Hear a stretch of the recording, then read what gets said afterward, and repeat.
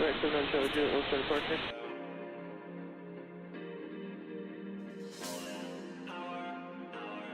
Right, 79 Charlie Juliet, flight 2321, altimeter is 3023, so you're altitude.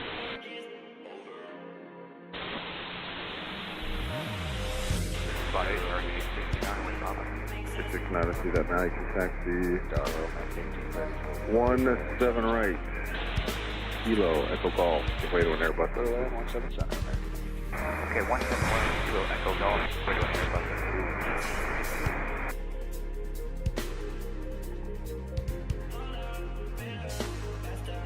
Grand American 1942, just find spot 42. American 1942, continue on Kilo.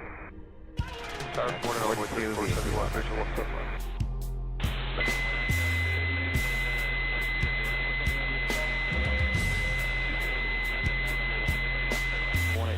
10 minutes. Alright, 17 left, clear delay, Envoy 3471. Hey, thanks for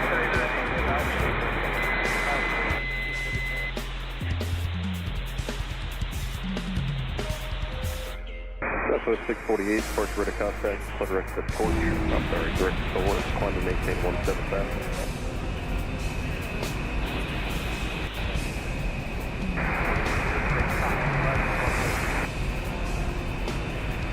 Number 622, Lima Mike departure, flood direct to torch, climb to maintain 170,000.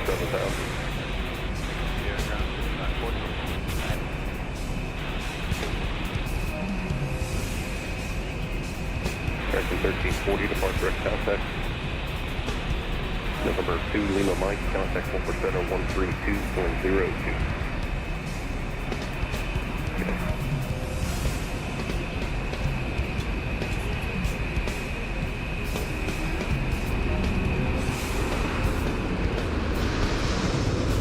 Ground American 2347, Alpha Bridge, buddy.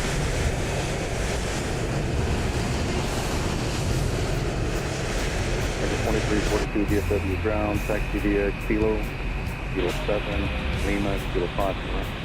Kilo 7, Lima, Kilo 5, American 2447. 43915 DFW ground, give way to Airpost and Alpha taxi via Echo Romeo, Kilo Bravo, contact ground 25. Echo Romeo, Kilo Bravo, American 1340, flood direct to source, 3183 DFW ground, taxi via Echo Romeo, Kilo to ramp. Southwest 648, contact 132.02.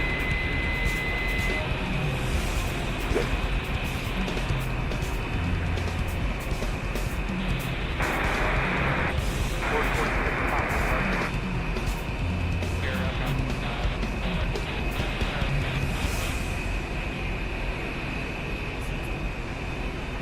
American 1098 DFW ground, taxi via Echo Romeo, Kilo 7, Lima, Kilo 6 for the round.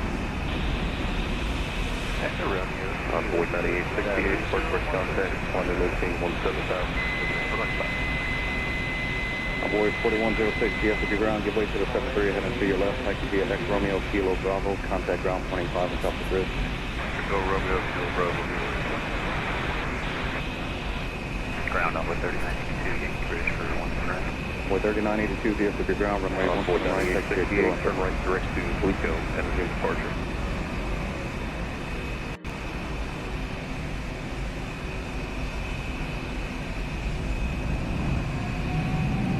What's up, guys? Welcome to our flight today. We are on the ground at Dallas Fort Worth, and we're getting ready to head to Belize City, Belize. We got a nice 3-hour block time for our flight today. As you see there on the screen there, we are minus 52 minutes until departure time. Flight number 329 with a off the ground time of 1420, out the block time of 1400.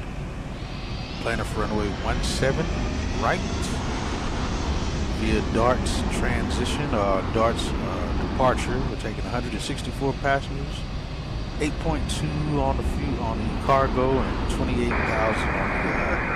the fuel.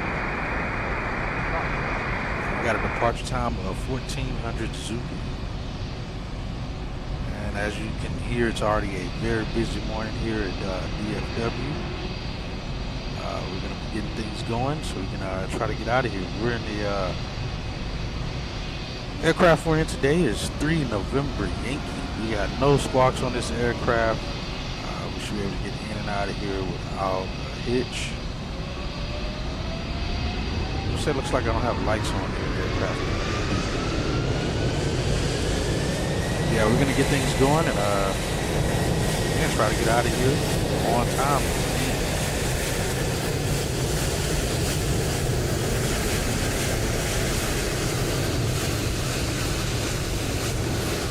Yeah, we're gonna be cruising at 350 on the altitude. It looks like the cleaners are on there as well. Taking 164 passengers, 1 lap infants. We got no jump seaters today, so we got total 172 souls on board, including the crew. So we're gonna get things going and try to get out of here. So very nice. Should be a nice day today for us. Shouldn't have any issues. Got to kind of look at some other things though to really verify that. That's what it should be for us. So we'll see how that goes and try to go from there. Well, welcome in, everybody. Hope everyone's doing well.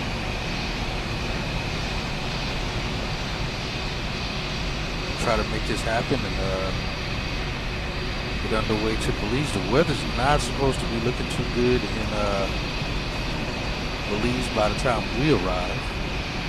So we're using Cancun, Mexico as our alternate.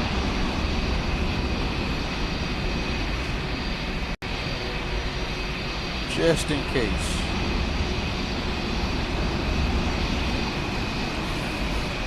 Let's see. In just a moment, just getting some things going.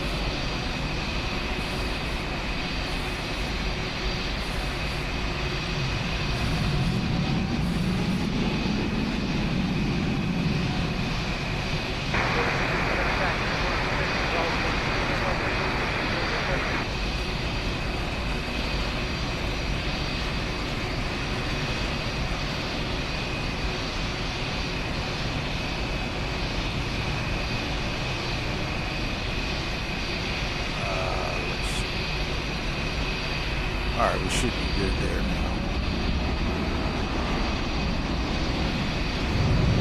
Alright, we'll get on board here so we can try to get out of here on time. We already got a lot of movement going on out here. I think I said it in the last stream. We are going back with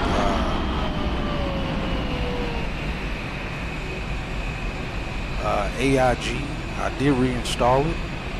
Don't have as many liveries as I would like to do AIG, but we got what's needed, so we're not getting beat up too bad on our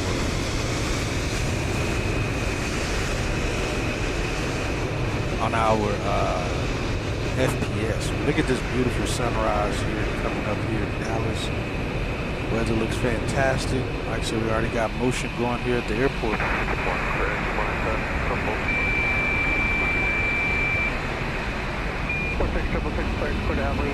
Try to join this on-time departure. Try to get Bright Star going. This is a new aircraft that I have. It's November 306 November Yankee. Is the tail registration.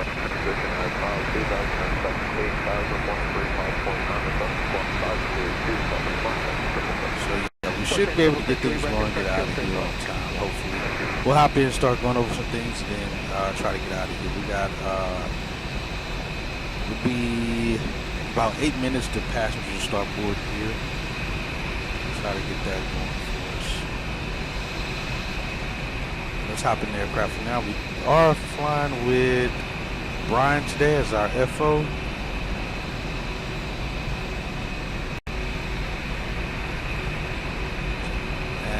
Have I can't remember who we have as our lead flight attendant today. Beautiful morning. Nothing like smelling Jet A at the top of the morning. Looks like the cabin cleaners are just about done. world of difference in sound.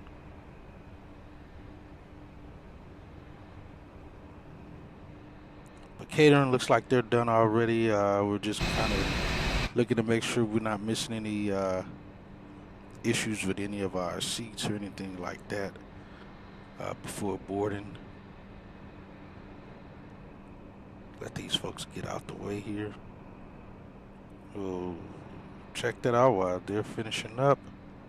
I'm not sure. This aircraft could have come in just before we started our flight. Could have been a very early morning arrival flight into here.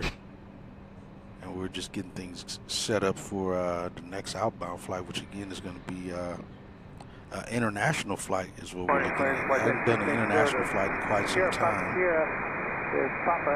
But yeah, we'll be crossing the Gulf of Mexico, going to Belize. Vortex 680 clearance clear to Sierra Pop Sierra via the Kingdom side departure. Aircraft looks good. I was gonna change the cabin layout, but they decided to just leave it as is. It's gonna be a full boat as far as PMDG layouts go. It's two-class setup. We only got 160 seats. We got 162 passengers, so every seat should be filled up. And we'll just say the other two are lap infants is what we'll call it. I think that's how I'll leave it from now on, and we'll just make it like that where every time it'll just be lap infants as whoever the extras are. Let me see, is these guys done?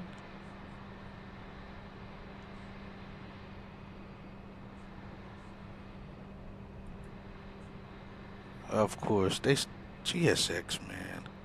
I swear FSDT can piss you off sometimes because they can't get it right to save them lives. It was working perfectly fine before. Perfectly fine it was working, and now they've screwed it up again. They just put out another update that didn't fix anything that it should have fixed. Now it's in the hang-up phase. I can't board because it's supposedly waiting on the cleaners, lav, and water. Well, water's done. Lavatory can't start until catering and boarding is done now. Catering's already done and boarding hasn't started. It's stupid. I don't get it. Everything's done now, but it's not going to start anything that it's supposed to start because it's now hung up. So damn annoying that FS Dream Team screwed this up when it was all working perfectly fine. And it had to go mess that stuff up. So let me just restart. Just reset the damn position. It makes no sense that they do stupid stuff like that to mess it up so damn bad. So let me restart that so they can get going and we can get out of here. Everything else is pretty much done. We're just now waiting on boarding. This catering was already out and completed. It's just annoying that happens and they can't do things correctly.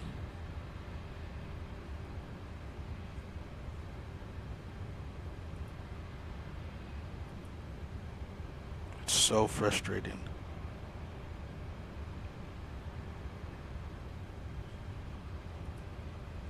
Let's get our crew on here.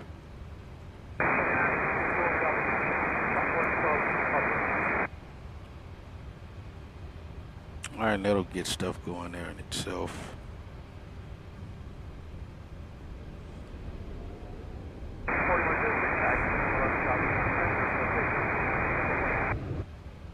Hey, what up, Caleb? Hey, nice, man. Boss is hooking you up there. Get some good breakfast in the morning. I'm pretty sure it's cold as hell there where you are.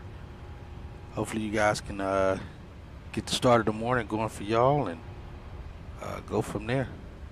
But welcome in. I know you're working. Hey man, no worries, man. No worries on flying or anything. So if you're in and out, all is good. Crap, see, I hate I gotta go into here to see who do I have as my crew again. Let's see.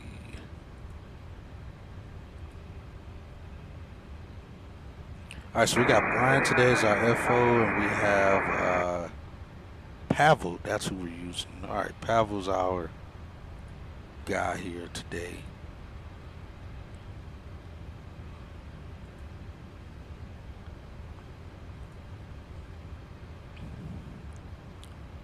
Hey Pavel, just a heads up, we have one lap infant on the flight today.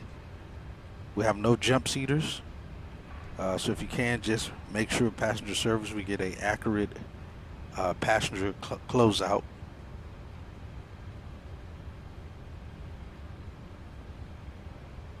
I am unable to handle passenger service tasks.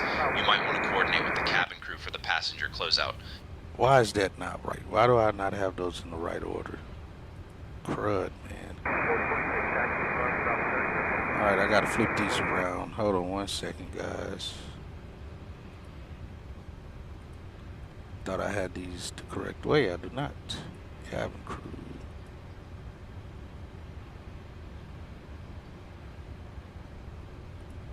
Then we'll get things going. I had everything backwards. Alright.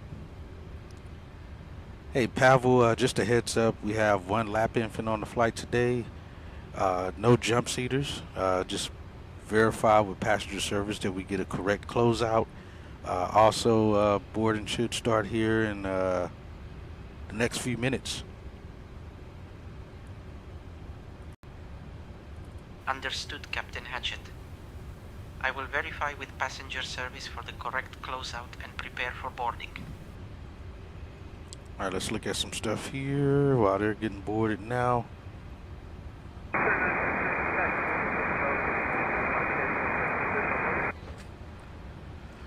Let me get that information going. Yeah, we're going right over the Gulf of Mexico and into Belize. Let's get these up.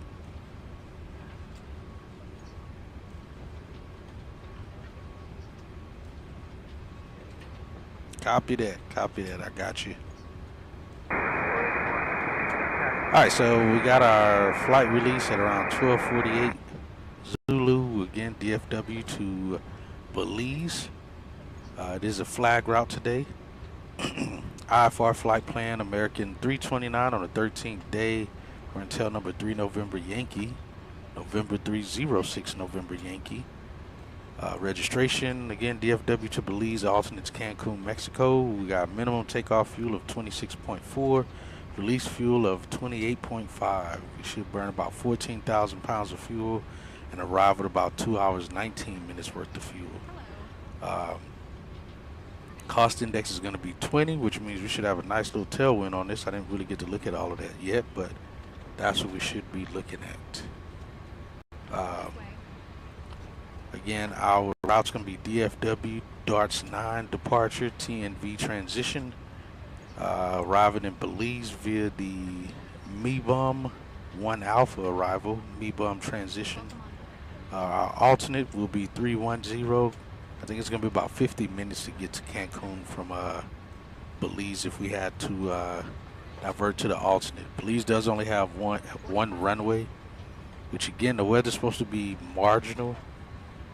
We arrive, so again, we may end up diverting to Cancun depending on how bad that is.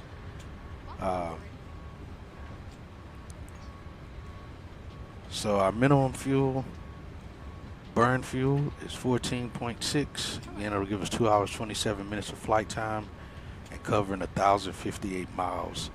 And then we have our 30 minutes of contingency fuel, it's 3.0.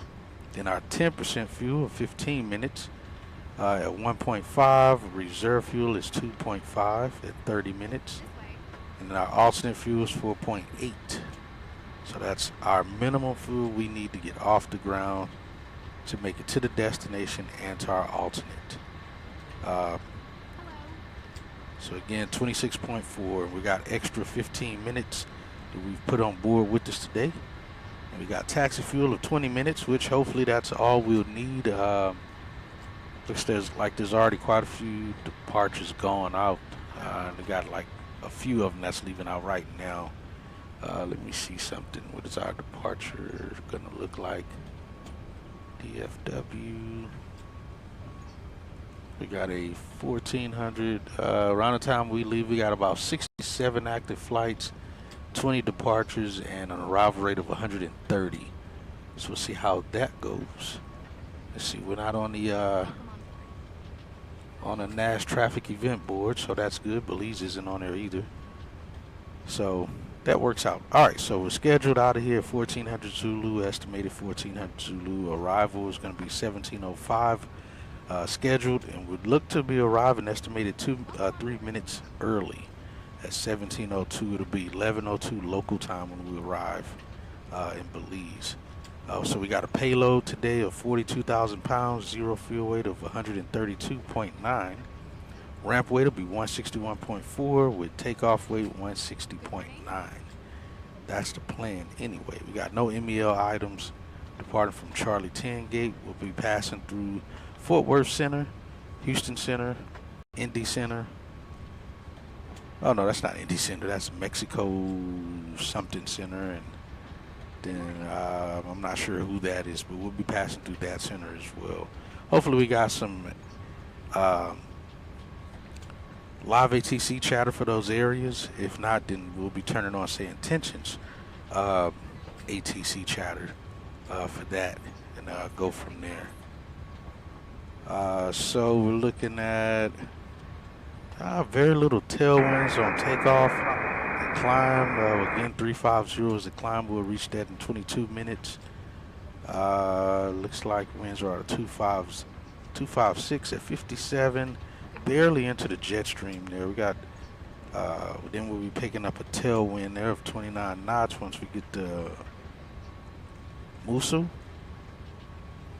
Winds would be 261 out of 66 knots. We'll be picking up half of that on a tailwind. And we start to pick up a little bit more at the next waypoint at Peg Leg. 50 knots out of 83 will be on the tail. Yeah, it looks like we keep a tailwind for the most of the flight, so even if we're late getting out of here, we ought to be able to make up some time in the air. Good morning. Yeah, we got tailwinds all the way there, all the way to the top of descent, which will reach that 2 hours after wheels up time. And then our destination to Cancun alternate route, again, we'll be climbing up to 310. It'll take us 15 minutes to get to there, and then about another 9 minutes or so to get to top of descent. So we won't be at cruise very long if we have to divert to Cancun. All right, again, so as said, 3 minute difference. We should arrive about 3 minutes early. We got to be out the blocks by 1400 Zulu, off the ground by 1420. And we currently already have 35 passengers on board. Hold on, let me see if I got the PCA connected. I don't know that I do. We do not. Let's get it connected. Forgot about that. Make sure everything is good here. Let me check something else here. All right, they are getting stuff going there. All right, let's get our chart back up here.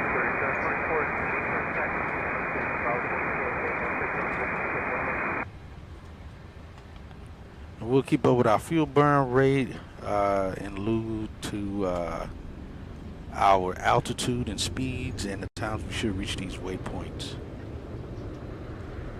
And again, we're supposed to be in the blocks by 1702 in Belize with 13.3 on the fuel. We got Richard Myers as our dispatcher today, myself and Brian as the FO. And again, our winds that we're looking at each waypoint. We'll keep an eye on that, see if everything matches up as to what we see from predicted. And then again, here we go. DFW all the way down to Belize, and our alternate is Cancun, Mexico. This way, please. Let's see. Alright, so again, we'll be crossing right across the jet stream. Again, that's where we'll be getting that crosswind, pulling in some of that tailwind out of that. We got no weather look to be of concern for us. I do see some volcanic activity over here in Mexico and then south of where we are. Unfortunately, our destination and alternate shouldn't be affected by those. There's some weather, looks like the occasional cumulus all the way up to 40,000 feet. We should stay well clear of that, so shouldn't have any issues there. And again, looking at our wind barbs here, again, winds from the west going east. That's at 30,000 feet, and then at 340, again, the winds pick up a little bit more. We'll be right in the thick of this. Fortunately, it'll all be crosswinds for us, while still pulling in a little bit of a tailwind on that as well. All right, DFW, again, all the way to the top of climb. We're going straight to 350, staying there, and then starting our descent down to Belize. Unless the winds a little bit worse than predicted, we should stay at 350 for the entire flight. Maybe even climb higher to get some better tailwind conditions if possible. All right, so again, takeoff weight 160.9. Fuel on board will be 27.9. Zero fuel weight is 132.9. Again, passengers 164. 164. Thought it was 162. Guess I'm wrong. 164. One lap infant, 7 crew members gives us a total of 172 souls on board. Passenger weight 34,000 pounds and cargo's 8,000 pounds. So that's what we're looking at for that. Departures. Again, we're doing a darts. Is it our wrong one? Darts 9 departure. It's going to be a straight out departure. We're planning runway 17 right. So we'll taxi out from Charlie Terminal to 17 right. Straight out to T-Rex above 5,000 feet. To Outer at above 9,000 feet. And then to darts. And TNV transition to exit. Airport information, let's get that. Parking, we're at Charlie Terminal here. And let's see, standard departures, 17 right. Should be pretty simple. We should be Kilo from where we are, taking Kilo up to whichever one they give, you know, we're gonna go from there. It's gonna be full length, most likely. Depending on what the traffic looks like, we'll fall in line with that traffic and kind of go from there. Let's go pinned. All right, so again, airport wise, we got 60 folks on board right now. We still got 100 people to still board. All right, so again, with the Charlie Terminal, we'll be planning to taxi out probably 124, I think is what our spot will be. Again, Kilo, and go over to stay on Kilo, and it'll likely be Echo Golf or Echo Foxtrot for departure. So it should be a quick taxi. Again, unless we get a Congo line of departures, which doesn't look like it should be too bad for us on getting out of here. What do I normally have up here on this box? Oh.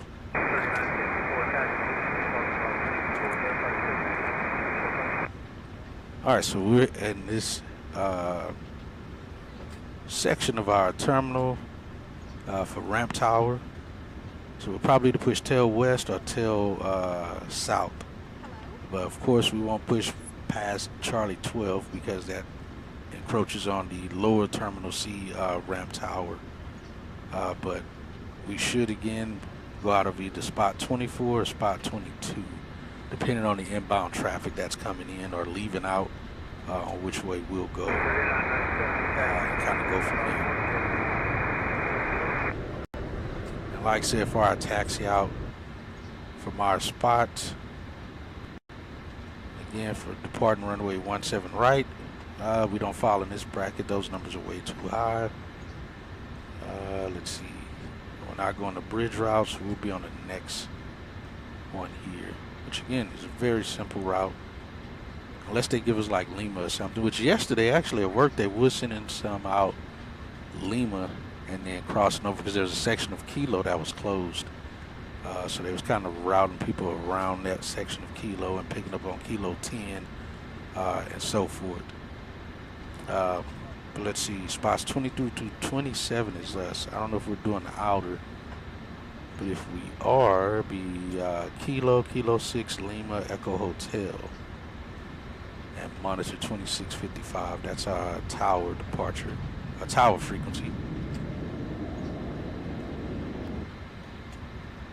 And enter. It'll be Kilo Echo Golf. So I think outer is would be is what outer is considered as Lima. Adding Lima to that. If we were going full length, then Kilo Yankee Juliet Echo Foxtrot. All right, so let's get the plane going so we can get out of here. Try to still be on time. All right, our AIRAC data is up to date. Let's enter our information.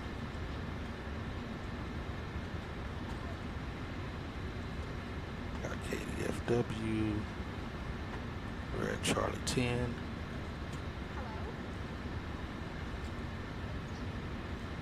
And we'll grab the GPS 1 location, throw it in.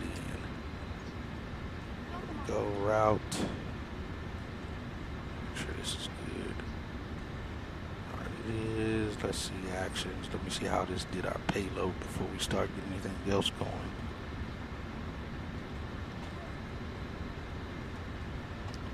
We should be completely full. Fill it all the way up. 148. And we only have 8,000 on the cargo. We'll leave that. Let me see what is our zero fuel weight again. 132. That's got us a little bit above that. So we can clean this up to make that fill out. Let's go 6,000 aft. And what? 2159 forward. That gets us close. What is 32.9? I have to add a little bit more.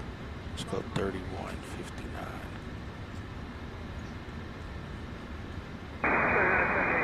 That's close enough. We'll leave it at that. Let's get the fuel truck out here though so we can get our fuel. Quest.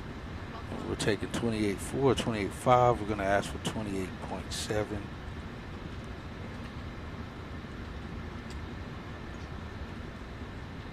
I can get the rest of everything here in place. Also, let me make sure I got their stuff on there.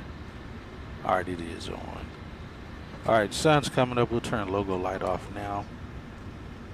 And we can possibly turn overhead light off. That's not really affecting as much. Make sure we still have the same company at, yeah, 22.9 is actually at my gate. They don't leave until an hour after we push out the blocks. Hour and 20 minutes after, so don't have to worry about those guys. Been of any concern, been in our way. Now let's throw you up there. Let's request our flight plan.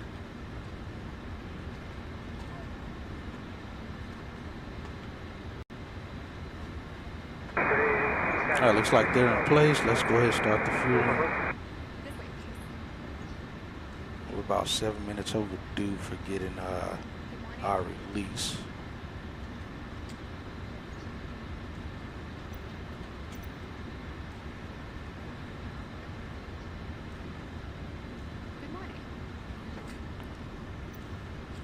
Turn this stuff on for me. Airport data position. Load. All right, we're getting fueled up now. We got a lot of fuel going on board here today.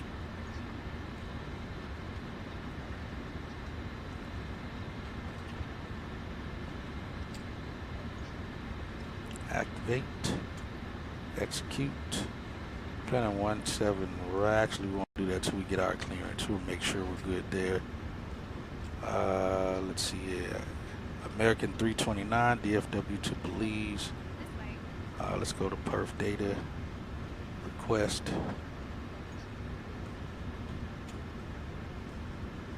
May I see your boarding pass? Again, I'm gonna go with what SimBrief gives us on our takeoff information.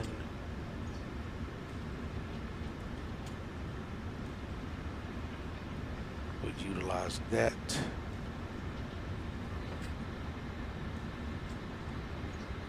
Alright, let's load, execute. Not doing 390, let's set 350. Fuel's gonna be 28.5 is the plan. Reserve is 8.8, cost index 20. 132.7, that checks out, that checks out. Set that.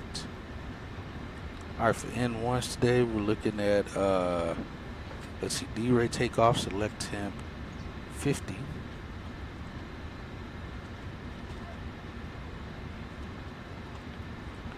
With, let's see, QRH off, flaps 5 is the plan. We're looking at 158, 161. Which this is, I don't even know why I'm putting this in. It doesn't matter. I'm not going to put that in just yet. I mean, I'm only one away. That's going to reset anyway once we put our runway in. Yeah, because see, we don't have a runway selected. So let's call departure our clearance delivery and get our clearance. All right, we got 3592 for ATIS.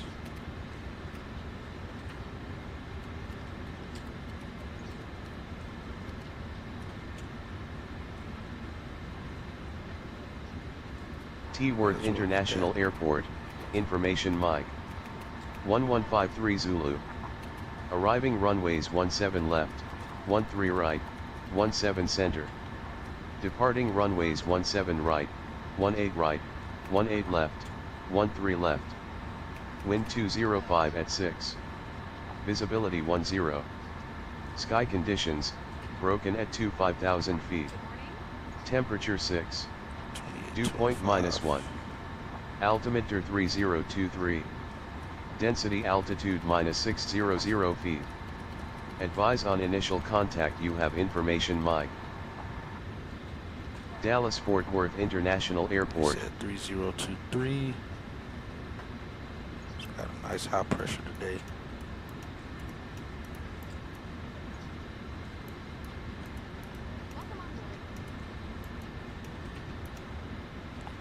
All right, 3023, and let's get you set as well. 3023.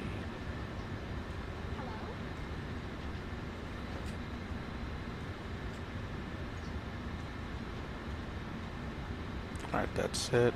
We also got pressurization set to 35,000. We're good there. We'll light off as well. All right, let me call clearance delivery so we can get that. Ramp again is going to be, let's see, 31275.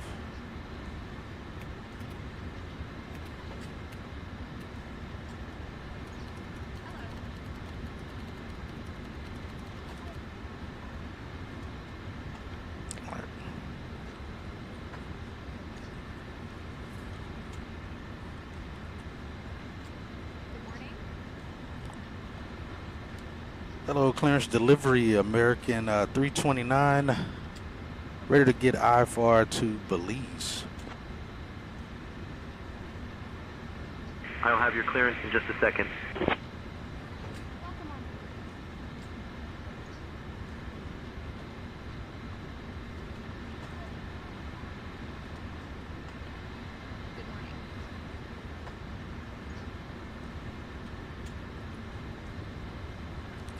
130 folks on board. We got less than 20 minutes for the American 329, KDFW clearance, cleared to Belize via the Darts 9er departure. Radar vectors Trex then is filed. Departure runway 17 right. Initial climb to 10,000. Departure on 118.10, squawk 4317. Again, another idiot departure given. It's an RNAV departure, and again, as usual, they want to give radar vectors when it's all RNAV. All right, clear to Belize via the Darts 9 departure. Navasota VOR transition. Then as filed. Departure runway will be 17 right. Climb and maintain 10,000. Expect 35010 minutes after departure. Departure's on 18.1. We'll squawk 4317. American 329. That was a crappy ass clearance. They didn't give us our climb, our American expect. 329, read back correct. He didn't give us our expect climb before. Let me write this down so I can report it at the end of the flight. All right. Let's see.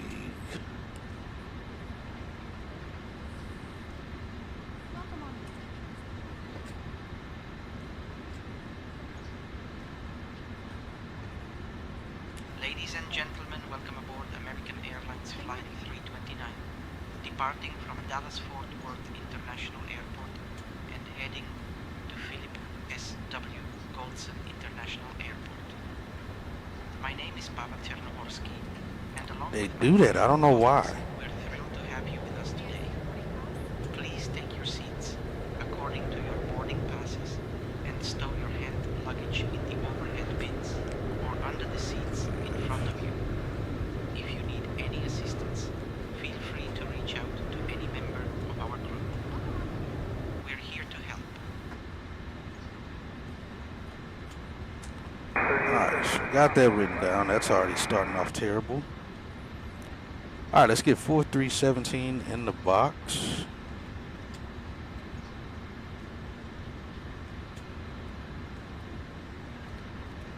Alright, 4317 in. We got 10,000 already set. Again, we'll expect 17 should be like that. Alright, we got 22.4 already in. Get the main tanks on. It's throwing the center fuel in now. Let's see. Toby 1291, DFW clearance, clear to Salt Lake, via the Houdan to departure. There's that. Jeff Houdan, Papa November Hotel, and then is filed. Climb via the SID, squawk 3650. See as you hear what it should be. Let's go route 17 right. Runway. Takeoff data. Alright, we got 17 right in. It actually didn't take our numbers off. Alright, that's good. I guess because I didn't finish it. 166. Set that in. CG, we'll get that as soon as they're done with the fuel. Legs. Departures. Get that.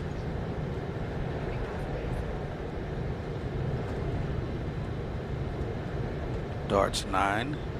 TNV transition is what we were supposed to be told from clearance, of which we were not. Execute.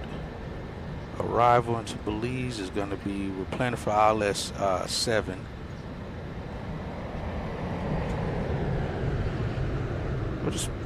We'll get that in later. Let's see, what was it via?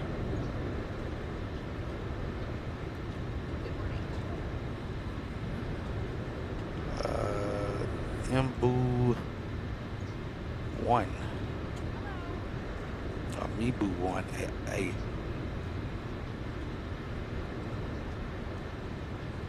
Right now we'll just do runway 7 until we get that.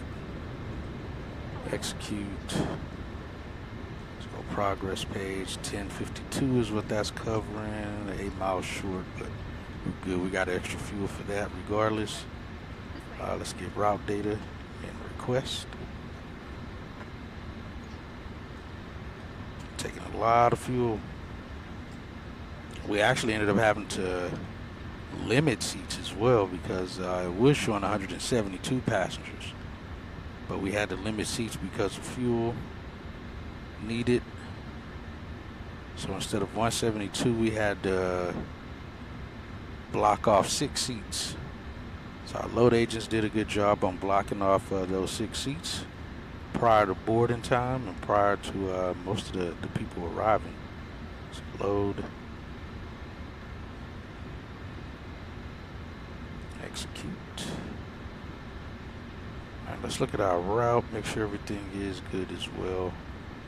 Let's get that in, load, execute. Let's see, again, there's no radar vectors. This is an RNAV departure. There's no need for radar vectors or any of that, but I don't know why Santention has been messing up on that lately. We'll get what should be radar vectors, they give us RNAV. And then we have an RNAV departure, it wants to give us radar vectors, which we don't need. Let's see, 166. On the speed, or is that 186? 186. No, that's 166 up to 1120. Then 240 below up to 5,000 at T-Rex. Alright, looks like the fuelers are done. Let's get them disconnected. Looks like we got everyone on board. Boarding is completed. Sweet, we got 10 minutes left. Let's get these guys disconnected.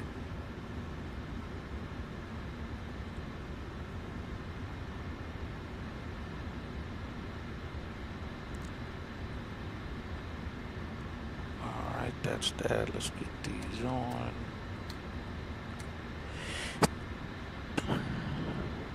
We get probe heats on.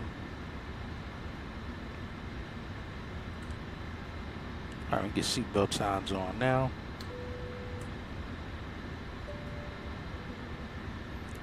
We got all passengers on board. They can get the doors closed.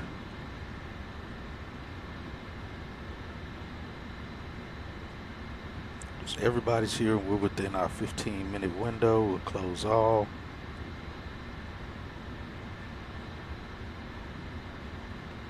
Close. Alright, we'll get a beacon light on. We'll be ready here shortly. Alright, overhead looks good.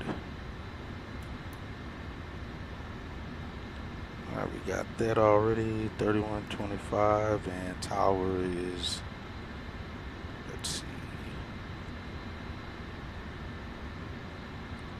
2655. I'll eventually remember these at some point.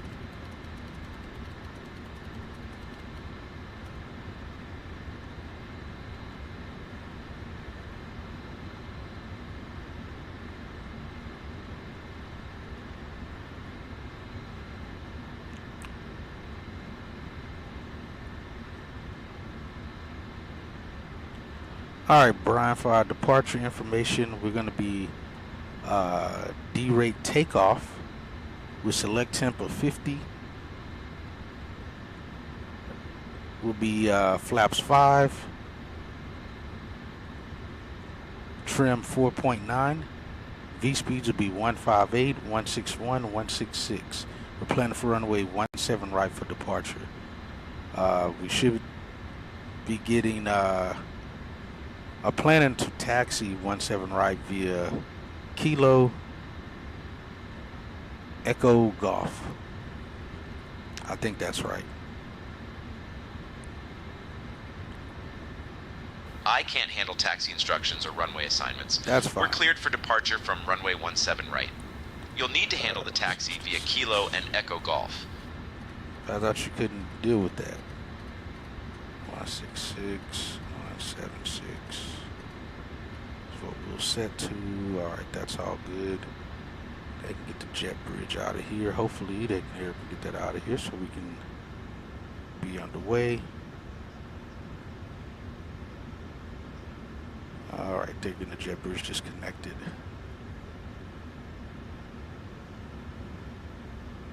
All right, Pavel, looks like we have all our passengers on board. We'll finish up a couple things here and then we'll get going. Understood, Captain Hatchet. I'll prepare for departure.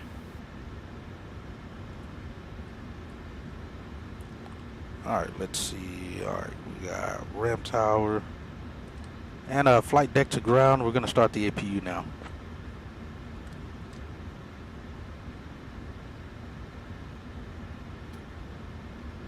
Roger, start APU. All right, pre-flight checklist. Ground American 2272. Preliminary pre-flight procedures are already completed. EFB pre-flight is done. We got 3 gear pins on board. Lima, Kilo 6, Kilo. Logbook is on board, oxygen tested and 100%. Kilo 7. Yaw dampener will come on after pushback. Nav transfer, display switches. We got 1, 2, 3, 4 on normal and 1 auto on source. Emergency exit lights are on, window heats are on, pressurization panel is set 350, flight instruments heading is 176, LNAV is enabled, and initial altitude 10,000 feet, 176 for the speed. Parking brake is set, engine start levels are in the cutoff position. And to go over before start checklist. Passenger windows or passenger signs are on. Flight deck windows are closed and locked. Flaps are planning for flaps 5. CDU shows flaps 5. MCP panel is set. Takeoff speeds is 158, 161, 166. CDU pre-flights completed. Rudder trim is 0 and free. GPS 5765. Taxi and takeoff briefing completed. Seatbelt signs are on. Flight deck doors closed and locked. Portable electronics are off and stowed. We got fuel on board right now of 28.7. Crossfeed is closed. Pumps are on. Hydraulic pumps are coming on. A and B. Lights are out on it. American 3226. Exterior doors are closed. Anti-collision light is on. We got no annunciator lights on either. Looks like we got good power on that. We do. Sorry about that. Step switch sector Romeo Kilo 7 Lima Zulu ground 25 top of the bridge.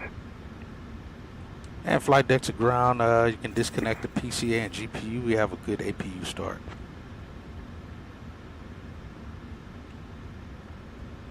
True, just disconnect from here. Disconnecting GPU now. Alright, we'll remove chalks. That'll get those disconnected.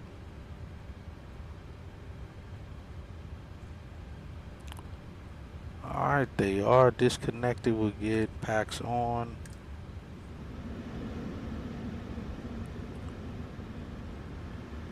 Alright, Brian, brief the departure.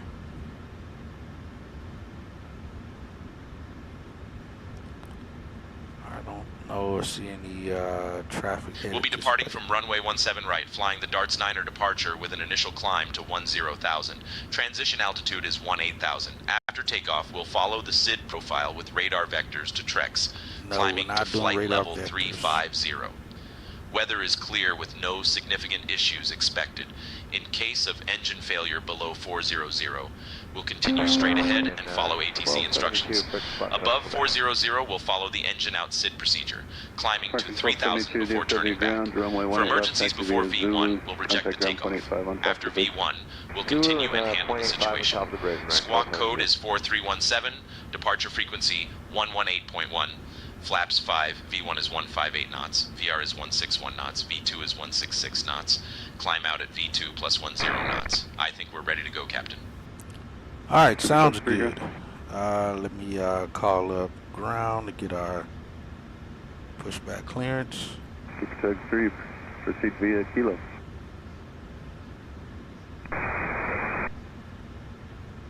Ground UPS 5765, there is a Fox running across the taxiway from our right to the left here. Hello ground, American 329 at Charlie 10, ready to push and start. Any airport vehicles on frequency? We're 2 minutes from departure. American 329, KDFW ground, push and start approved, tail west. 4133 had a report of a fox or coyote at Kilo Push Bravo. approved, tail west, American 329, thank you.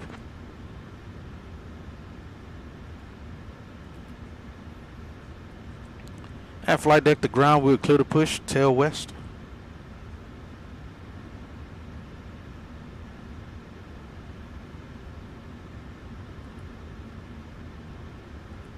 Let's get out of here.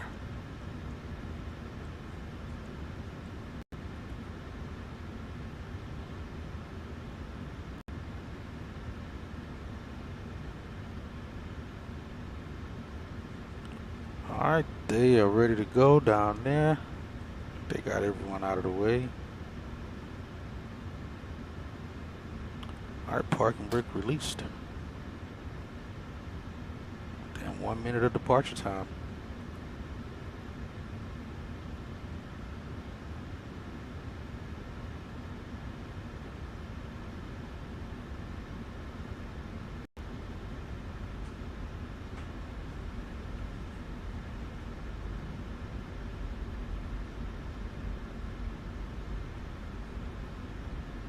I gotta add our. Arm doors and cross check. We have Welcome no aboard whatchamacallit here. Airlines Flight 329, departing for Philip S. W. Goldson International Airport. We expect to be in the air for approximately 145 minutes. Please pay close attention to the upcoming safety demonstration, as it contains important information even for our frequent flyers. Now, let me show you how to fasten, adjust, and It looks like we're clear of the road. Also, let me see. We should be completely full on this flight. And we are. Please return your seat backs and tray tables to the upright position and open your window blinds. Now let's start the engines. Mobile phones and electronic devices must be set to flight Start mode, number 1. and larger devices like laptops should be securely stowed during takeoff and landing. Just a friendly reminder, smoking and the use of e-cigarettes are prohibited anywhere on board, including the lavatories. If the cabin loses pressure, oxygen masks will drop automatically. Pull the mask firmly, place it over your nose and mouth, and breathe normally. 25. Remember to secure your own mask before assisting others. Your life vest is located under your seat or between the seats. To put it on, place it over your head, fasten it, and inflate it only after leaving the aircraft. We also have special life vests for children available. In case of an emergency, floor-level lighting will guide you to the nearest exit, which is clearly marked. We have a total of 6 exits on this aircraft, 2 in the front, 2 over the wings, and 2 in the rear. The nearest exit may be behind you. If we need to evacuate, please good leave power all on number personal 1. belongings behind and follow the crew's instructions immediately. If any of your electronic devices become hot or start to smoke, please inform a crew member right away. Lastly, the safety information card in your seat pocket contains all the details you need. Thank you for your attention, and we hope you have a pleasant flight.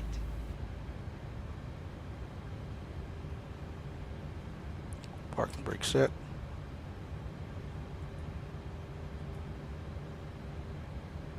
It's 25. Introduce. 7 Celsius.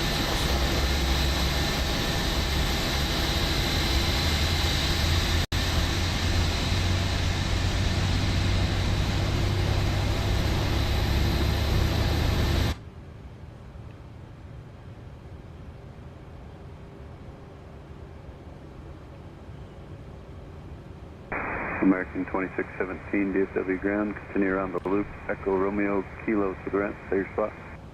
Continue around the roof, Echo Romeo, Kilo to the ramp, we're going spot 23 for We're gonna be good. There's not many departures going out right now. We got a good start on number 2. Ground crew and equipment is disconnected. Got a good start on number 2. Get that on. Let's turn off the APU. Engine bleeds coming on. Auto on the isolation valve and auto on the packs. Good overhead. Let's get yaw dampener on.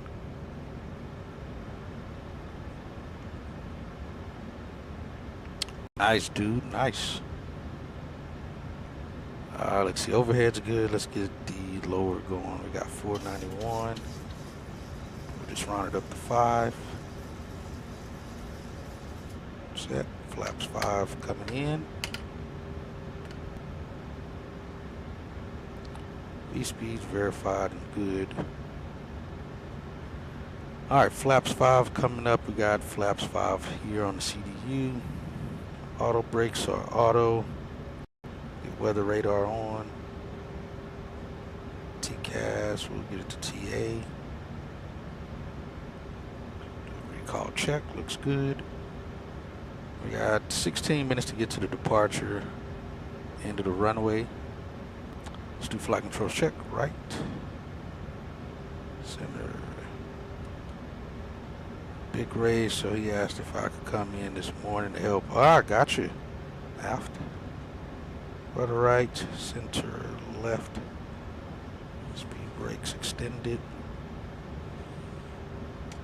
Good there, and that's set. Alright, after start checklist. Generators are on, probe heats are on, anti-ice is off, hydraulics are set, packs are set to auto, isolation valve is auto, engine start switches are on continuous, recall checked, auto brakes is RTO, engine start loaders are idle, transponder is on, and squawking 4317. We'll tell you, you guys don't have any idea how often the pilots go out on the wrong transponder code. They'll fat finger it or something and have the wrong code in. It happens a lot. I hear ground all the time saying, hey, make sure you're squawking the correct code, and they have to constantly fix it. Alright, flight controls are checked, flaps are indicated 5 in green, and CDU again is calling for flaps 5, that checks. Ground equipment and crew is clear. After start checklist complete. 1291, I missed the ATIS Quebec screen. Alright, we're good there. Let's get legs page up on my side. And let's get the ATIS information again. Ishins, broken at 25,000 feet. Temperature 6. Dew point -1. Altimeter 3023. Density altitude -600 feet. Advise on initial contact you have information Mike. Information Mike. Dallas Fort Worth International Airport. Alright, are we on ground? We are not. Let's switch over to ground. We're going to outspot 24. My brakes. Let's get lights up.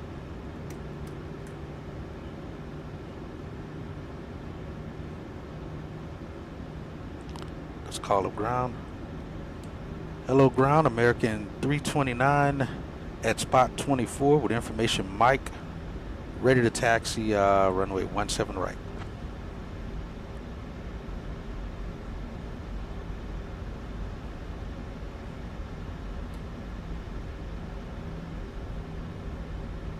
American 329, runway 17 right, taxi via Kilo 6 Lima Echo Foxtrot. Kilo 6 Lima Echo Foxtrot, American 329. We're not doing that because they're actually, they are doing that. They're going up Lima right now.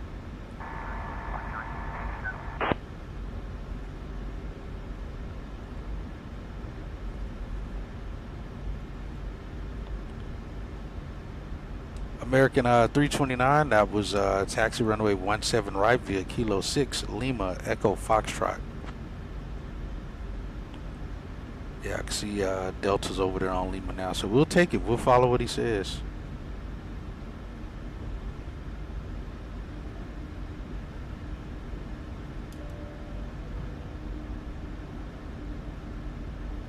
It looks to be clear left. American 2925, PSW grounded at Quebec, current runway 17 right, taxi Kilo Echo Quebec.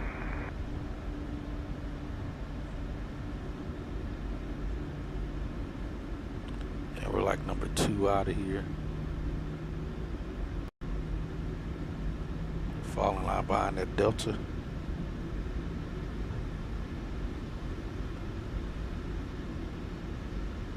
What ground, American 2925 Yankee.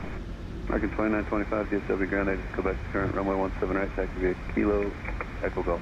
179 Kilo, Echo Golf, west, back American 2925. Is active.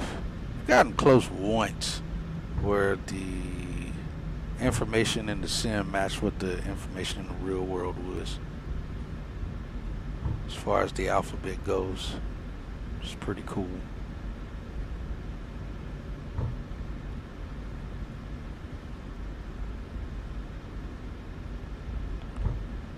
Yeah, we got it smooth.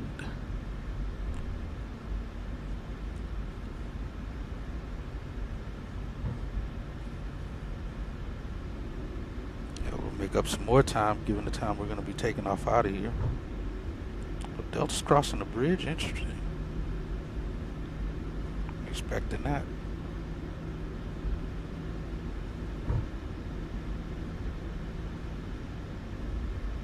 Yeah, as you hear, it's quiet on the frequency. 46, we're getting out of here at a decent time. I think it was showing, let me see, what did it say? 1400? Only 3 departures at the time we're departing. That's why it's Lima, empty. It was more than that at first. 25 on top of the bridge. It's like 19, I thought, earlier when we spoke about it. Cabin crew take seats for takeoff. Understood, Captain Hatchet. Taking my seat for takeoff. Alright, cabin secure, flaps are again, flaps 5 on the CDU, flaps 5 indicated in green, stabilizer trim is set to 4.9, takeoff config check, APU is off, bleeds are on the engine bleeds, APU bleed is off, runway 17 right, taxi via fuel, our minimum fuel again is going to be 26.4. 17 right, via Kilo, Kilo 10, Lima, Echo Hotel, and South Quebec, Delta 1449. I forgot we got an angle over here to Kilo. Or do we? Actually, we can just stay on this line. That's what we'll do. Yeah, 26.4. We got 28.5 on board, so we're good. Runway 17 right, confirmed is what we're supposed to have. Radar terrain is radar is on. Weather radar is on. Terrain is off. Transponder is going to TARA. Exterior lights are good there. Let's switch over to tower.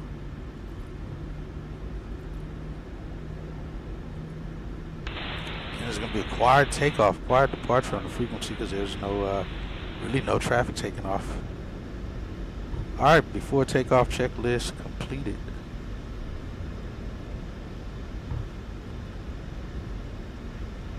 Alright, Brian, you have control of the radios.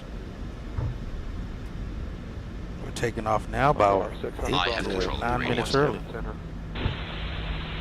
Let's get auto throttle armed. TARA is set.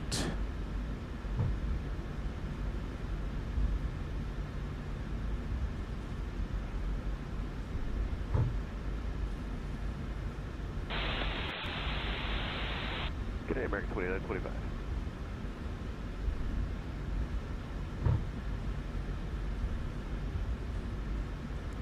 Hello, tower, American 329, holding short, runway 17 right, ready for departure.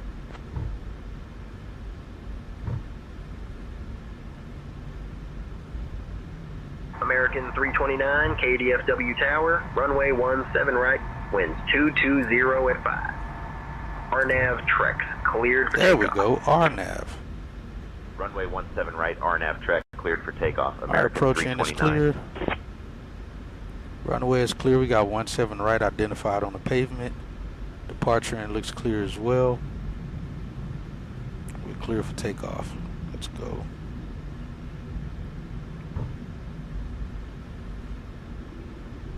Let's set 40%. Let's get the clock going.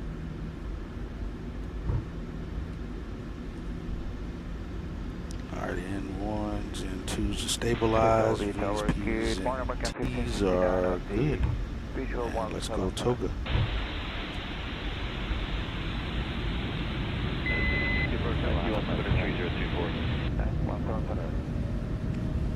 Airspeed alive. Check.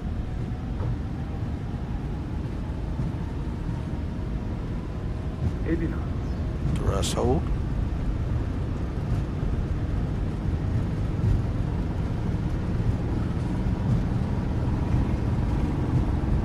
Station 432, contact place approach 127.65. V1. Rotate.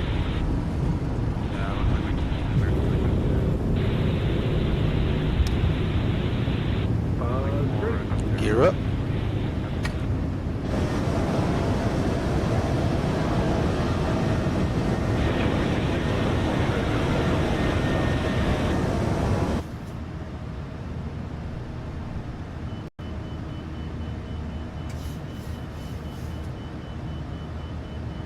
American 329, contact departure on 118.1.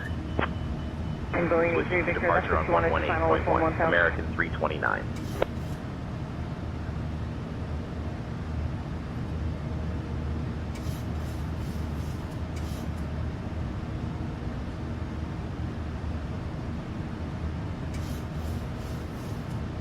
Dallas departure, American 329. Good morning, climbing through 1500.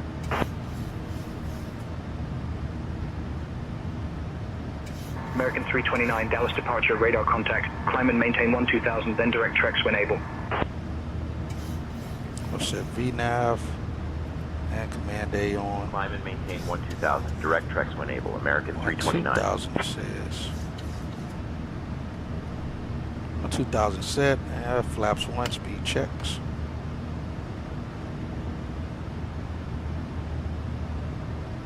Downtown DFW, they're off our left. And flaps up.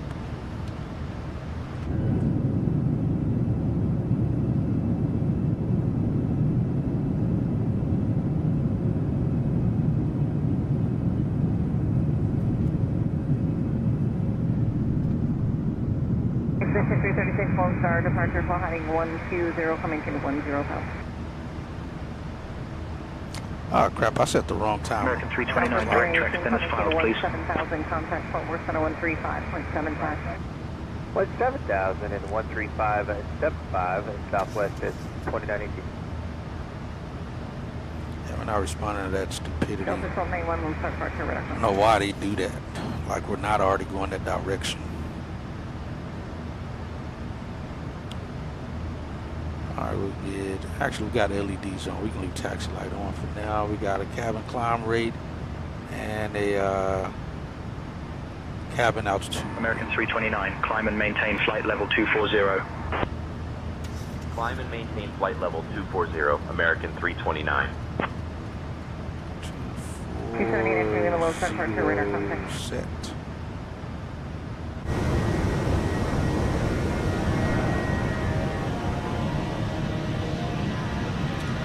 Arlington Six Flags. Over Arlington, there's the AT&T Stadium below us. Southwest 918, contact Fort Worth Center 135.75. American 329, contact Lone Star approach on 135.9 or 75. Switching to Lone Star approach on 135.9 or 75, American 329. 132.02.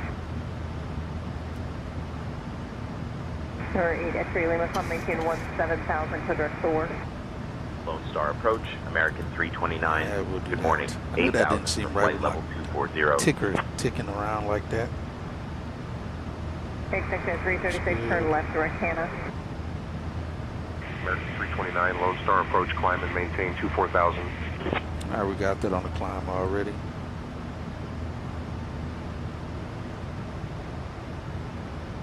Climb and maintain flight level 240, American 329. Alright, through 10,000, lights out. Delta 1449, Lone Star, departure, radar contact. Dear guests, the lavatories are now available for your convenience. Alright, after takeoff checklist, engine bleeds are on, packs are auto, and the star switches are off. Auto brake is off, landing gear is up and off, no lights. I'm sorry, flaps are up, no lights. we'll just do a quick recall check. We're good there. And we're good on the cabin pressure. Let's do a quick systems check. Alright, tires are good, controls are good, and hydraulics are still American 3,000. 329, climb and maintain flight level 280. Climb and maintain flight level 280, American 329. 280 set.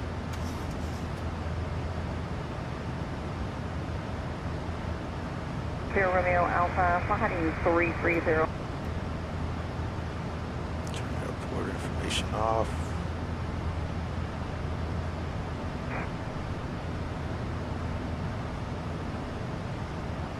I do 12,000. Should be a smooth flight on to Southwest 2 is 1,000. Belize. 8,000. South 2 departure radar contact. Mercury Victor traffic, smooth 5 miles northbound, Airbus 321.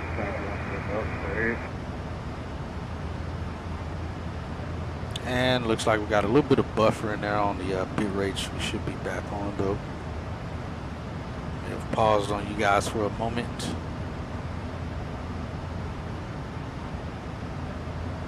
Yep.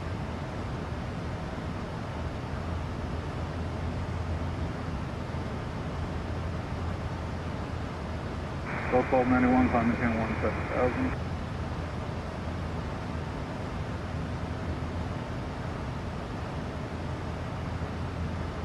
Nope.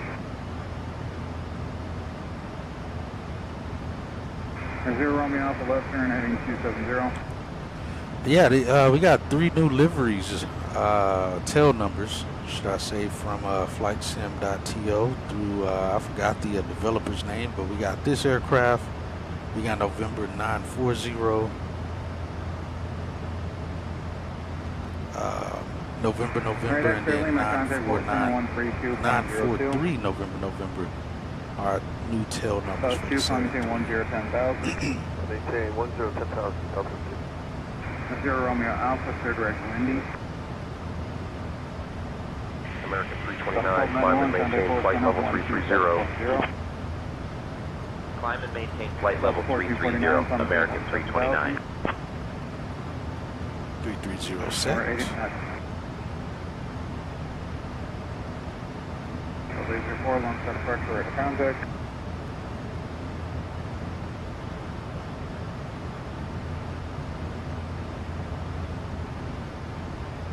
American 329, contact Fort Worth Center on 135.75. Contacting Fort Worth Center on 135.75, American 329.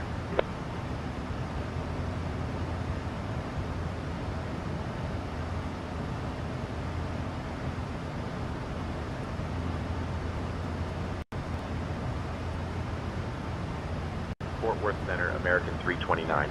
Good morning, 17,000 for flight level 330.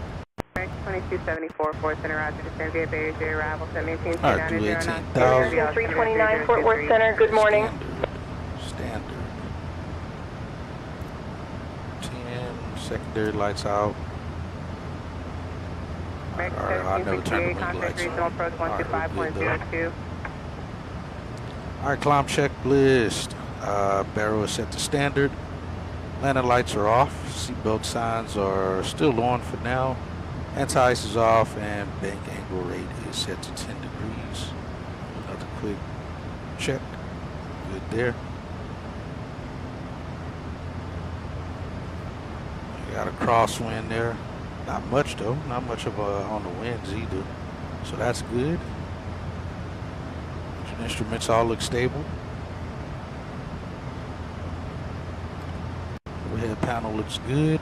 Mexico 24 No Center, troubles Roger, up top. descend via Bay Area arrival, so maintain 290 knots, DSW Center 3023.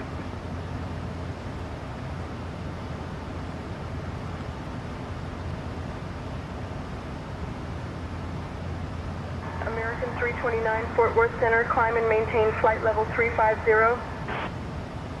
Climb and maintain flight level 350, American 329. 350 set.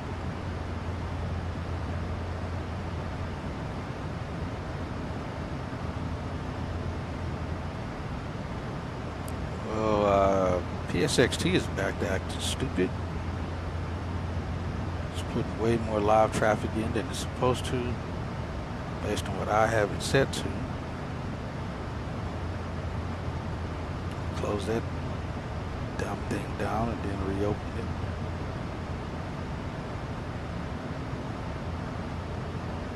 I hate when it does that. I don't know why it doesn't pick that up correctly. It's setting the parameters. I don't want 50 or 60 airplanes in the air. I normally leave that set to like 25. 25 is more than enough traffic in the air for us to see within range of us. For some reason, after we cross the standard altitude that I have it set for, it decides it just starts to keep adding more traffic instead of what's specified. Roger. The course can altimeter 3028 for spray is the weather and NOTAM states of approach request.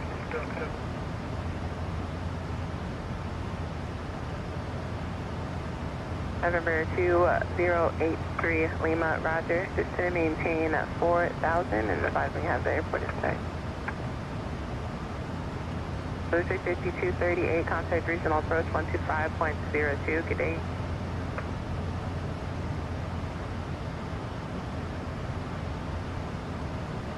So again, the airport we're using it for Belize is a freeware airport off of flysim.to. It's good enough. It looks better than the default as far as the runway goes. So that's a plus. That's November 2083 Lima, show the quick Cannon Airport to meet your 12 o'clock at 20 miles. This layer we're about to cross anyway.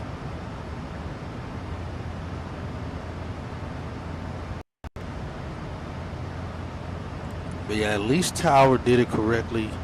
Gave us RNAV tricks, which is what it was supposed to be. Departure, for some reason, they do it on everything. You can be direct to the waypoint, and they'll still come on and say direct to waypoint such and such, please. So I definitely got to report that too, so they can get rid of that. 5539 descend via Barry 3 arrival 17290 knots. PSW altimeter 3023.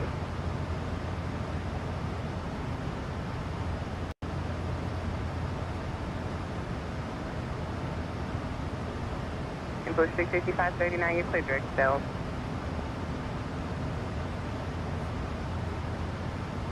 American 2274, resume public speech at Berry. Delta 839, this person resume public speech at Bells and contact regional approach 125.02.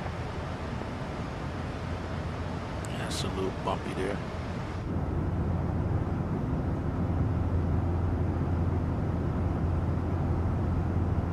We are a full boat. American 1712, forward center, roger. Descend via Barry 3 arrival, set maintain 280 knots to DFW altimeter 3023.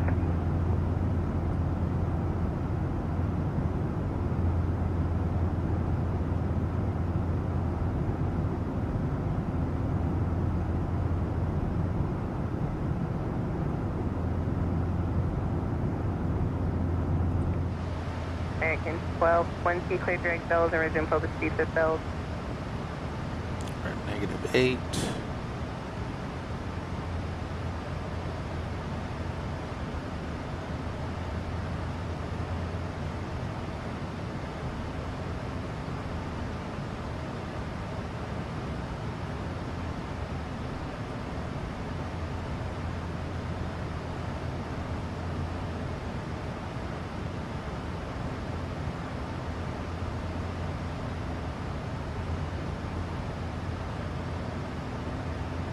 Alright, we'll bump the wing anti-ice. 2274, contact regional approach 125.02.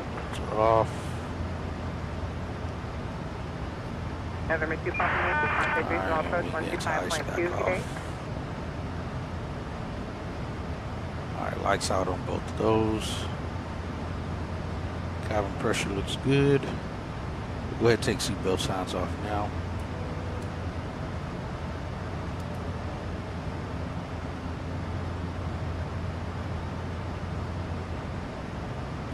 passing 27,000 feet.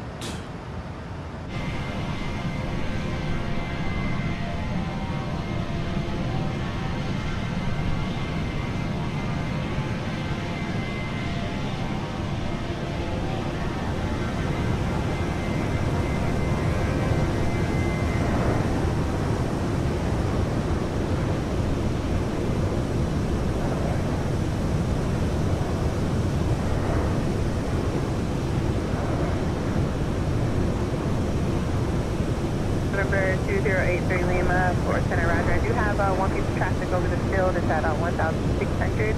Start parking in place, receive radar service terminated, spot VFR, change advisory frequency. Have a great day. All right, we're looking good. Past to 280. All right, so we're going to Billy.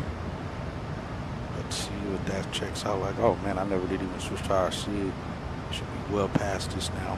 American 1125, is that you checking on offline coordinating? Yep. American 1125, Fort Center Roger, descend via Barrier 3 arrival, set maintain 300 knots to DFW altimeter 3023. We're almost out of the departure. American 1220, contact regional approach 125.02, good day. Strict 5539, resume public speeds at Bills.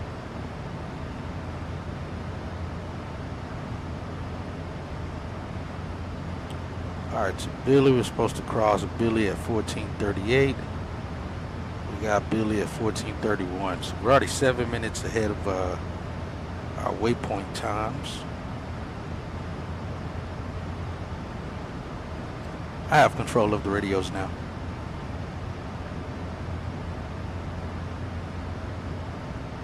Understood, Hatchet. You've got the radios now. 5539, contact regional approach 125.02, good day. All right, 5,000 feet to go.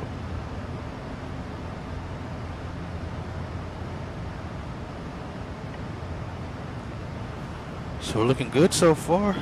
Early, making right start. American 8024, Center Roger, descend via Without Barrier 3 any arrival, set troubles. maintain 290 knots to DFW altimeter 3023.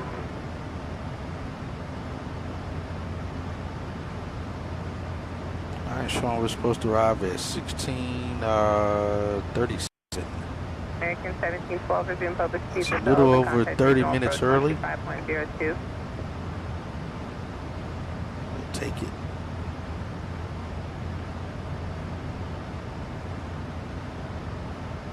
Got cirro stratus clouds up here. Probably more cirrus cumulus.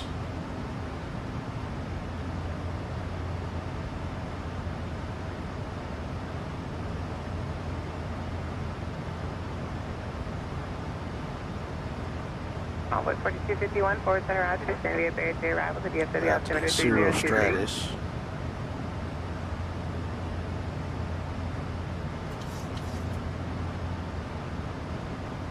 Alright, but so far, guys, we're looking good.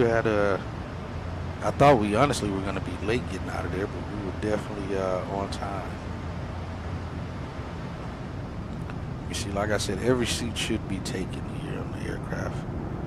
There shouldn't be a seat open. I don't know how that seat beside him is open. Every seat should be filled up. I don't know how seats can be open. They got a seat open right there.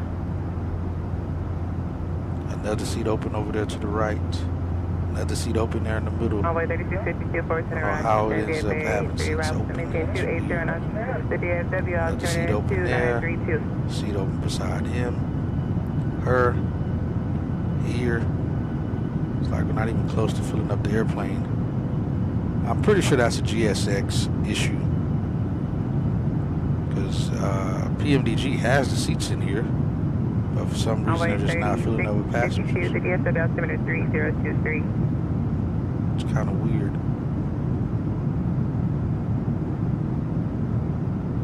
It's like we got some new faces of people. This lady looks new. I haven't seen her before. 329, contact Houston Center on 123.725. Or that kid in the Coca-Cola shirt. Or this lady. No, I think I have seen this lady in the yellow.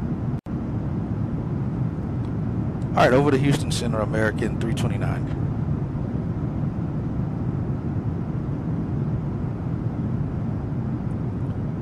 I don't recall that guy in the black American jacket. 329, contact Houston Center 123.725. 123.725, American 329. Contact regional approach 125.02. Yeah. Guess they're fine.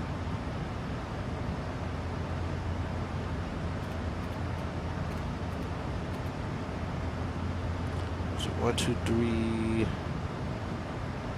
some change, 725. I would think 200 for center, I think.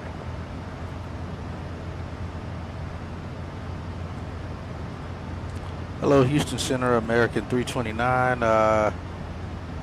Passing flight level 340, climbing 350.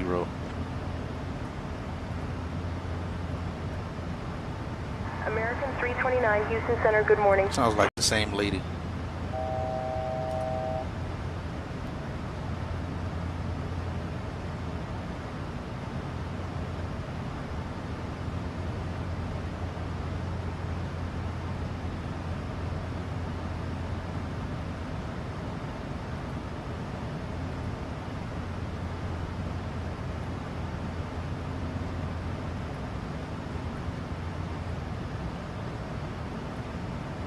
Alright guys, we're coming up on cruise altitude.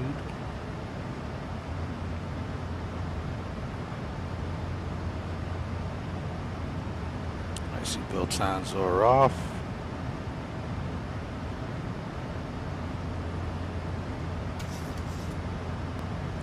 Alright, we're at about 7,000 on the cabin altitude, differential pressure 7.8.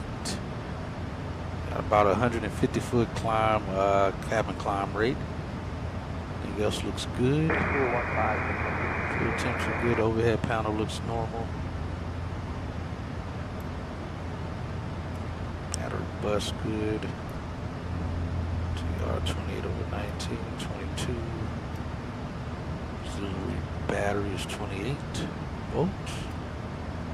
Flight Center, American 10.2, level 370, smooth. Alright, power looks good. Alright, we are at cruise.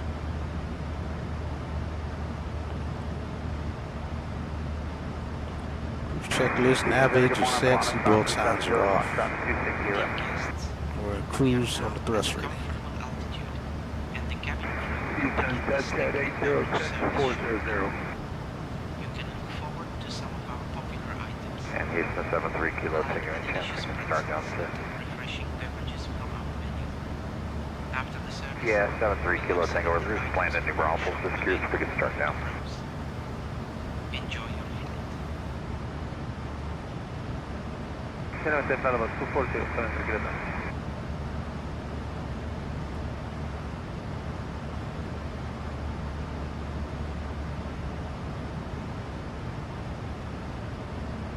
American 329, Houston Center, letting you know. About 9 minutes ago, we had an aircraft near you report light turbulence at flight level 350. Copy that. Thanks for the heads up, American 329. That was 9 minutes ago at our altitude. We are in a jet stream. We got 52 knots crosswind. We're going to pick up a nice little bit more of tailwind here. We only got 3 knots of tailwind right now. Once we make this turn, we ought to pick up maybe 20 knots here. Get more of it on our tail instead of across us. All right, 10V at 1438. We're supposed to reach it at 1446, so again, still 8 minutes ahead. Again, now looking to reach Belize at 1638.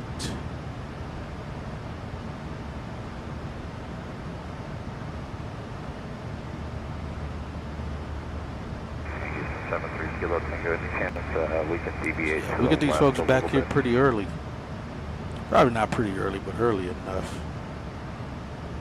Yeah, we are on time. Right deviation. We'll come to the right about 10:15.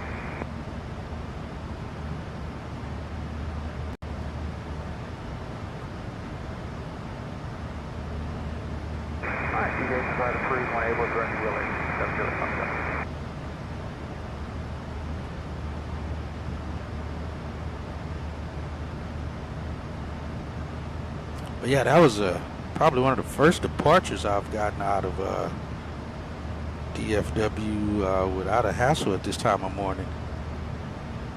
No delay, we got right to the departure end and was out of here. We'll take that all day long. Yep, like I said, about a 20 knot increase there.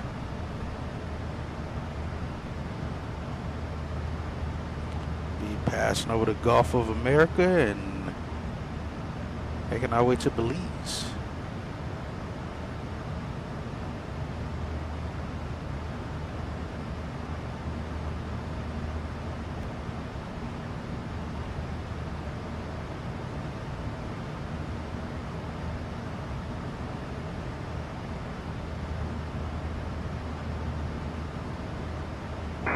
Houston 7 for Kilo Tango. Any chance we can keep the Tango 1 down to maybe 200?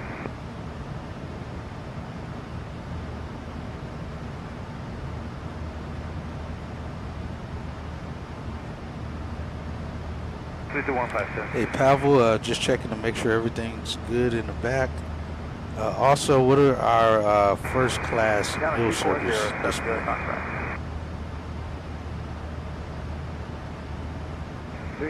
Everything is good in the back, Captain Hatchet.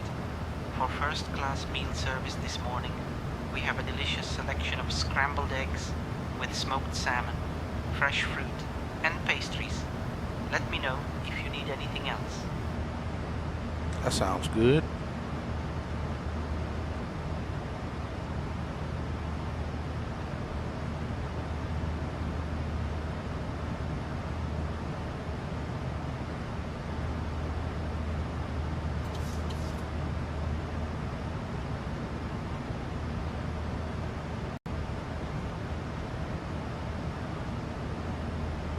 Houston Center, Jet USA 210, level 360. Is there any chance direct tap ready for weather, Jet USA 210?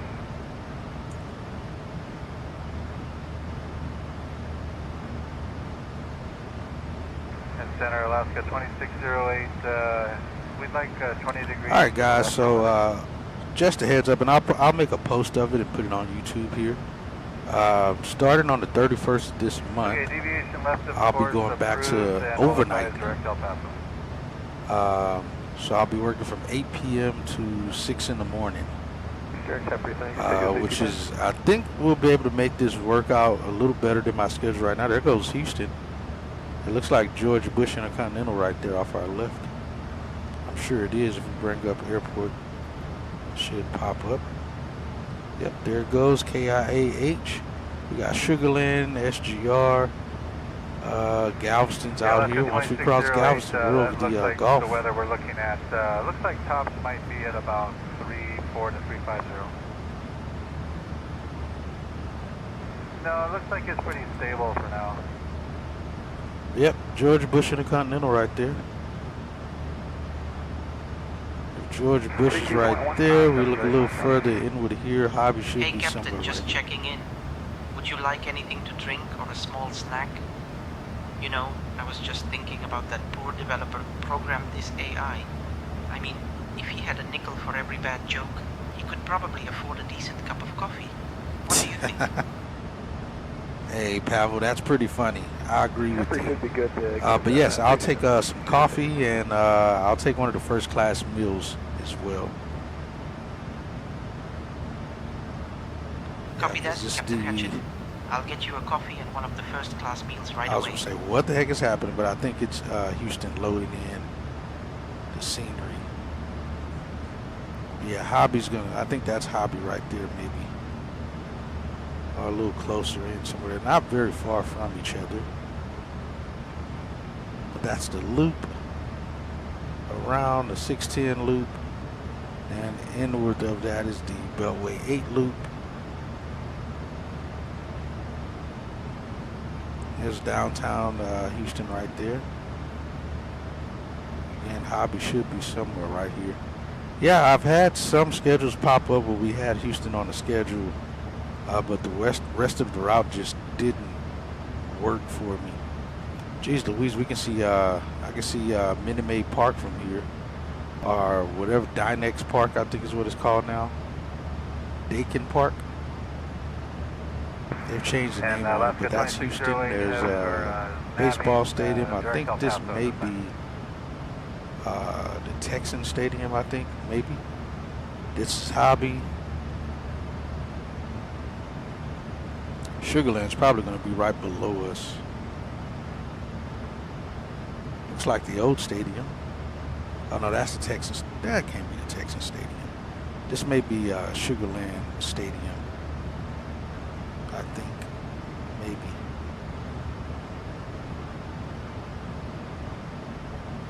But yeah, the Texan Stadium's gonna be, looks like over here.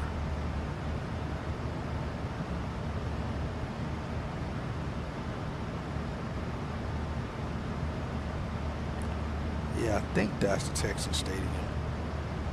Or maybe close over here, because I know it's kind of close to Hobby. And we should have, where's our airport called? I haven't been to there in so long. So on my channel, we flew there for the Flight Sim Expo. Oh, we got traffic taking off down there out of Hobby. I can see the lights right there. It's where, oh, I think this is it here, where all the Flight Sim Expo was, and the normally wings over Houston. And I haven't been to this airport in forever, so I can't remember the name of it right now off the top of my head. But yeah, we flew there before.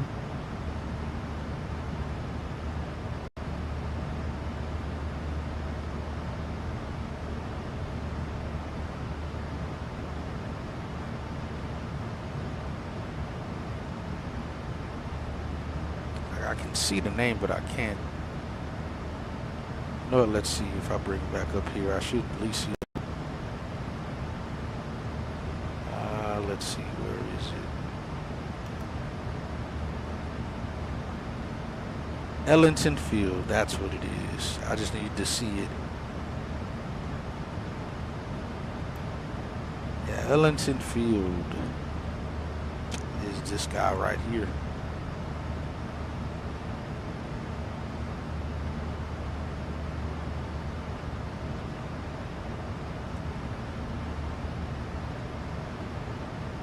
Alright, we're about to cross the coastline. We'll be over the water for quite some time. Looks good from up here though.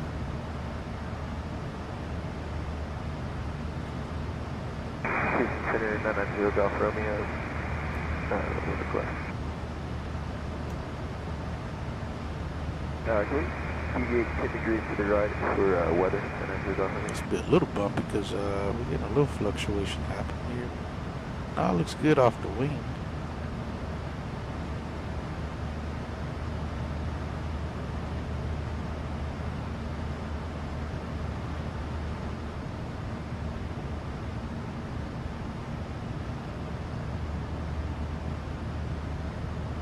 Roger, 5 right, and then I feel off Romeo. Heading 282. Climate change 260, and then I feel off.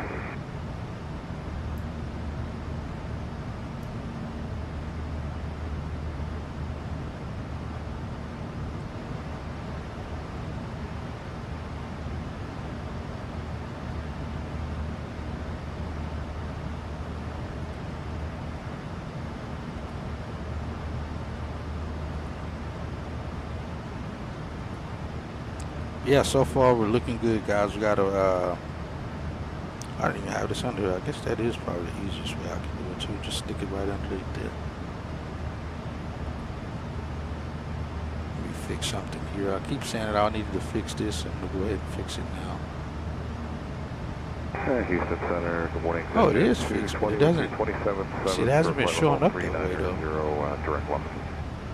Oh yeah, I know it has. Okay, I guess I did fix it. I think it was the Airbus that I didn't fix. I need to update correctly. Yeah, cockpit preparation. I need that one above. There we go. Save. Alright, so this one was the 7-3 was already fine.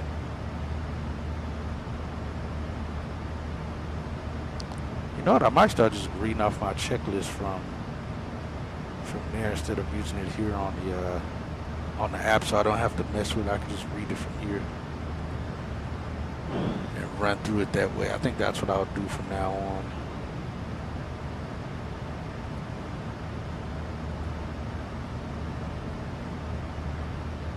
UE.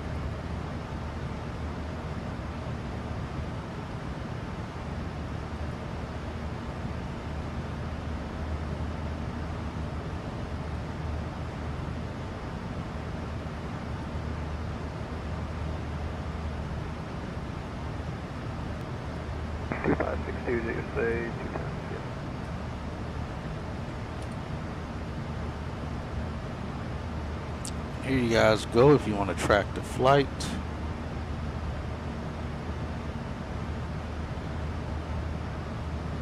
It should open up. Did I not have that turned on? Good morning, Airport 921. Last 130. Wow, that's not populating correctly. Let's. I check you for here, Airport 921. Oh, my mistake. I put the wrong thing. You know what? I may need to change it to that. I think that's what I'll do. I think I'll change it to tracker. Seems more. 990 call from me. We're able to do extension. This time seems better. American 329, contact Houston Center on 127.85. All right, 127.85, American 329.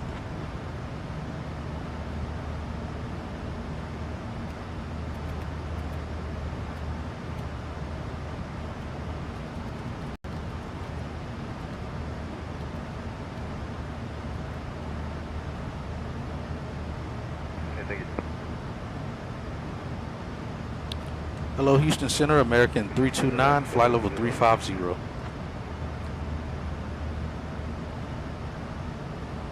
American 329, Houston Center, good morning.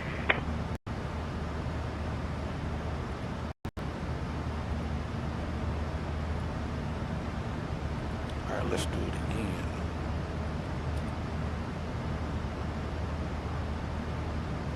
There we go.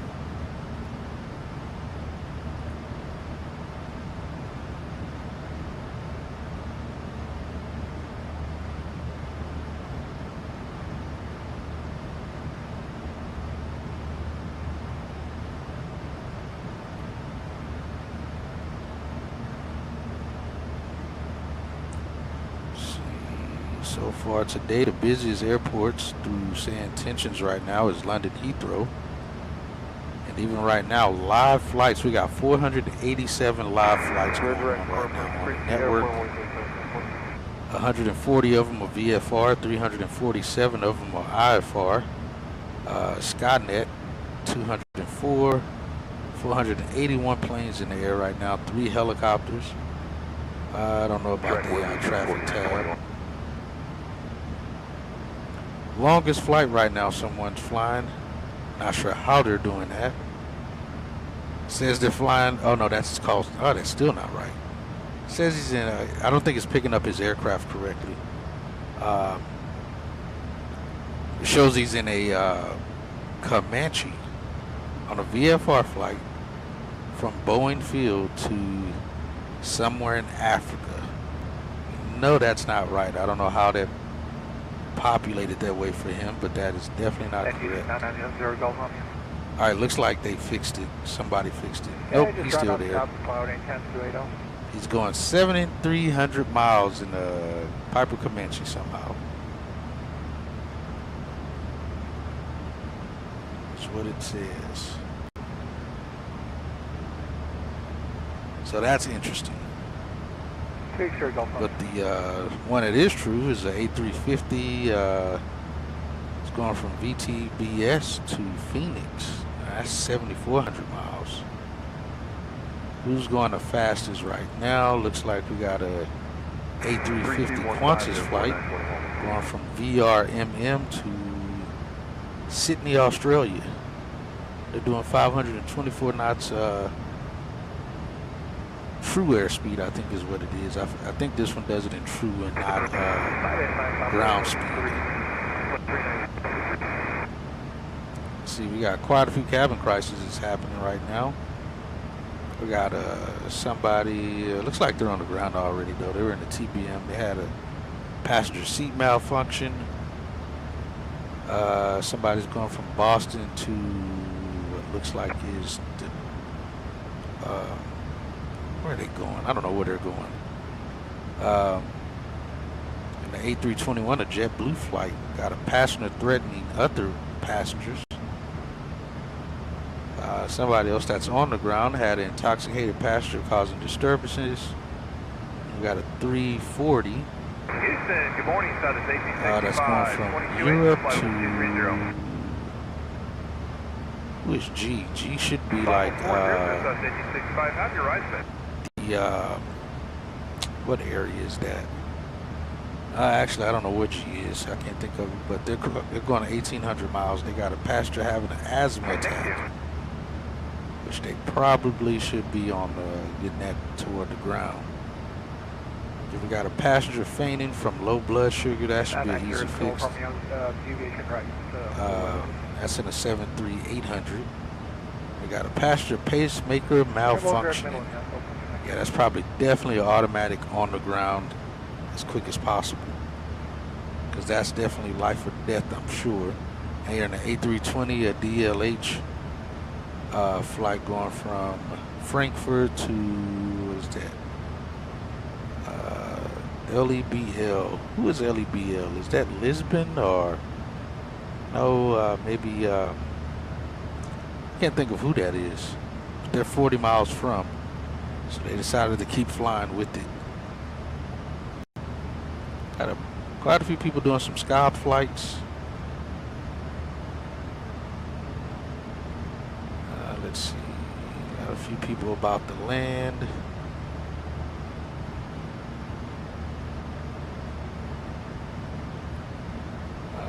Got some people that got to line up and wait. Flights that will be taking off soon. We might have been in that line at some point.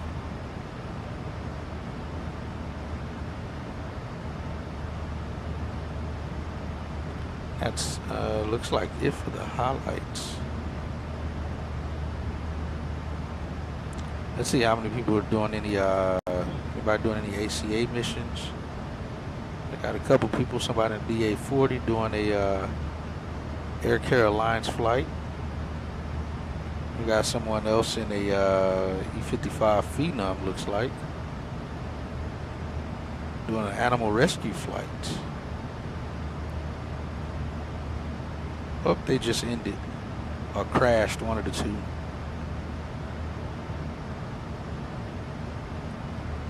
One of those two. 270, they're 3 minutes or less, and descend to maintain 240. That's not working.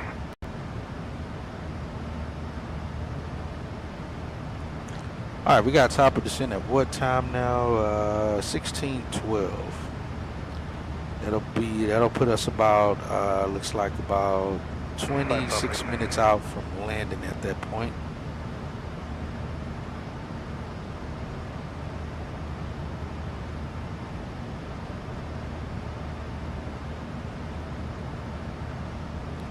But it looks like it should be fine. The time we arrive. Let's see.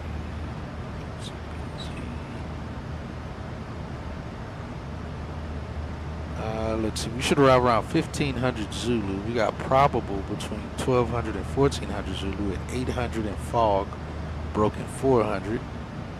That's an hour before we arrive. Then we got becoming 1700 to 1900. That's 2 hours after us.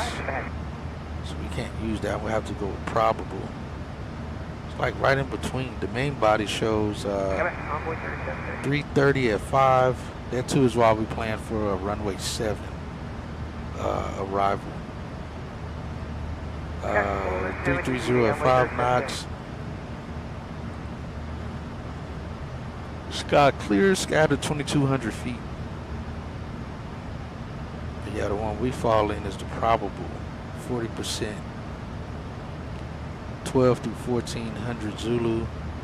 The 1400 is an hour before we get there, and then we gotta fall into that becoming 1700 the time after our arrival. We're kind of in a gray area here, but looks like the winds are gonna be 060 at 7. That's the only thing changing on that becoming. But still looks like fog broken 400, so it's gonna be interesting. Let's see, Belize, we do got an hour less approach. We should take us down to 200 though.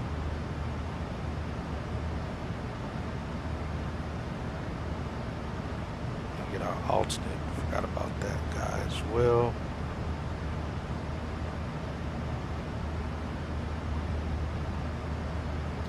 Bomb 1A approach. See which one of these get us the lowest. Zulu should. And now it gets down to 300. 300. 300. They all give us the same.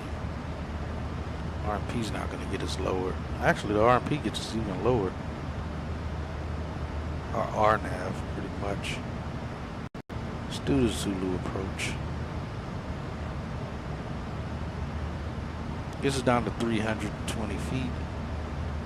Let's see, altitude is 15 feet. So yeah, our altitude set here is just fine. But yeah, that gets us down to 320 feet.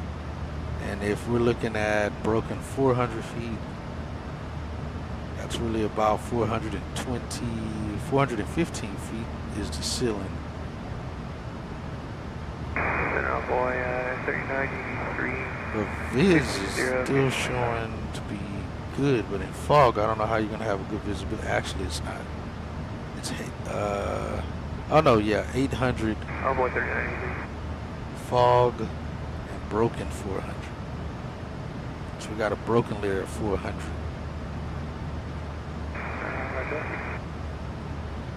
No, it's not.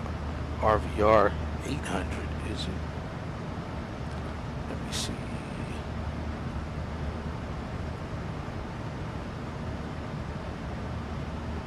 I don't think it'll give me for their area.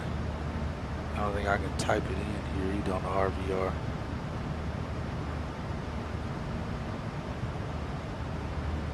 Said look up like I can type it in, but it ain't even gonna let me do that.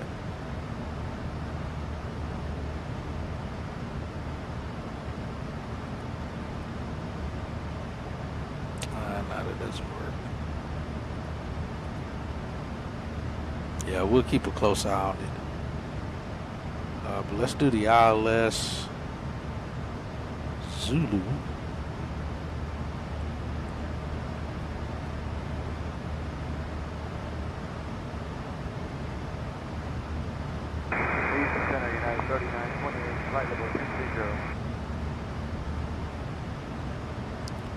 That's, yeah, our plane would have bring us into that. No problem.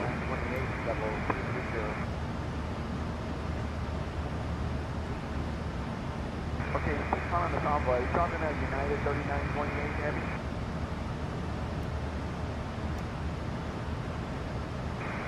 Variable 400. Looks like it's going to be via CAPS. CAPS is, yeah, Cappy. Yeah, so we probably will come in via Cappy. That's already on our 123.6, convoy 3774. So yeah, that's what we'll do. And that's your call home back, correct, man. We'll add that, execute.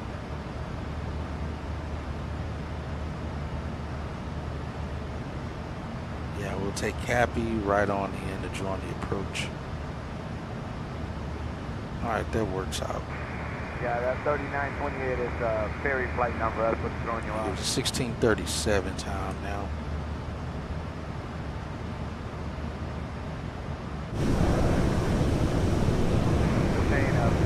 That flight number is a ferry flight number. That's what's throwing you off. Yeah, let's go with that.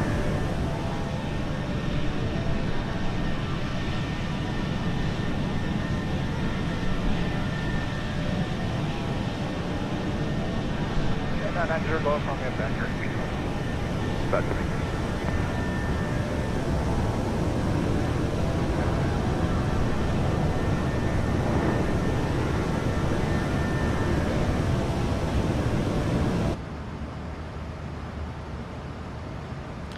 Our traffic 1,000 feet above us. We shouldn't get a RA for it, but we'll see.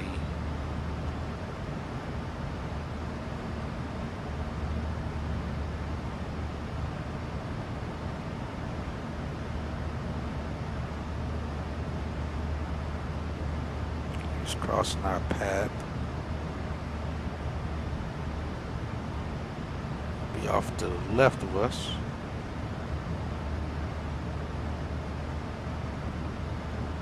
Oh yeah, there he goes there.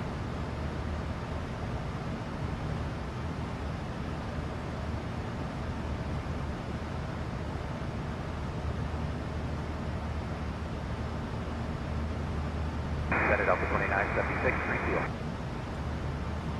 Delta 2976 Houston Center, descend and maintain at level 240. Descend and maintain about 240, Delta 2976.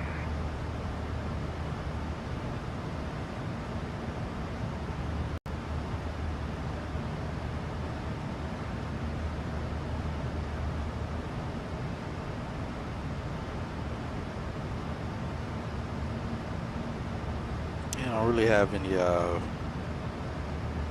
reference information for us on this one. Airport, let's grab you. We're United 3928, continuous flight turbulence out of flight level 240 and then smooth out at flight level 310. We got a 9,600 foot runway. I swear this runway looks way longer than that, but that's what we have. This is the ramp. Not sure exactly what gate we'll get, but that's where we'll be going. Thank you for that. Appreciate that. Reserve Golf Romeo, contact you. We got no approach lighting system on here, so that's going to make it even tougher because we'll have, I think it's got in identifier lights, maybe. Say again. I don't even know that it has that. Control light aircraft activity at Belize Municipal, 8 nautical miles east, southeast. Yeah, we just got PAPI lights on the left boat, grooved runway, landing beyond threshold glide slope, usable length.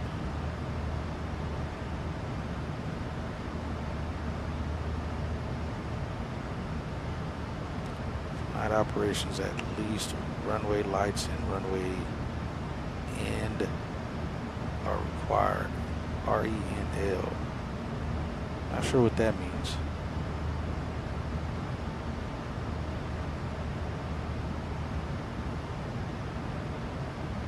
Center Envoy 377, any chance for present heading for weather deviation? Runway 3778, deviation approved, Corpus Christi when able. Alright, right deviation approved, Corpus Christi when able, Envoy 3770. Category C, 320, they all are the same. Localized increases about 50 feet.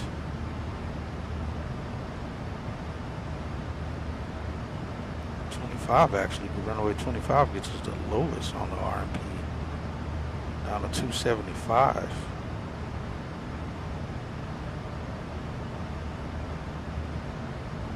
We should break out again a little bit sooner than later on that. 708 to flight level 340, deviating due to wind. Here's a 78, use the center, roger. Center, good morning, Envoy 3406, level 260. For 3406, Houston, center, Let me see, can we do a bug report while still in flight? I don't know if I can or not.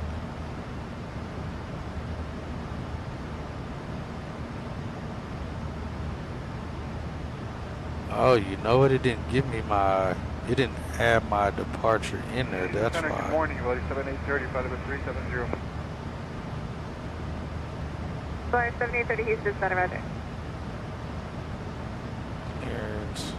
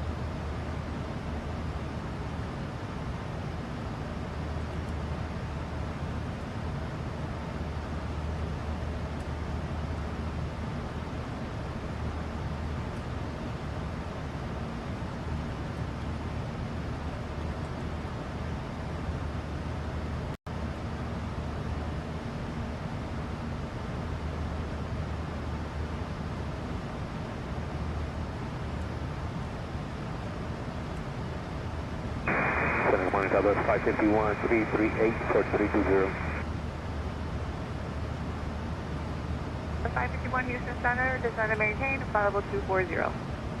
Descend and maintain, flight level 240, Southwest 551.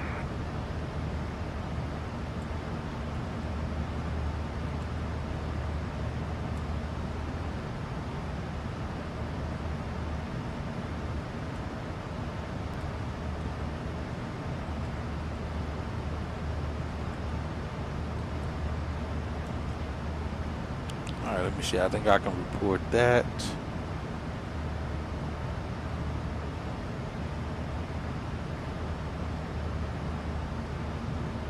Submit. Alright, so it looks like I can make bug reports during the flight, so that's cool. I'll report that to them right away rather than later so I don't forget. Alright, so I gave them both of those bug reports. I do like that and enjoy that about this is that they are looking at those things and it's right there on the app, so I don't have to try to go to the website or the Discord and submit that and actually utilize these things. Yes, Envoy 3770. Envoy 3983, so that's pretty cool. 128.65. 12865 on 13983, good day. American 329, contact JJ. Houston Center on 120.35. Over to 120.35, American 329.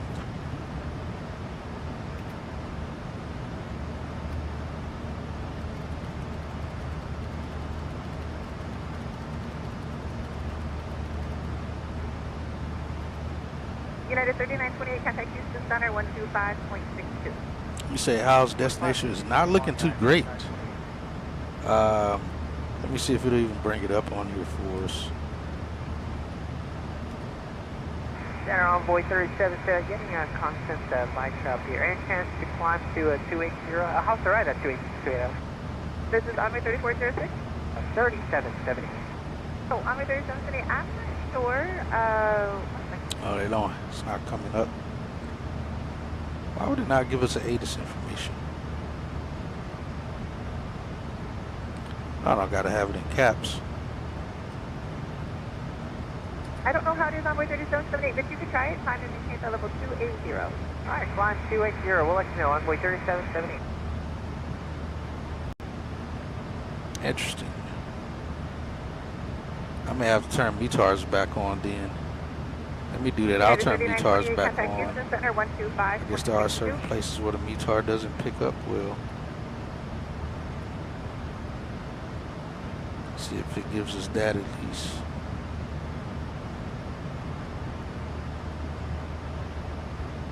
Houston, did you call Volaris 7830? I did not know. We'll turn all of those back on then.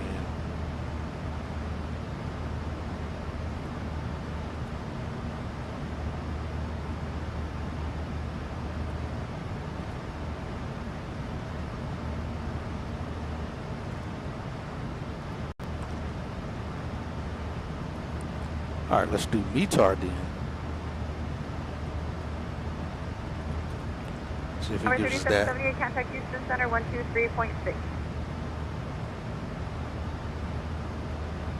Yep. Center Southwest 551. Go ahead. Looking for turn right. Yeah, it's interesting. I'm not sure why it's not giving us that information. You said you're looking for what? Turn right for weather.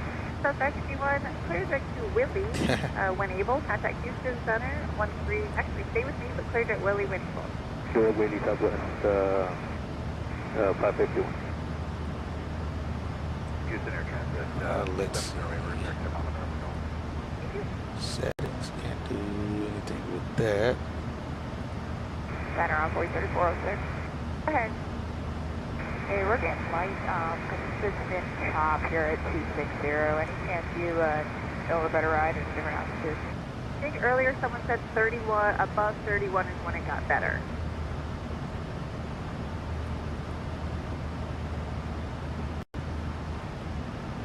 Yeah, I don't know why it's not giving us a METAR or ATIS for them, for this airport.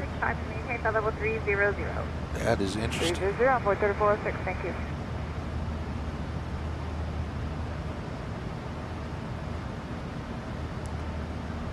But yeah, from what I see, the weather. And center before we go, southern stock 51. Weather as of right now, we're though, looking at is winds of 310 at 5 knots. Sorry, when would you take started? Visibility clear, sky scattered 1,000 feet, well, broken 1,400, and the temperature dew point spread is a difference of 1. It's 23 over 22. QNH 1019, no significant weather reported. Returns at 708, contact Houston Center 128.65. 128.65.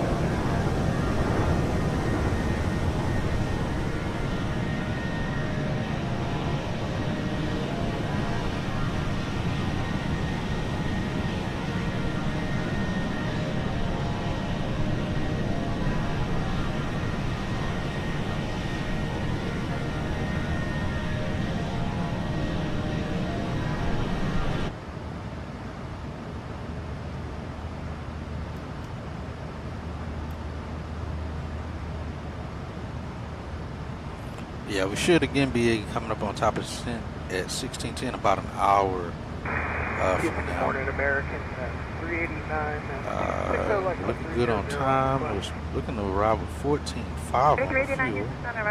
Seems to be a little bit of a lot.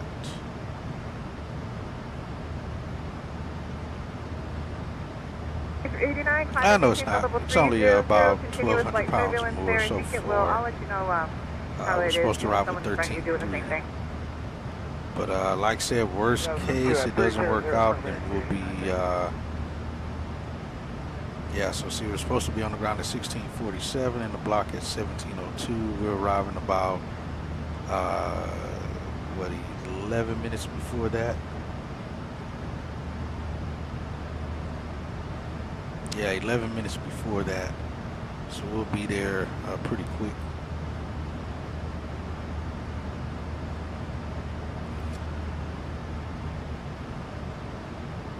Yeah, still Houston Center, and then Mexico something center. We passed over. No ID. Let me see if we even got a frequency for that on live ATC. 205, 475, let it 7830.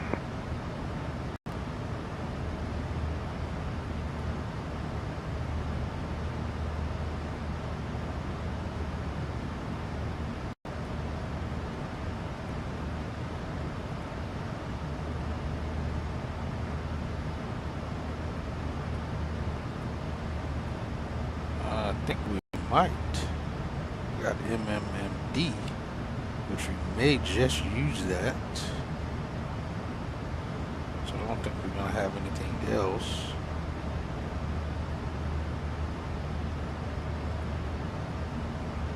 Yeah, I don't think we're going to have any other center.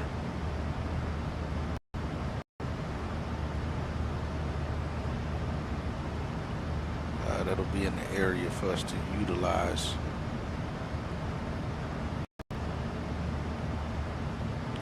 I swear MMID was on here at some point.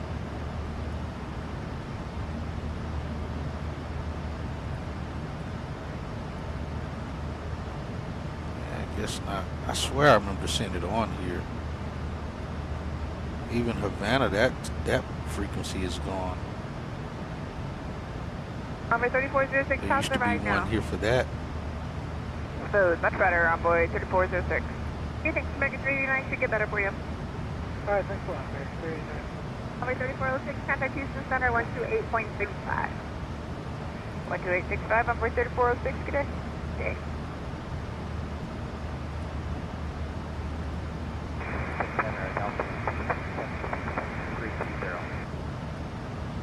Delta 1676, Houston Center, roger.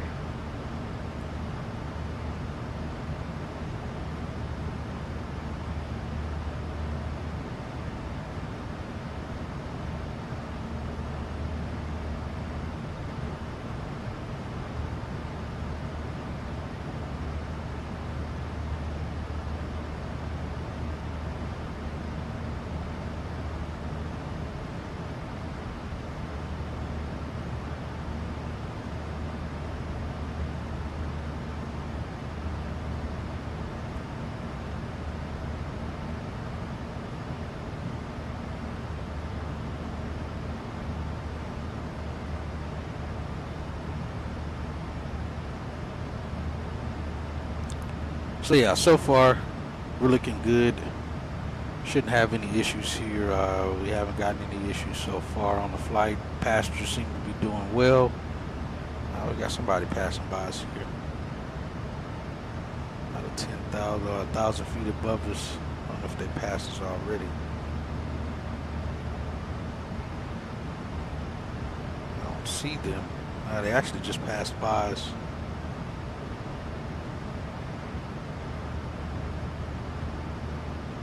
Yeah, weather looks good. Like I said, actually, hold on. I think we're arriving at, I'm looking at my time incorrectly. Hold on, let me see. This is already 15 something. I didn't read my time correctly. Oh, yeah, we're supposed to be arriving at 17. Morning, American 1174. I don't know why I kept thinking 15. That was like an hour after takeoff. American 1174, Houston Center, Roger. Alright, so let me relook at our arrival data. Alright, yeah, we fall in the 1700 range, so we'll be coming wind 060 at 7 knots between 1700 and 1900. So that's our slot. So it should be good. Weather should be good when we arrive. Let's see, the hour after that, we got a tempo at 1800. To 100 Zulu, 5,000 RVR, showers, rain showers, broken 1,400, scattered 4,500. That's an hour after we arrive. We still got our alternate, but now we're looking at our time we're supposed to arrive. The weather should be good when we get there. The fog should be lifted already, because that ends 3 hours before we arrive. So the weather should be good. It's showing good right now, so it should be uneventful. We should be able to get in here minus if the airport closes or something. And like I said, that's the only, that's been one of my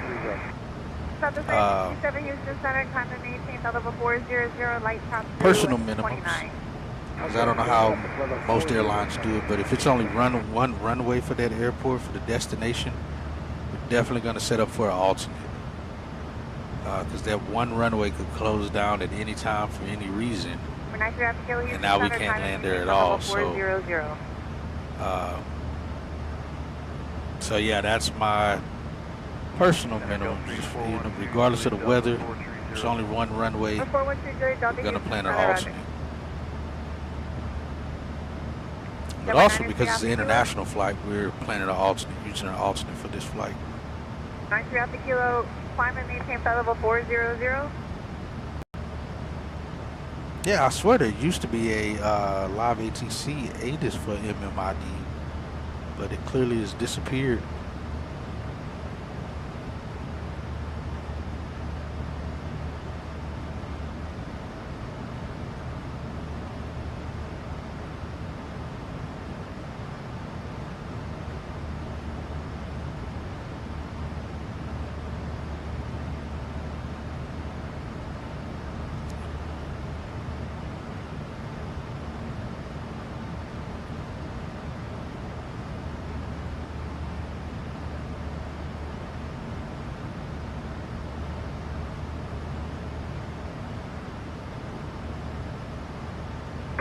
Delta 250632.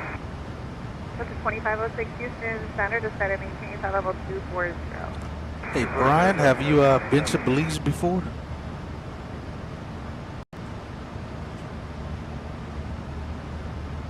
Yeah, I've been to Belize a few times. It's a beautiful place with great weather and friendly people. Looking forward to this trip. Light to maybe moderate top through.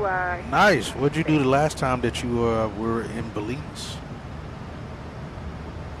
The 2506 light to moderate top through 26. Last time I was in Belize, I enjoyed some local cuisine and explored the beautiful beaches. It's a great place to relax and unwind.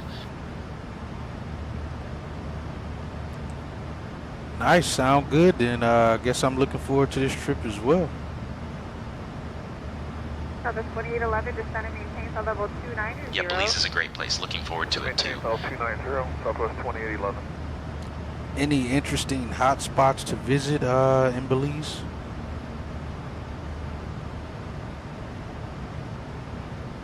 Belize has some great spots like the Great Blue Hole for diving, Oh, and the Mayan yeah. ruins at Sununtunik are worth a visit. The beaches are also fantastic. I forgot the Blue Hole was in Belize. That is true. I forgot about that.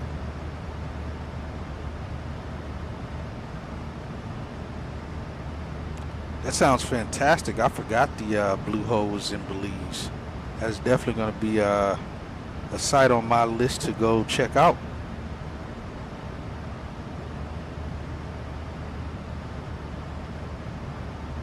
Belize has some great spots like the Great Blue Hole for diving, and the Mayan ruins at Sununtunik Yeah, are he worth a said the visit. same thing. The beaches are also fantastic.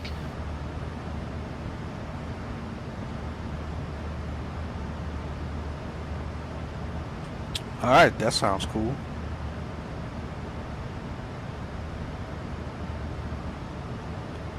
What about the food? What type of food do they have here in Belize City?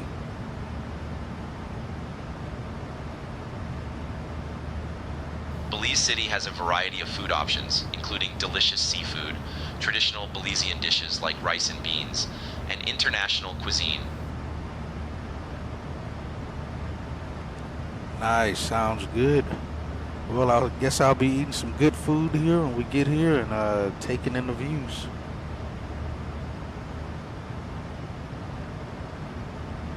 Sounds like a plan, Hatchet. Belize has some great food options and friendly locals. Enjoy your time there.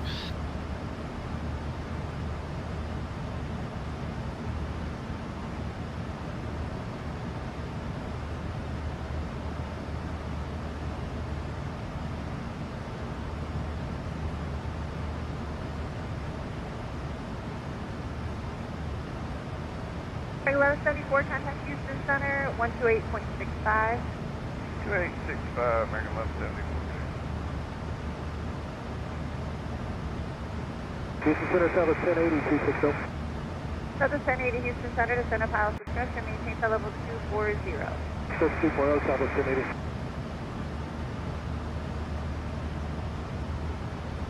Southwest 1401, South 220. South 14, or who was it? I'm sorry.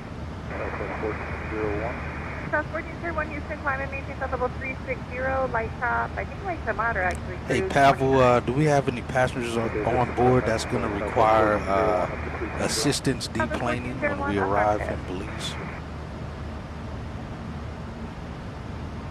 Yes, Captain Hatchet. We do have a passenger who will require assistance deplaning upon arrival in Belize. All right, so just one.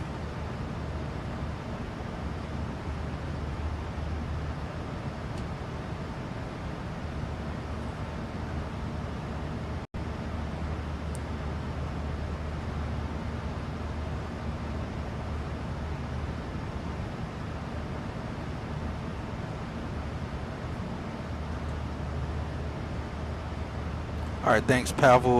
Will that passenger need a wheelchair? Understood, Captain Hatchet. I'll make sure the wheelchair assistance is arranged for the passenger. No, Pavel, I was asking, will that passenger require a wheelchair? Yes. Captain Hatchet, the passenger will require a wheelchair for deplaning. All right, sounds good. All right, I'll let operations know when we get on the ground. Go from there. Make sure I don't forget.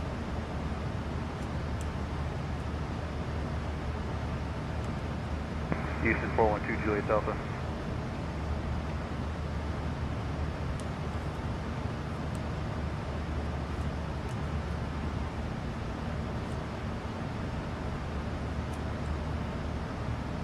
again. Houston 412, Juliet Delta, last controller wanted the tops report out here. Okay, what is it? Yeah, we're looking anywhere from about 200 up to about approximately 270, and it's all over Castro.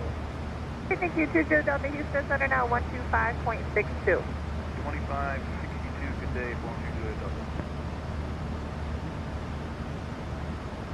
That's 2811. All right, I'll be right back, guys. I'm going to go grab me something to eat real quick. 128, Right back. 2011.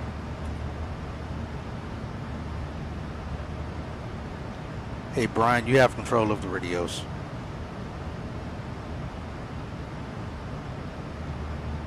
Hatchet, you're in charge of the radios right now. Let me know if you want me to take over. Brian, take over the radios.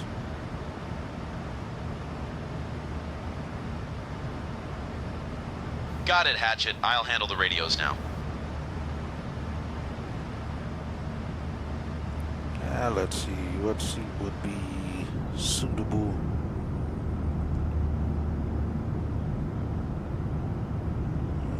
Stay right here in this window view. Delta 1676, descend and All right, be right back, guys. 240.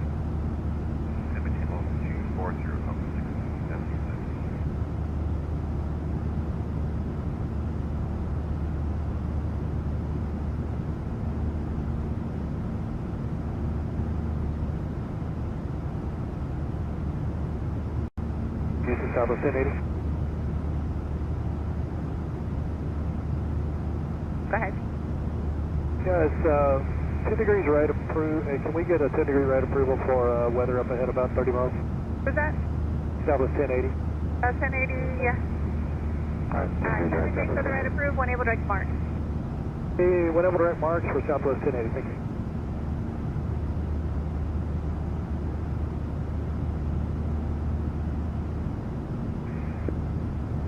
Center Southwest 4711, like to put 380 on request.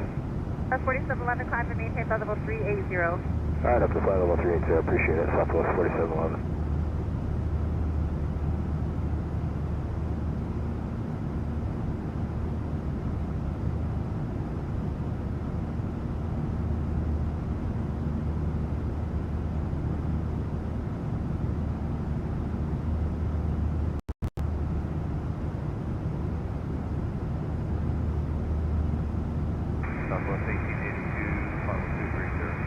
That's 1880 to Houston Center, climb and maintain flight level 360. 360, Southwest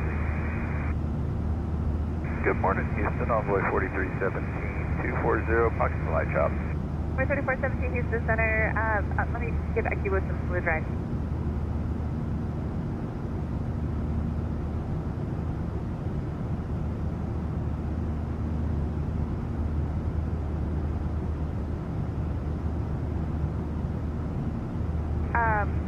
Yep, that's approved me. Envoy 34 or 4317, if you're getting chopped there, I thought it was okay, actually no. So you'd have to go up to, I think, 30 and above, or maybe lower, 22 and below. Well, let's just write it out for now. It's just like right now, pockets of light chop. I think it's associated with the cloud cover. Okay, thanks.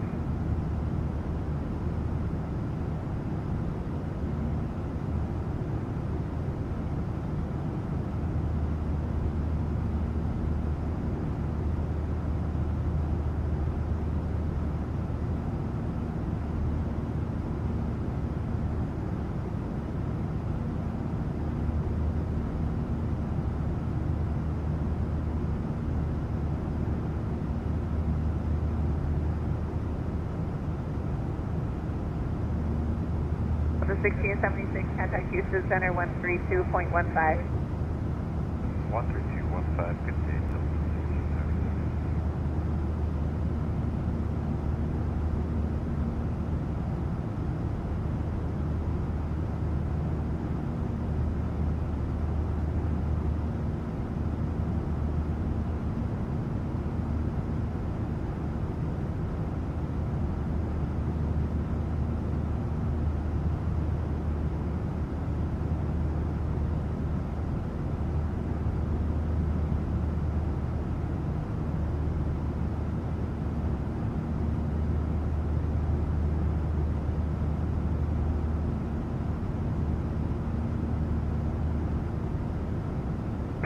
Center Envoy 4317, just a little build up right off our nose. Can we get a left deviation for a few minutes? Who's asking? Envoy 4317.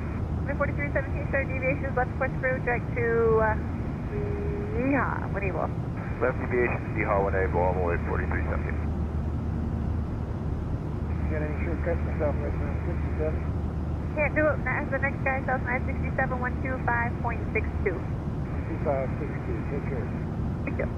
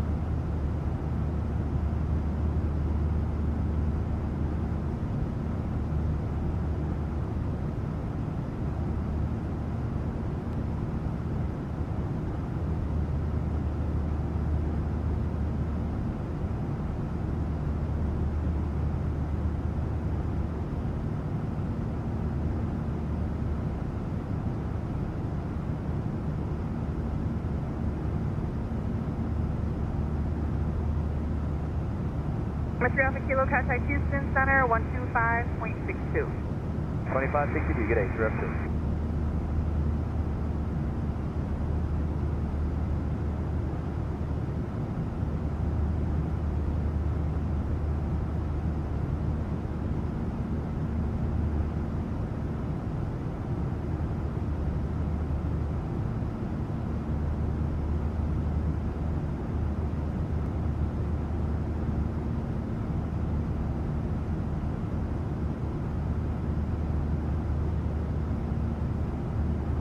Hey, Captain Hatchet and First Officer Brian. Would you like anything to drink or a small snack? You know, I was just thinking if our catering was any better, it might just start charging us for the meals.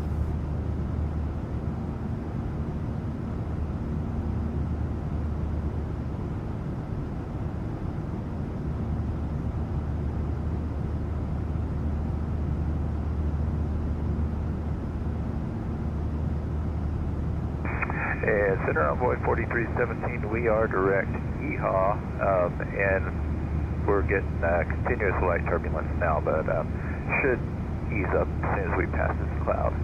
Okay, alright, just let me know. You got it.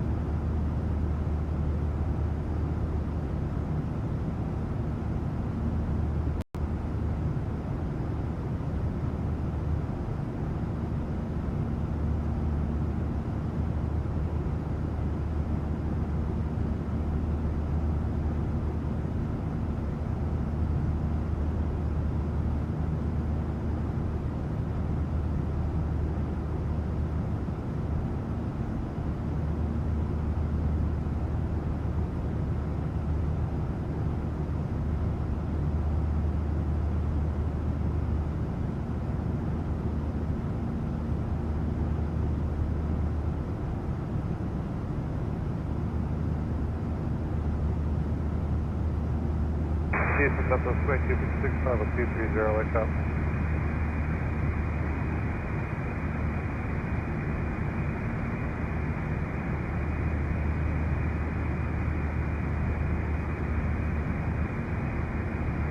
Southwest 2256 Houston.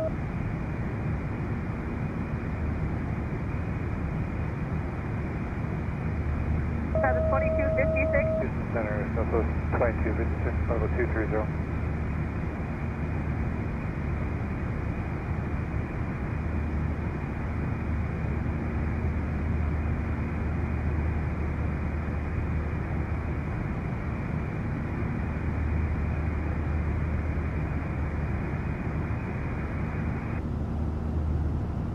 That's 2256. You had a hot mic there. That's why I was trying to get a hold of you again. So that's 2256. Climb and maintain flight level 360.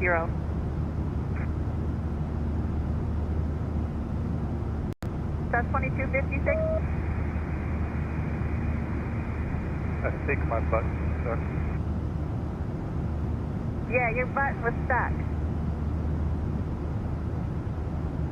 That was 2256.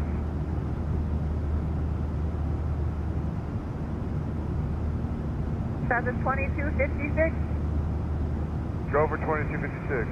Hey, okay, yeah, your button was stuck. You had a hot mic there. Climb and maintain flight level 360. Maintain 360, so that's 2256.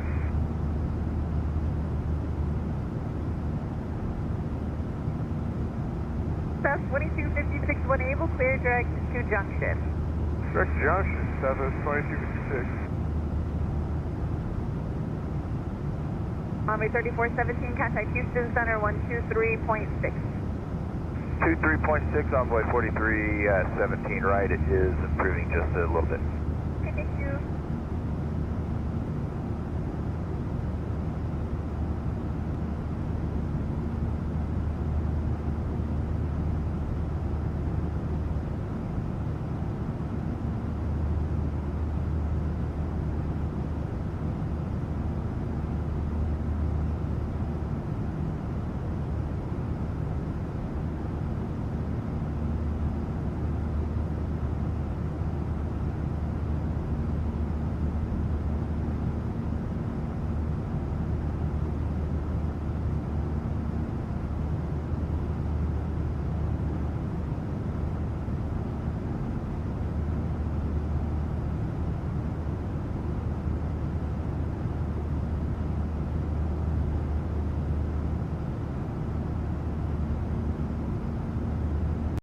Center, United 1383, status 20.8230. 1383 Houston Center, climb and maintain flight level 380. Climb to 380, United 1383.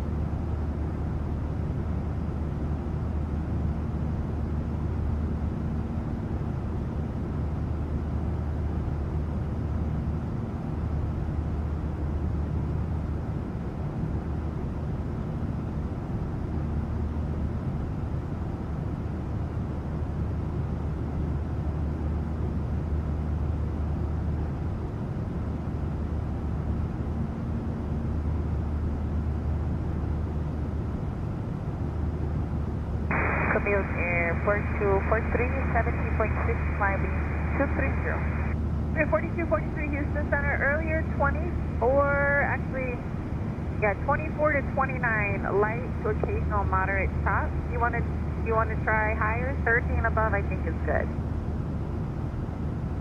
10,000, coming Air 4243. And I missed it, quick speed of 4243, climb and maintain level 260, you just want to stay there?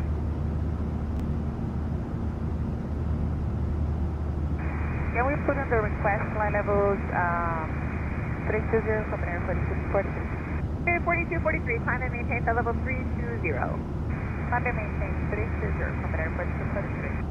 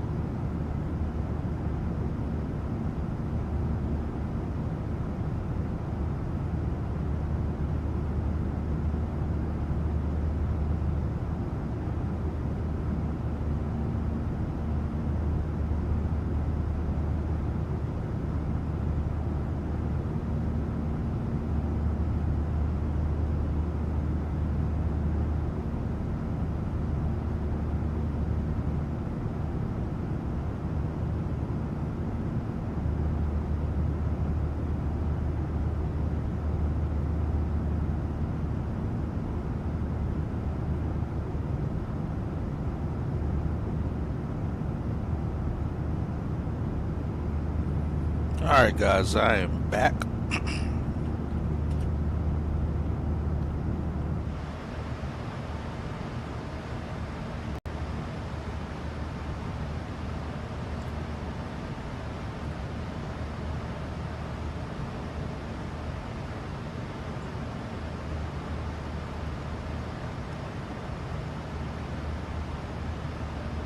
Oh yeah, so as I was saying earlier,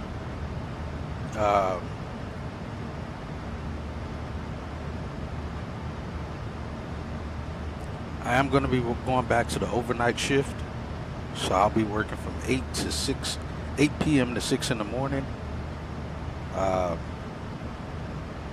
Wasn't really by choice. I'd rather stay on the schedule I'm on, but unfortunately I was far from the bottom on seniority, so unfortunately people that was AM decided they wanted to go PM that had more seniority. So that kind of pushed everybody down. There was really only one person. So all of us that are PM ended up having to choose between going AM or overnight. And those of us on PM chose overnight before going to AM, because our AM schedule starts at 4 in the morning to 2 in the afternoon.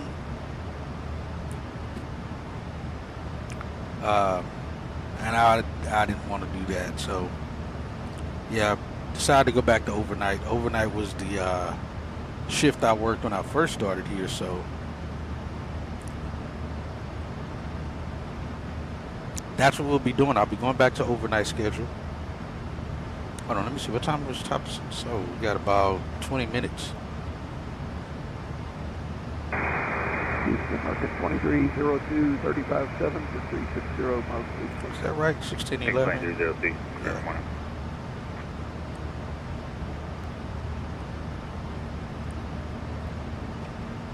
Hey Pavel, we're going to be starting our descent in about 20 minutes.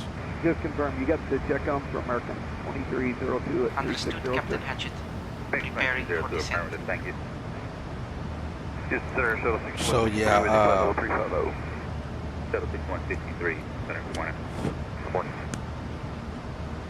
I'll be going back to overnight, but I think it's going to be a good thing, because my plan is now, if I get off at or before 6, I'm going to hit the gym. Gym normally takes me like an hour to 2 hours, depending on what I'm working on. Which at worst 2 hours, then and if say it's at 6 a.m. I'm out of there by 8.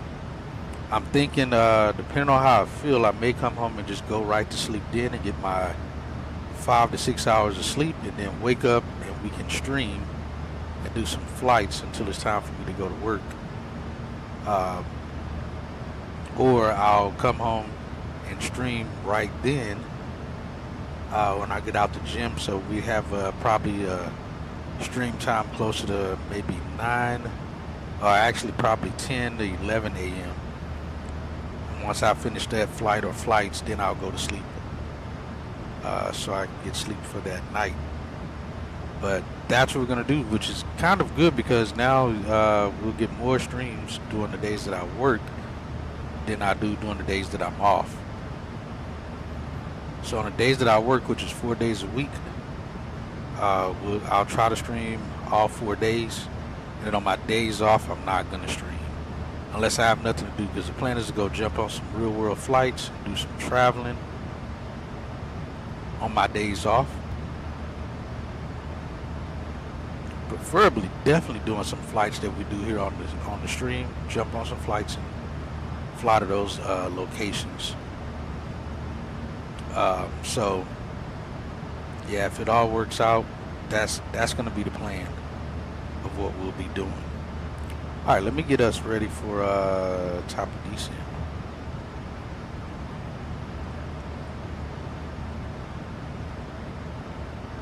Aircell 6186, 19.4 for 230. Get our landing route data. And runway 7. 320, Aircell 618. It's hard to say if it's actually it does say it's dry. Import weight 147.12. That's actually is that higher than our actual landing weight? I feel like it is. It is. Max landing weight is 146,300. We're already well over that. 1575.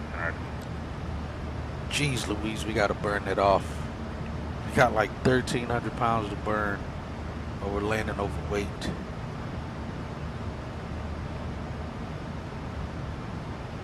Let's see. Houston United 2491, 217, climbing 230. Yeah, this plans to land at max landing weight. That's why we're supposed to be landing with, Next 2491, it's going to be light top there. I believe once you get above 30, it starts to smooth out a little. Set above 30 a little bit. So we're 1,000 pounds over. All the way up since 33. Alright, we're just going to plan flaps 40. That'll help us bleed off some airspeed too. A little bit better. Burn some fuel. Try to burn off that 1,000 pounds. Let's see. Set dry. That's off. We'll do auto brakes 1. Yeah, quick 43 minutes. See route buzz ready to go. Poor weather. 30 at 10, 23, Ready to 30 come, coming air 4243. We're going to do, yeah, 43 after Traeger. Direct flight Sierra Lima India Charlie Echo. Then direct Lubbock Airport. Flaps 40. Alright, after Traeger, direct to flight here when you make your Yep, that's excess, but we got to fix that. Plus 1575, requested right for weather. South 1575, deviation right of course approved when you're able to direct outlaw and above. Alright, right for weather, direct outlaw. It'll take up almost all of the runway. And we can do auto brakes too. That should be fine. Thanks, 2302, have your request maybe about 147. Auto brakes 2.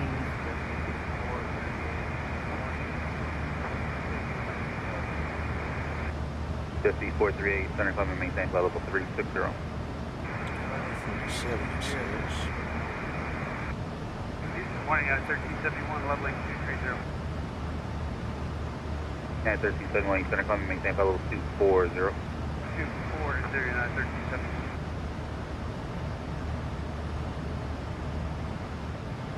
And 1371 also maintain 2509. 2509, still doing 1371. Shuttle 6163, contact Houston Center 123.72. I also found that you don't have to switch this. Once you put the frequency in, it'll automatically figure out what that frequency belongs to. That's pretty cool. I did not realize that. So it automatically switched it to out less. So we'll take that. We're looking at 078 on the course.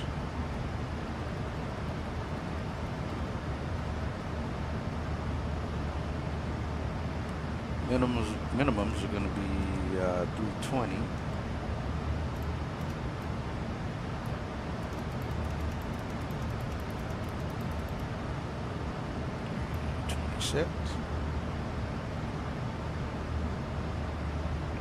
And center air shuttle 6186. Bleed off 1,000 pounds. Make sure we get down to 13.3. Yo, FNL. Good morning. Welcome in, sir. I hope you're doing well. Hello, Center American. 1393, 34, 8, climbing level 380. Let's see. Yeah, we got to land with 3.3. Thanks, 1393. Center. Approach.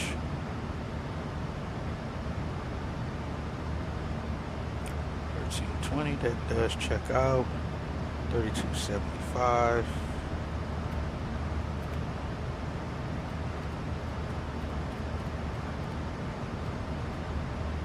Houston 2491, request 300.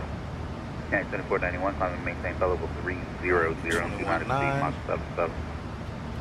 Up to 300 and 77 or less, United 2491. So 6186, transition 77 or greater, and I'll have normal speed for you in about 5 minutes.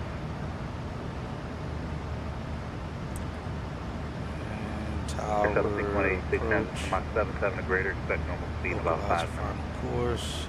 Bobek at 1300. Yes, sir.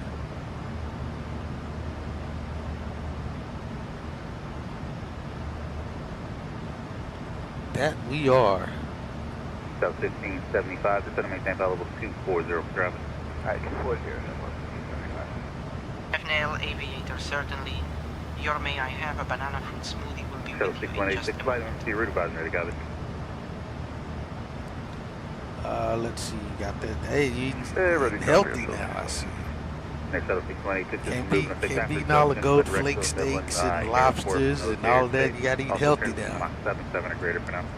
Flying on American ended up getting you not feeling too well, man. We should have been serving you all of that good gold flake pizza and all of that other high dollar stuff you were eating. You was eating too much of it in one sitting is what it was. That's what it was. Maintain flight level 260, expect light drop.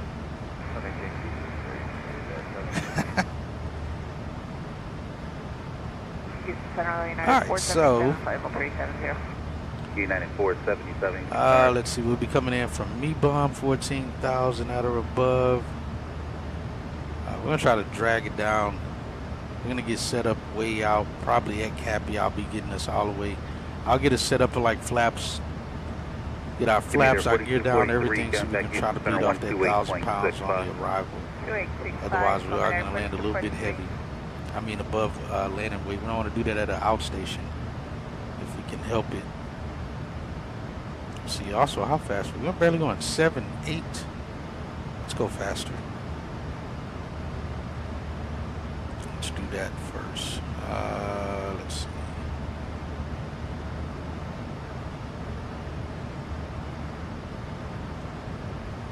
Let's go 50. Yeah, 2491 directed.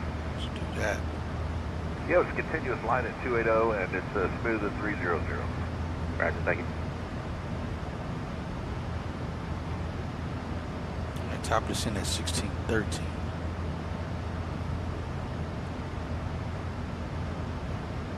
The top of the sin thing isn't changing here.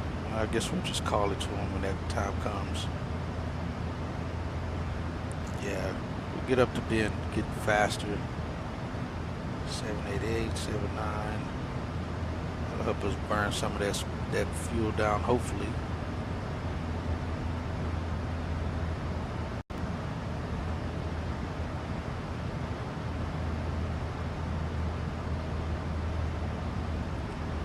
Above 14,000. Me-Bomb should be showing it as well. We have 14 speed at below it. So I think that's what we'll do. We'll get completely set up at Cappy. Like I said, I'll probably leave the speed brakes out so we can make sure we land under max landing weight, at or below max landing weight.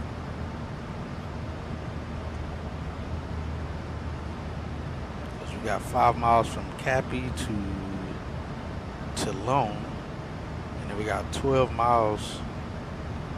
Well, actually, we got 8 miles between these two. So yeah, 12 miles. 12 DME to get to the missed approach point. So we should be able to burn off a little bit more fuel between that 12 miles. We'll start getting set up as soon as we cross Cappy. Okay, 1371. Slow it down and drag it in as best I can. That's what we're going to do. Okay, 707. Sent you the uplink for 28. Company ahead of you reported light traffic 28. Continuous. Roger, yeah, we just seem to be in the top here, so. Surprised we also we haven't been handed over to. Yeah, we're well into their airspace and we never got handed over. Speed.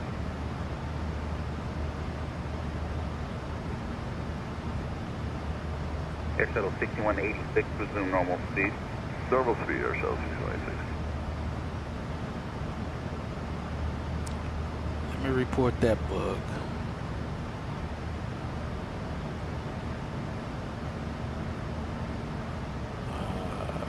Let's see. South 1575, descend the lead, flight level 290 and 2 minutes or less, and when you're done, deviate direct to mark. 290 or less, 2 minutes.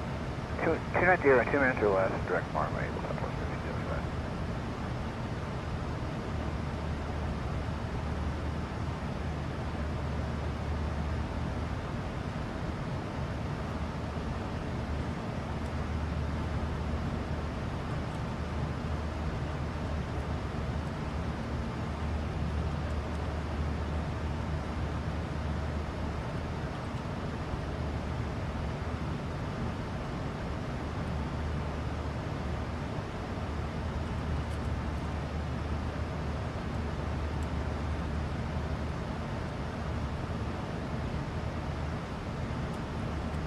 Space Shuttle 6186, contact Houston Center 128.65. 2865 or so, 6186. Houston Center, United 1746, flight level 3. United 1746, Houston Center.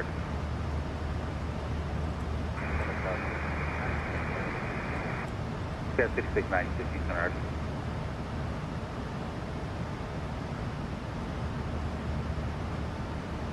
Alright, that's another bug report. Houston Center, are you still on? I haven't heard from them either. American 329er, Houston Center, identified. Good morning. Should we be over to Mike India Delta Center right now?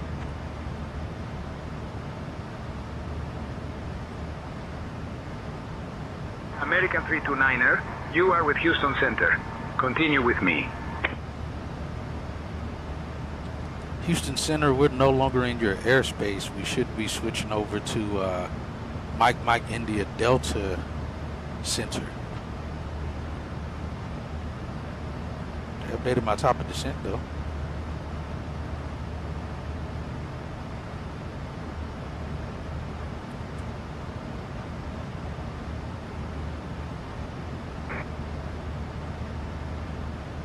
Yeah, look at that. We're way out of Houston Center. That's why I'm like, hold on, we should have been handed over already. American 329er, contact Merida Control on 125.2. Thank you. Contact Merida Control on 125.2, American 329er. All right, well, at least he picked it up. All right, I like that. Merida Control, American 329er. Good I morning. don't know if that's actually them or not. 350. Let's see.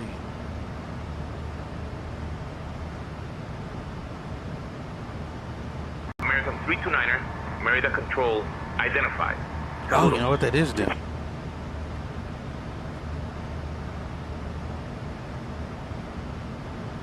All right, well, I guess all I had to do is tell them, but they definitely shouldn't have happened. Like I said, we're well into Merida airspace. They should have been handed us off. Well, I reported the bug, so hopefully they'll see it, pick up on it. We'll be coming up on top of this in here in a few. All right, we got our ACARS message. We're parking at gate 15. So let's see about that. Airport. There is no gate 15. It's only 1 through 10. Maybe in the sim, maybe GSX sees it as that gate, so maybe we'll leave it at that. All right, Brian, right now we look to be landing about 1,000 pounds overweight. So we're going to get set up for the approach much earlier, or get configured for the approach much sooner. We're going to be planning the auto brakes 2, flaps 40, approach speed 147. Minimums for the approach is 320 for the ILS Zulu, runway 7.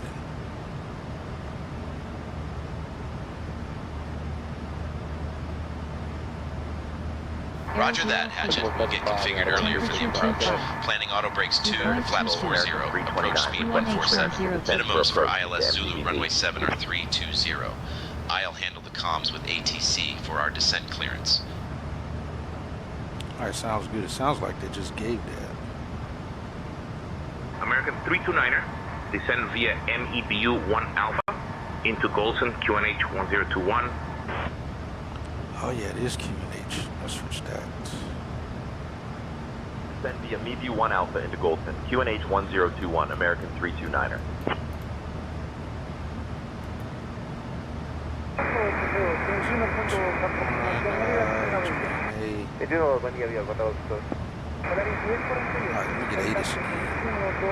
Y conditions. Broken at 1600 feet. Temperature 25. Dew point 22.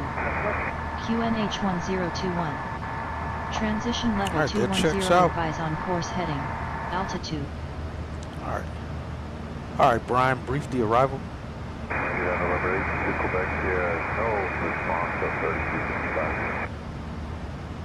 We'll be arriving in Goldson on runway 7 using the ILS approach. We'll be flying the MEB-1 Alpha arrival. Transition level is 18,000 feet. After the star, we'll intercept the ILS to runway 7. Weather at arrival shows winds 280 at 38 knots. Scattered clouds at 5,000 feet. No significant weather expected. In the event of a missed approach, we'll follow the published missed approach procedure. Squawk code remains 4317 and approach frequency will be 121.0. We'll configure for landing with flaps 40. Final approach speed will be 147 knots. Once on the ground, we'll be taxiing to gate. Parking 15. I think we're ready for the arrival, Captain.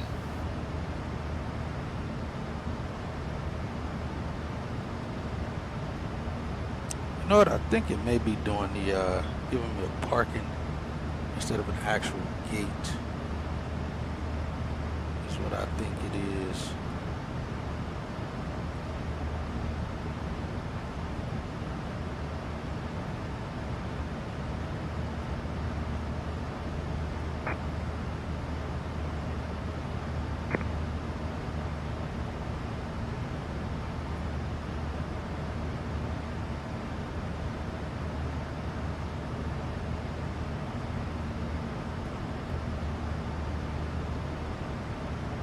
Oh, that's actually a gate. I think they just don't have it labeled correctly on here.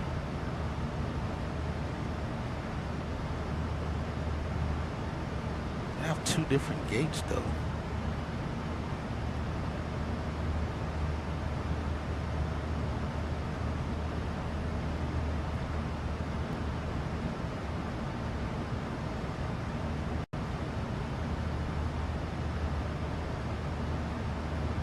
You don't have anything.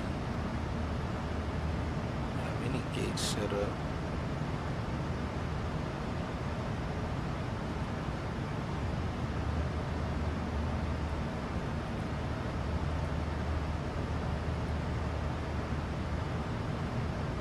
All right, we'll go with that. We'll see if it actually gives us that.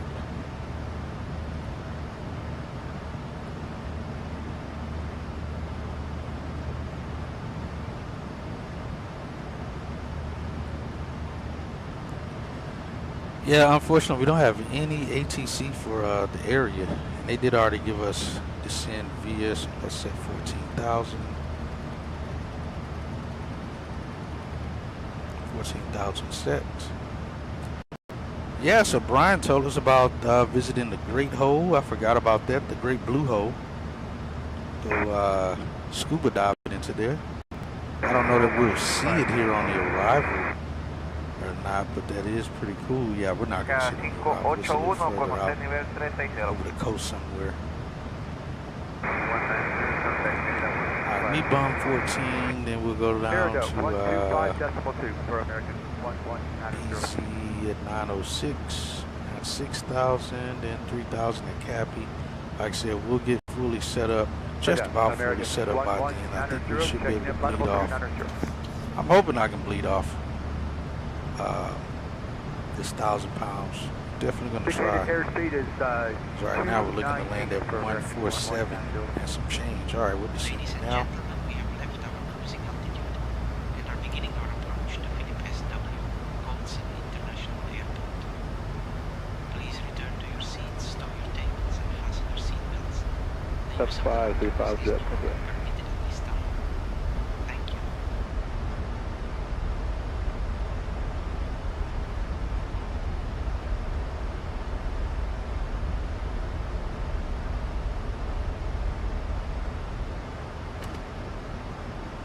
Good morning, Maryland Center, United 1447, flight level 340.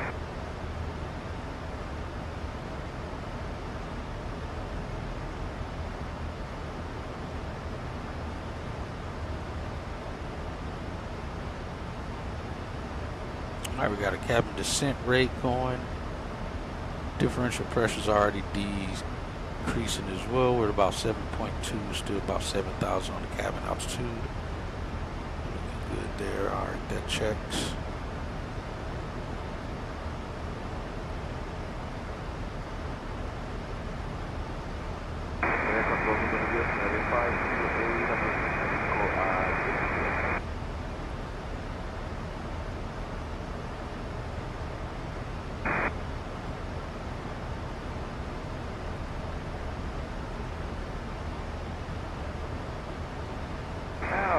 United 1447, flight level 340, read you 5 by 5. That's not gonna work, it's too low.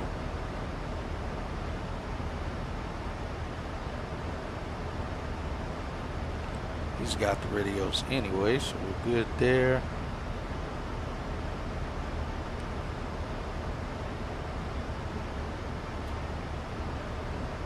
Let's see, we'll definitely get a replay for this since it's since we're going to Belize here. Get a replay set up for this one. Try to get that posted later.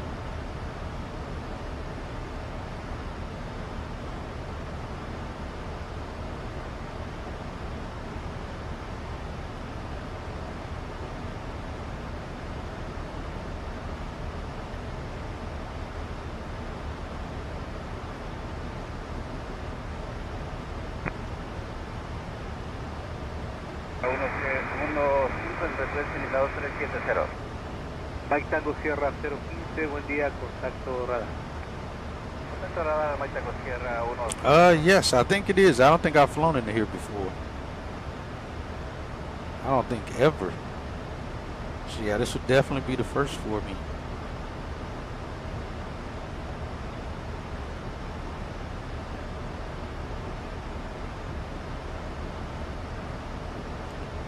Let's see. 240. Yeah, we'll start flaps 5 by the time we cross 906. Get flaps 5 in. And like I said, try to be configured by the time we cross Cappy. And we'll just drag it in. We'll put gear down. Actually, we have to get gear down before flaps, by flaps 15 anyway, so we'll try to make that work. Yeah, and the weather's good. I think it's got broken 1400 or something like that. Ooh, I wonder if that's it over there. I think the blue hole is, I don't think it's right here off the mainland, is it? I don't think it is. It might be, actually. It's got to be, otherwise it'd just be ocean out off of the coast. It's got to be maybe somewhere over here, I'm assuming. You know what? I remember on FSX, I think there was a mission for the Great Blue Hole that you had to go drop off some skydivers or something over it, or if I remember, I feel like it was FSX that had it. I feel like that was a mission on there, if I'm not mistaken. Either had to go drop skydivers off and pick them up or something. I might be wrong. I might be just thinking of some video I saw on YouTube mixing it up. That's very possible. All right, out of 23,000.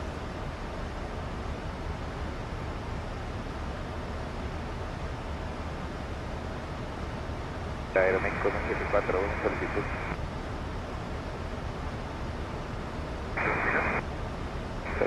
Let's start by just dragging it in right now. We're going to go keep speed brakes out.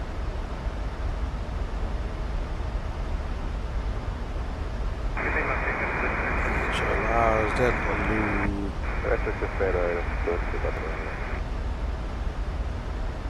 Can't remember what LHI is. I mean LI. Flying and challenging flew to 738 from LAX to, oh nice, with Southwest. It's fully loaded, plus it's to the far island. Nice. Which island is that exactly? Because I forget. Why is my speed going up? Thank you, increase the speed, man. We're trying to burn off fuel here. Yeah, we'll just keep the speed brakes out. Merida, American 1190. It's a lower. Return from our layover. From now, we'll be doing UAL 777 from Denver to Kona. Nice. That's got to be a good flight there.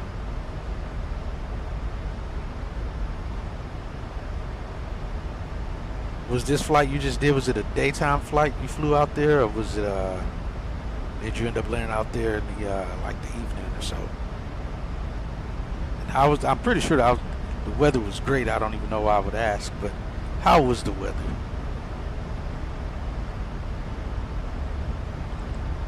Oh, we really let me see, is that can't be, let's see, approach position level 200, transition altitude 19.5. Got it. Piloto 3000 pies el ascenso vía cable 2 kilo, México 508. There we gotta burn some fuel.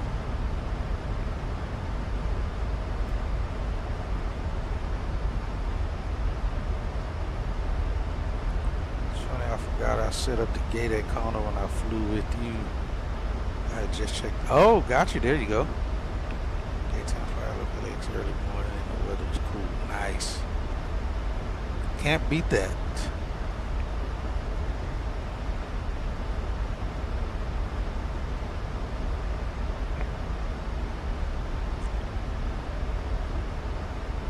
Cannot beat that at all. I was at 6,000.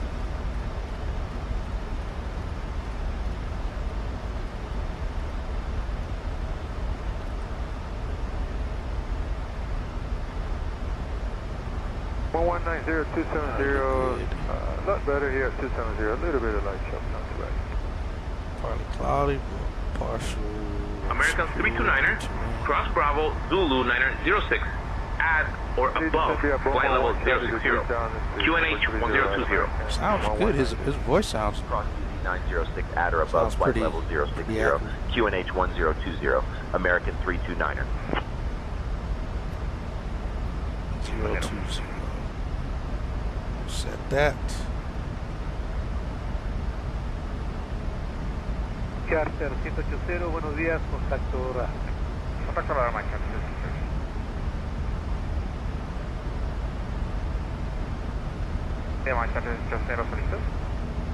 Yeah, I hate that the American 329er, contact Golden approach on 121.0. Switching to Golden approach on 121.0. American 329er. Yeah, FNL, go ahead. That's not even a question.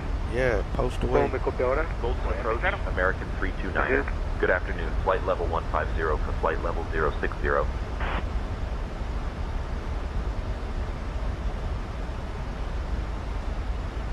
American 329er, Goldson approach. Expect the ILS runway 7 approach into Goldson. 1265, 50360.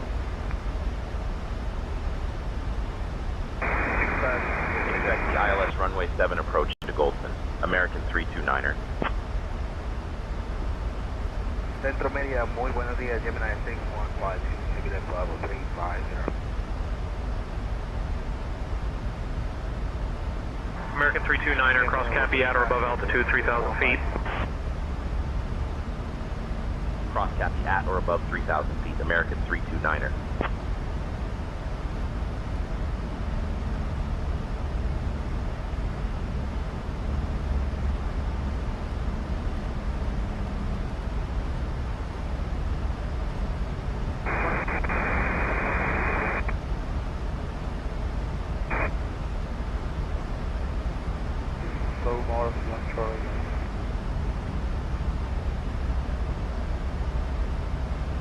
Oh, okay, I'll update that.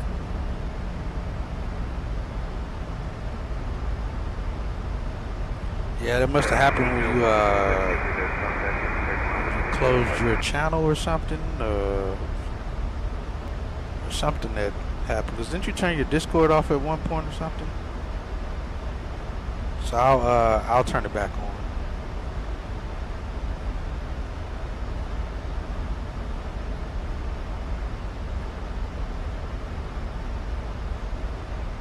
Ah, got you.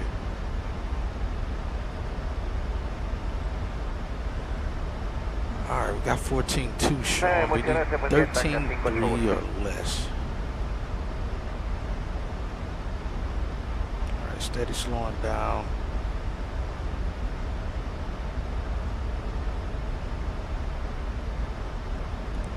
It's 20 degrees Celsius already. That checks out.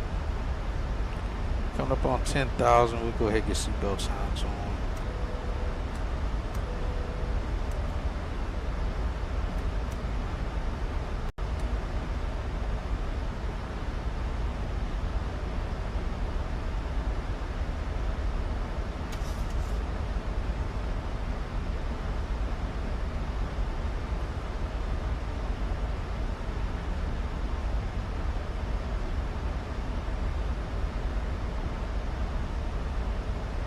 Alright, descent checklist. We got passenger signs are on, pressurization, landing altitude is set to 0.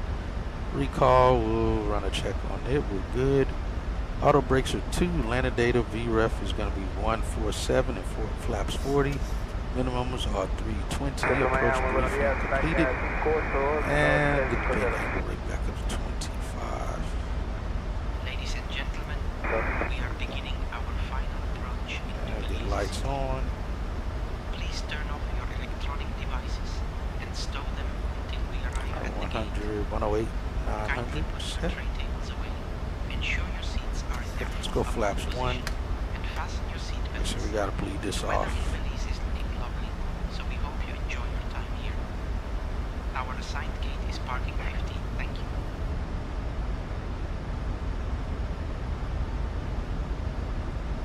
Soy Alfa Lima Bravo 450.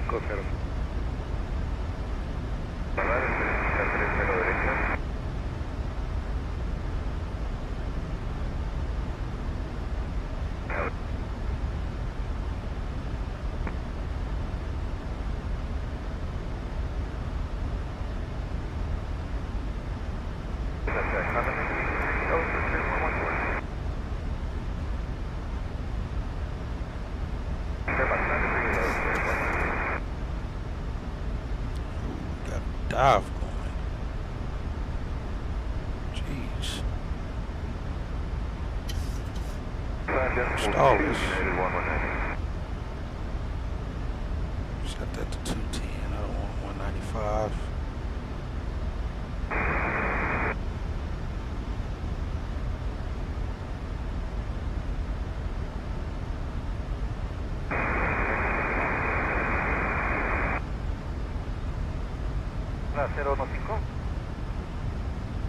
Got no live traffic out here. Alright, descent checklist completed. Approach. We got altimeter set. Cross check 1020, 1020. Standby 1020 as well. Landing data, we'll get that going. 128.75. Have a great day, United 1447. To the scene with Southwest 78, so top speed. How'd you find it? Were you able to find it? That information?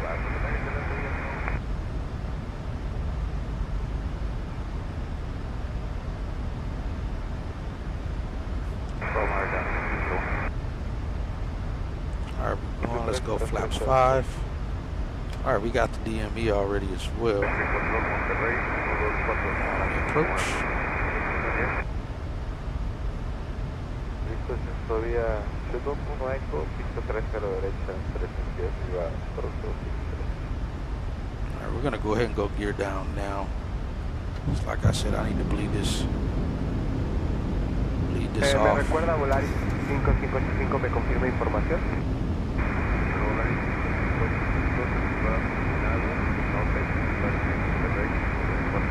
Keep speed brakes extended for now. Alright, 3 green on the gear. Switches on. Cabin crew, take seats for landing. Understood, Captain Hatchett. Taking my seat for landing. Alright, we're at 14.0 now. We can bleed off another 700 pounds at least.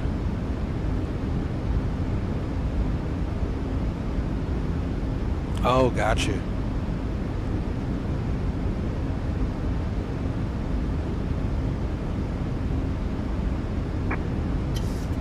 American 329er, 9er miles from CI 07. Turn left heading 125. Descend altitude 2500 feet until established on the localizer cleared for the ILS runway 7 approach.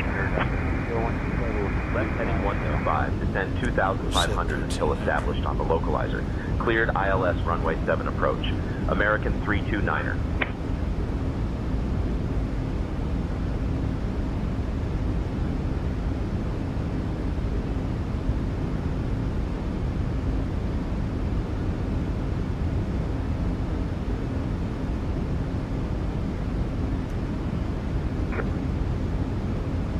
Let's go, speed brakes up, flaps 15.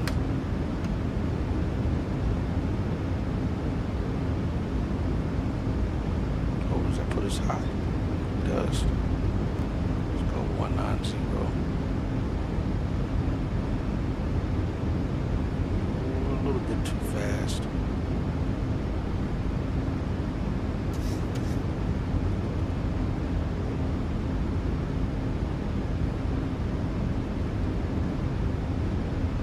Flaps 25.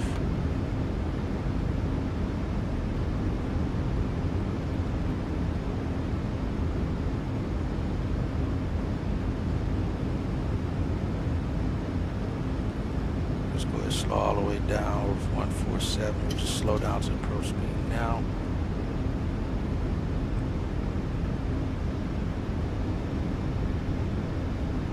Arm speed brakes. 18 Mach 79, 1190. Alright, flaps 40. Set.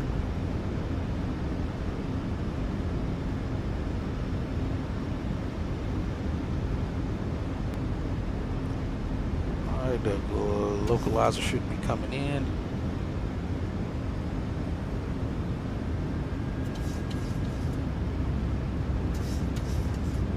Alright, we got 13.9.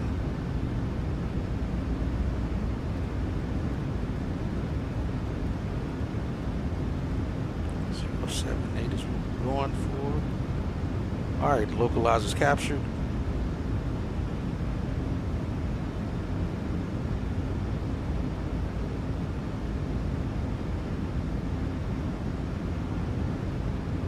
American 329er, contact Goldson Tower on 118.0. Switching to Goldson Tower on 118.0. American 329er. I got 500 to bleed off. We are DME 10. Goldson Tower, American 329er. Good morning, established on ILS runway 7 approach.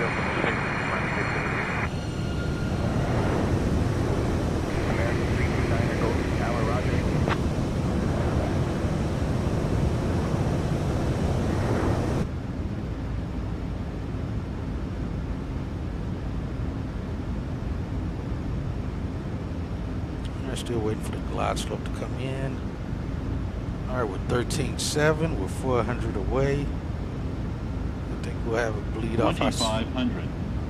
I see approach lights, but I swear the chart doesn't show that there's actual approach lights. Yes, there's pappy lights on the left. So somebody messed up the scenery. There's no approach lights at this airport.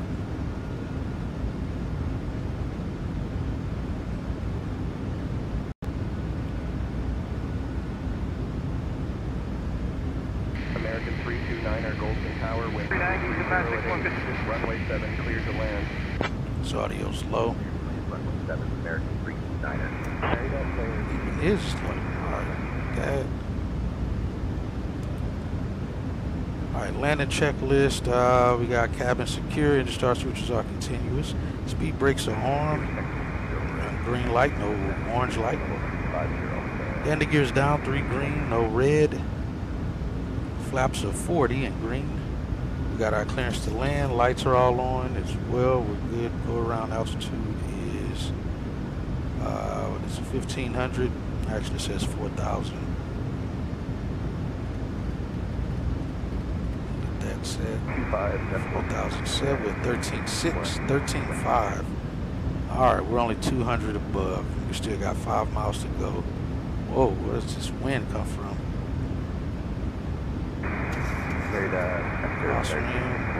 Seems like we got some, definitely a wind shift. It should shift around again back to the, actually it's about where it should be. positive out of the north.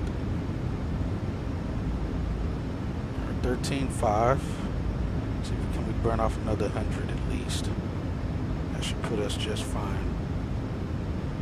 13.3 puts us right at max landing weight.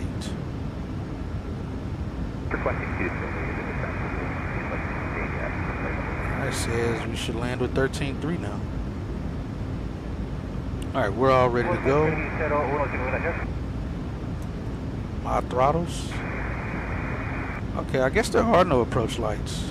Shouldn't be. I see the end identifier lights. Alright, my controls.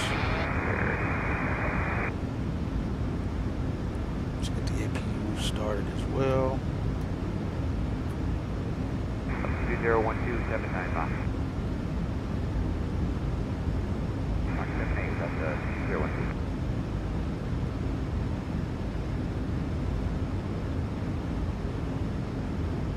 Yeah, absolutely. Alright, we're at 13.4. Alright, we're good. Right where we need it to be. It should be 13.3 by the time we touch down, maybe. If not, only 100 pounds difference. 400. I'm sure that was a grace. Approaching minimum. There anyway. 300. Minimum. Continue. Sure, you're not letting that use. Oh, nice. Got the river right here in front. Crossing over. 100. Yeah, there's not any approach lights here. I don't know why they're there. 50. 30. 20. 10.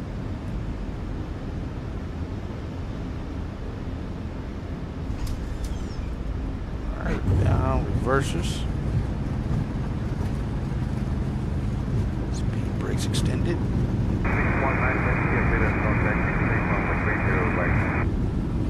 Alright, we landed with 13.2. 90 knots. 80 knots. 70. 60. Reverses out. Touchdown 293. It's not bad. Alright, my brakes. María Control, muy buenos días, United 508 at 360.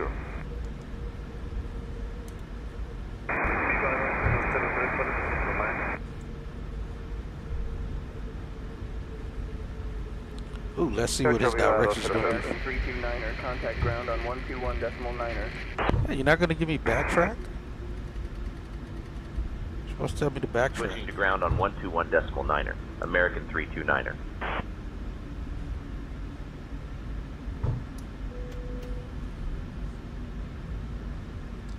Goldson ground, American 329er. Good morning, cleared of runway, ready to taxi to the gate. We're not clear of anything, you liar. American 329er, Goldson ground, taxi to stand parking 15 via Alpha. Good day.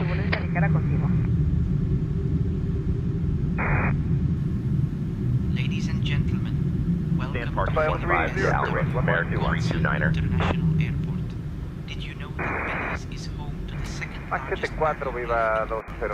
It's a paradise for divers and snorkelers. Yeah, JJ. Thank you for flying with American Airlines. Nice. I'm looking forward to the layover here. Yeah, me too. Captain Hatchet, and the entire crew would like to say goodbye. Is 12:35.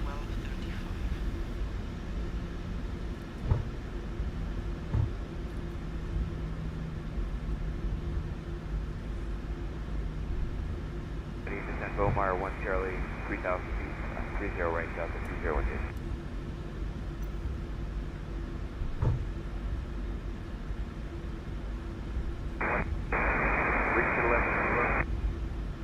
Monitor radar display.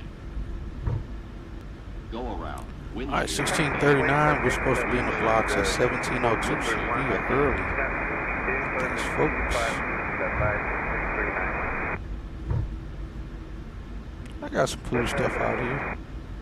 I don't think I set up any of the passenger walk stuff. I don't think I messed with it at all. So they'll probably be getting a bus called over. Stop the recording.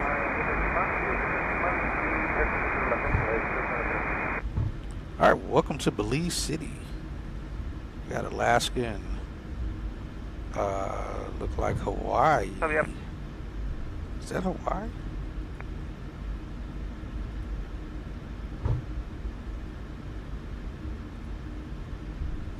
Oh, hold on.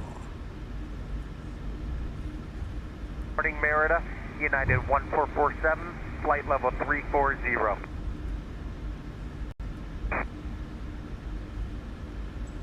I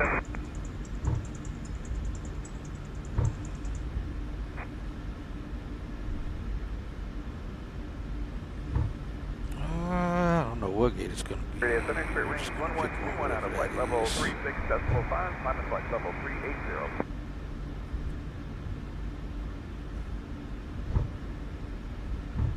There's no jet bridges here. There's no jet bridges at the real one either. 7420 minute counter.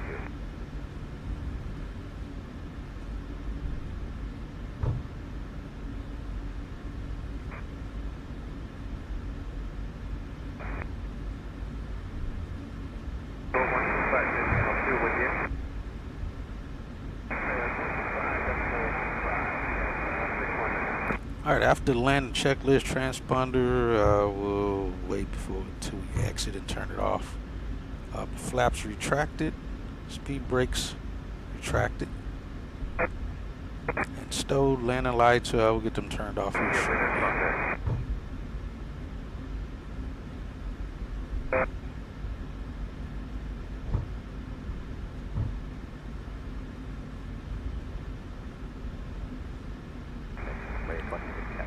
Yeah, forget this one. They got taxiway signs and stuff at the parking areas.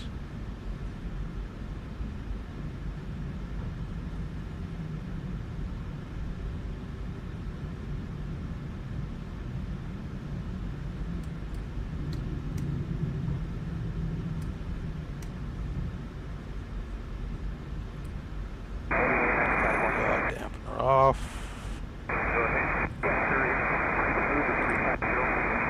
Alright, landing lights off, strobe lights off, taxi on, cabin lights are set, anti-ice is off, APU is on. Probe heats, we'll get those off as well.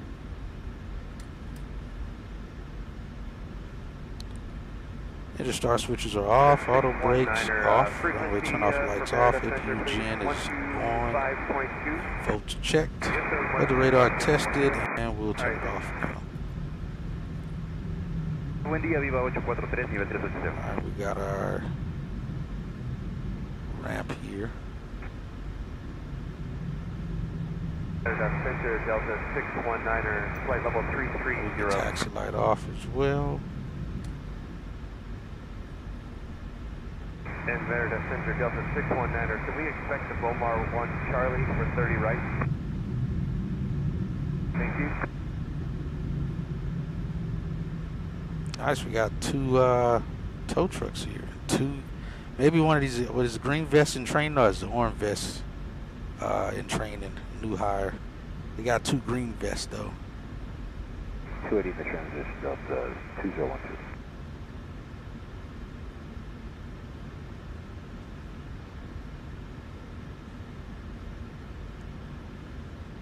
The trainer's behind him. He's like, follow me. This guy in front, he's just in training. He doesn't know what he's doing. Okay, But they are kind of in sync.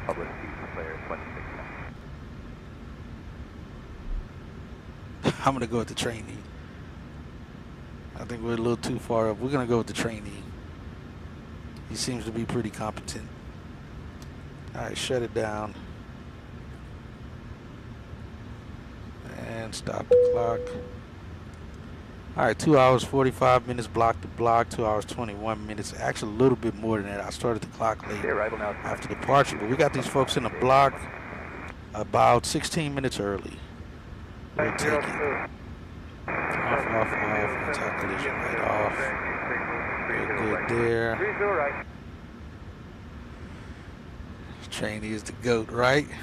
I had the same idea. Alright, let's see here.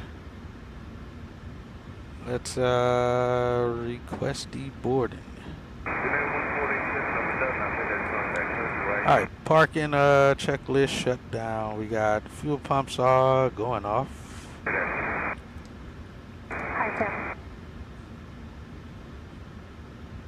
my ground power unit connected. Waiting for stairs and such to get over here.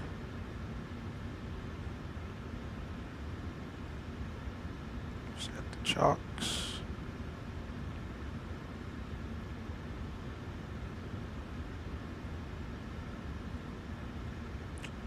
Power, and we'll get the air conditioning card requested as well. They're on the way. Get packs off. Open. Get bleed off there. Hydraulics going off. Emergency lights off.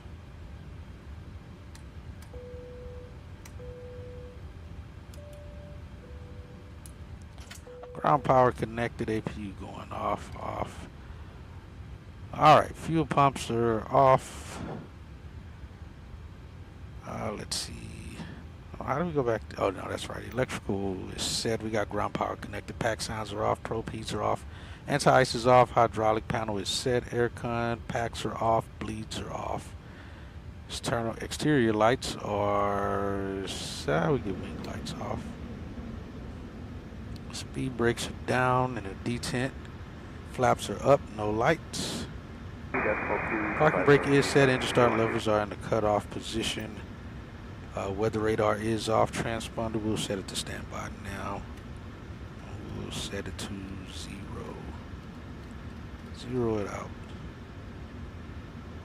What the heck are the stairs, people?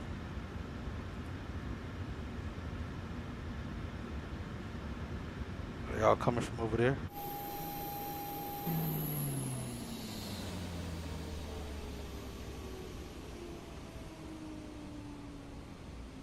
I don't know how these people are getting off of here. We don't have any, I don't know, are they on the way? They should be. I'm guessing they are, coming from somewhere. But yeah, welcome to Belize, guys. Oh, let's see, yeah, the trainee, I think he was a little bit better with it. He's still there. While the trainer's already walked off, he's like, just hold that position until everyone's off the aircraft. They need you to hold that position until they finish deboarding. That's what they said. That's what his trainer said. He's like, yeah, just stay there. As he walks away, leaves the guy standing here doing that.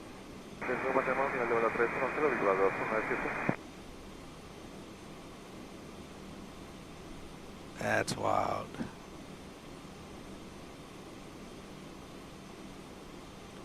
It's pretty slick. We can't deboard though without the stairs. I don't know what's going on. Where are? Oh, here they come. They should already be here and ready. But that was some pretty good parking by the trainee. We could have went forward a few more feet. Would have been right on the T-bar, but that was pretty good. You'll probably see him by the engine. Oh, I can't wait to see you at UAL anniversary delivery. Oh, yeah. Because, yeah, American just put out theirs for the 7.3, the Centennial 100, just basically the same paint scheme with 100 written on it. But I really love the way that 777 looks with the, with how it's, oh, he just drives right through. That's terrible. How do they not know to go around the aircraft? There should be a zone around the aircraft where not to go around. And I'm sure it's just going to flip around and in place.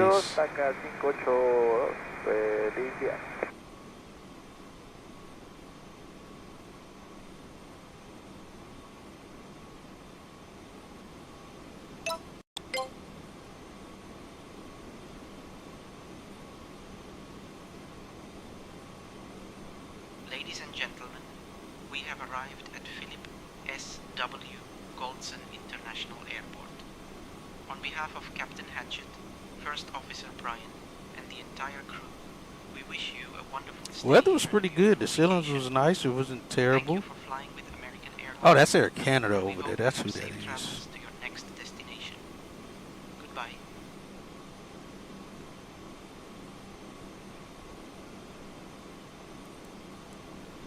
All right, Brian, you want to debrief the flight? See what he says. Sure thing, Hatchet. We had a smooth flight overall. The landing was solid, rated 8 out of 10 with a landing rate of 196 FPM. We followed the MeBU-1 Alpha arrival and executed the ILS approach to runway 7. Weather was clear with winds at 330 at 8 knots. All systems performed well, and we're currently taxiing to stand parking 15 via Alpha. Let me know if there's anything specific you'd like to discuss further. That was it. We got the bus. Alright, so they're getting the folks off of here. It's a pretty good flight. I enjoyed that flight. No troubles, no passengers causing issues or just having any issues, so that's good. Yeah, appreciate it, JJ. To incorporate the tulip. On a scheme that honors both and has the color of the past. With knowing United, that's probably exactly what will happen. Knowing United, that is probably what will happen. Yeah, a lot of people said that, but from what I'm told, the paint scheme or the chrome is much harder to maintain, maintenance-wise, than anything.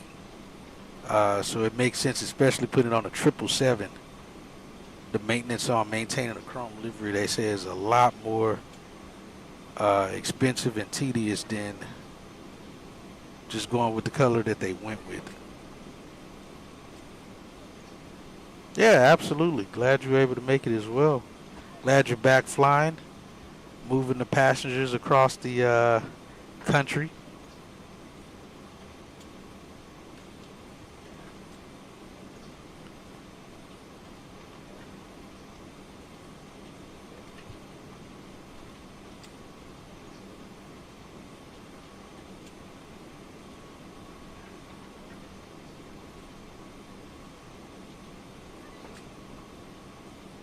See if they...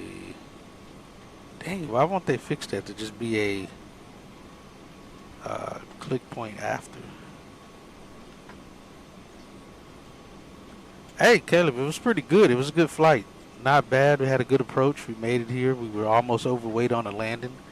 So we configured a little bit earlier to bleed off a lot of that fuel that we needed to bleed off. We landed 100 pounds under max landing weight. That was pretty good. So we'll take it. Yeah, it was a good flight. Got a little rocky on the on short final. Where the winds were switching and shifting. Dang it, why is that pigs thing going? That crap's not supposed to be on. I gotta turn that off.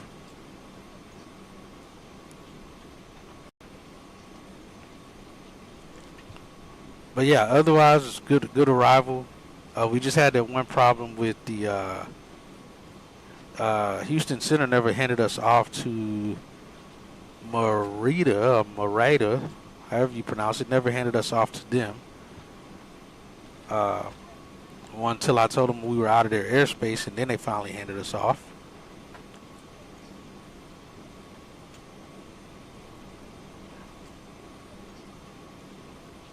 Gotcha. Hey, man, that's what a working man does, man. You're at work. Yeah, that's how it goes, man. No worries. Getting in, getting everything going for you. That's good, man. At least you're staying busy.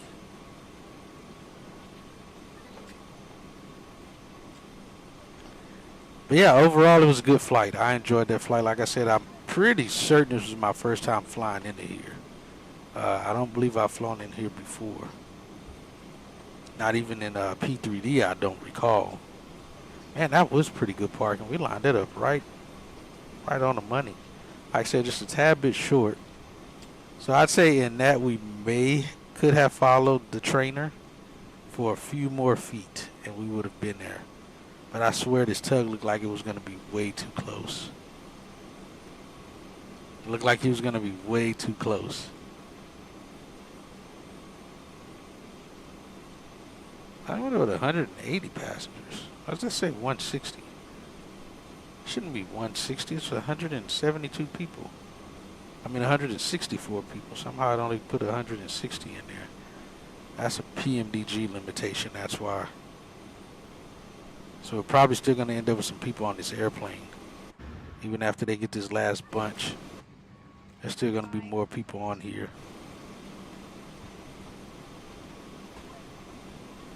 Because they're only deboarding 160 instead of 172. I really wish PMDG would fix that crap though and update their cabin to an updated cabin size.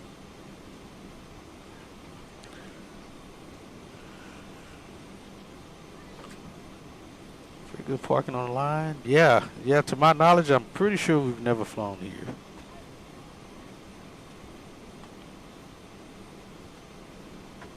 Hey, let's see. Would we? I doubt that. Yeah, heck no.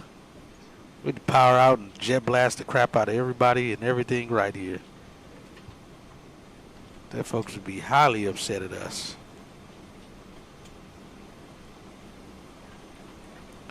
All right, Caden's getting things done while the last bit of people are deplaning. But yeah, I enjoyed that flight.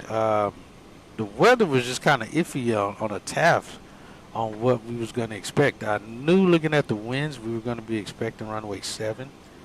I just wasn't sure what the winds were going to do or the weather itself. But yeah, we got here in a decent time. I got to go back and look at the video because I don't recall what time when we broke out. But yeah, the guy who made the scenery from FSTO, he definitely added approach lights that don't exist here. Again, unless they've been added recently, which I don't think they have because it would show on the approach chart and it doesn't show those approach lights on the approach chart.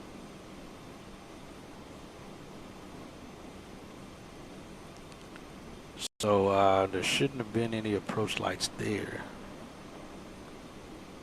Yeah, see, we can't even get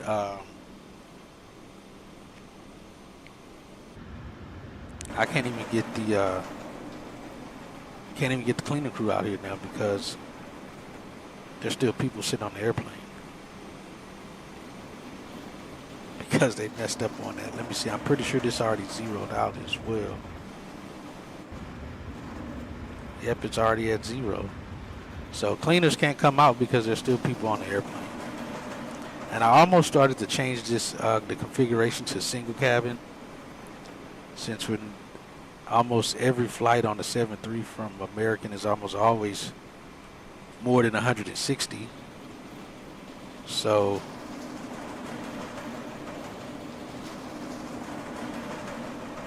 that's not gonna help.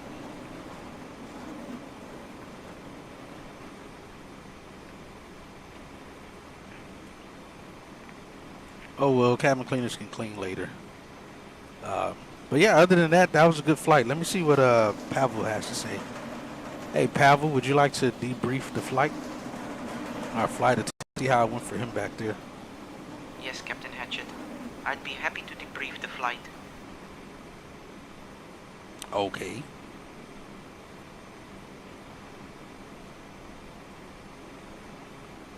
Okay, go ahead and give us a debrief, Pavel.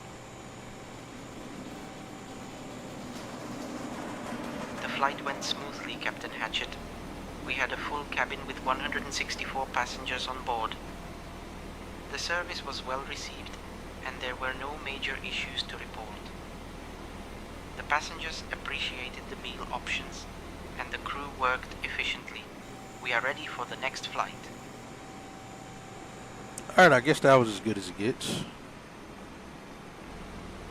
The plane on SimBrief, what the airplane holds and what the standard UAL 777-200 holds, what PMDG holds. Yes, everything's completely different. That's the thing that sucks. I think all of the aircraft developers should have put a setting in the aircraft config on the FMC or something, somewhere where we can adjust what the passenger weight is, because I also know American's passenger weight is different in the winter time versus summertime. In the winter they're 208, 204 or 208, and in the summer they're 204.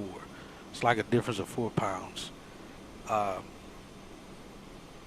But you can't adjust that in the aircraft itself. I wish they would do that where you can adjust, you know, set the weight per passenger, as well as, you know, be able to set the seat amount. That would definitely help.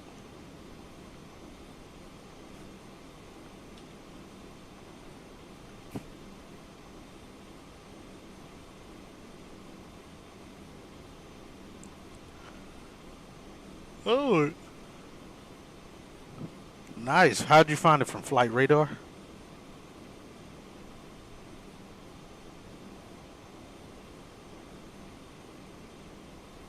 Yeah, and that, like I said, kind of sucks. We should be able to set that to the way that we needed to, but unfortunately we cannot. I do wish we could.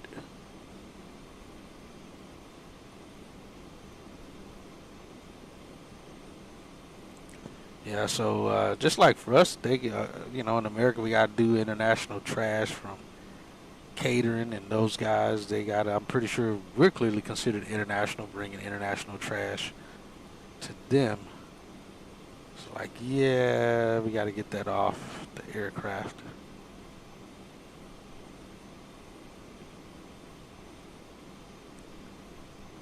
You say you ran into an issue where my dispatch gave me like 150 pounds over what PMDG allowed, so I had to knock off 3 bags. And you know what else, saying that, I noticed that earlier when I was looking at the flight that actually goes to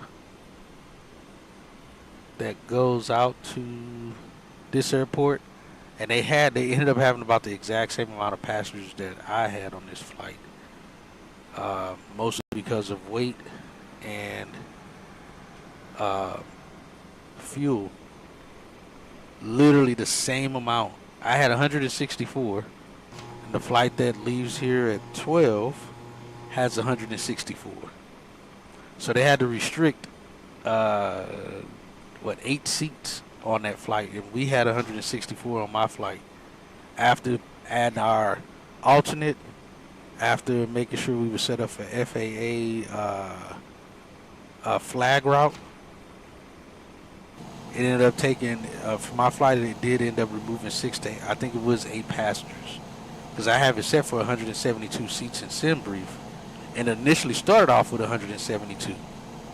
And then as I specified more things and got it configured correctly, they started removing passengers off the flight. And that's how it works.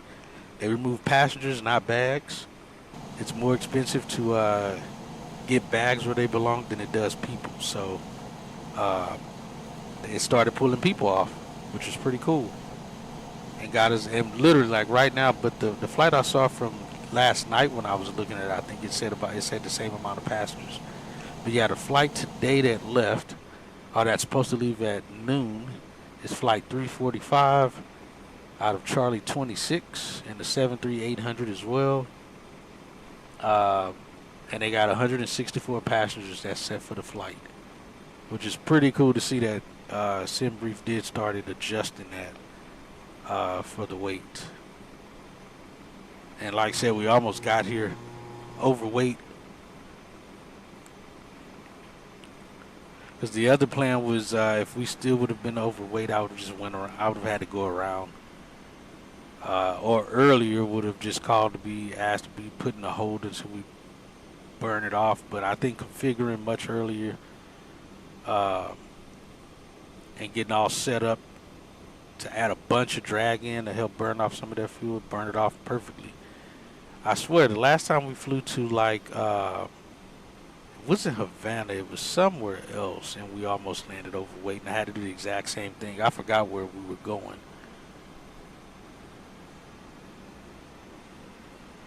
Yeah, weight, fuel is tricky on these long hauls. Now, my flight would probably be done on the 73 Max. We don't have it. Yeah.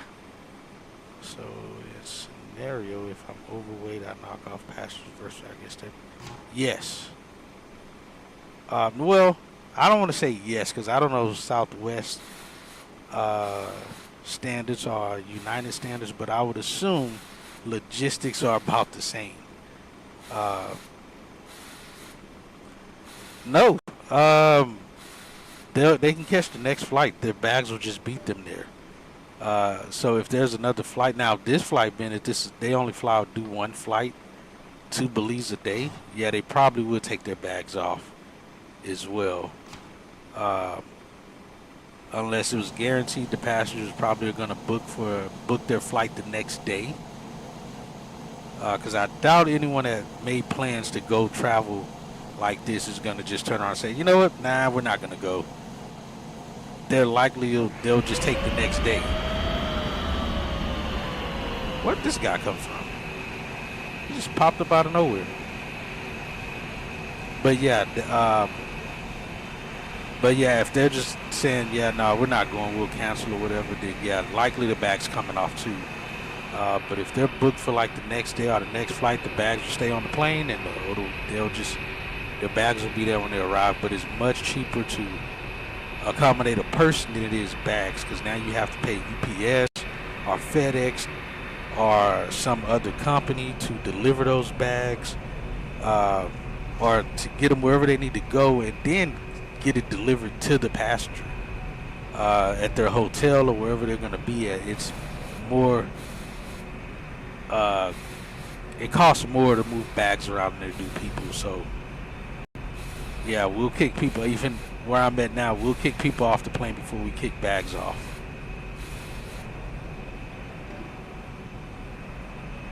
And we've had pilots call in all the time saying, well, can't we just remove a few bags instead of kicking people off? And our answer is always no. People go before bags. Because a person can make their own decisions and decide what they're going to do and go rent a car to get to their hotel or get wherever they're going. A person can get themselves where they need to be at. Bags cannot. That all has to be paid for to get them wherever they need to go. You know, and they'll probably give them a voucher or something for like $20 or something like that. Still cheaper than paying to move bags, to get bags where they need to go.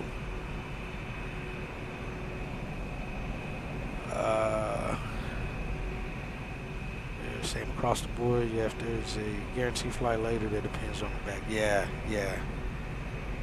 I can develop if we had only one flight to Vegas or Burbank and that person gets kicked off and pulled their bag to. Yeah, that makes sense. Because they may change their mind and decide, you know what, I'm just not going. Give me my money back. Get my bags off. Then yeah, we definitely don't want to send their bags somewhere they're not planning on going now. But if they definitely plan on still going and they've already made the accommodations to schedule for the next flight, then they'll just get there. Their bags will beat them there. We got two Alaska. You know what? One of the this other Alaska is a static aircraft. It's not actually here live. So that other Alaska is definitely real. Let's see, where's he? Let's see if I can see him on the ground here. I can't see him on the ground on active sky. I can pull him up on ForeFlight though.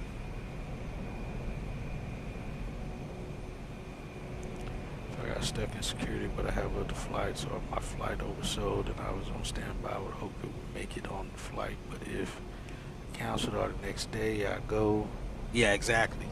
I want my bags as well. But I think again, before that flight leaves, those decisions are already made before they let that aircraft push out the gate. The passenger has to have already made that accommodation of saying that they are gonna, you know, and book the next flight so they can let the bag continue and they'll meet them there. Otherwise, they'll just tell the rampers, hey, go remove this customs. Oh, and that sucks. The rampers got to go crawl back through there, find that one specific bag and get it back off the airplane. Or bags, however many it is. Alright, it's Alaska 1335 is who that is, and he is taxiing it down the runway right now. It doesn't say where he's going though. 1335. Let's see where he's going from here. I'm assuming to the East Coast.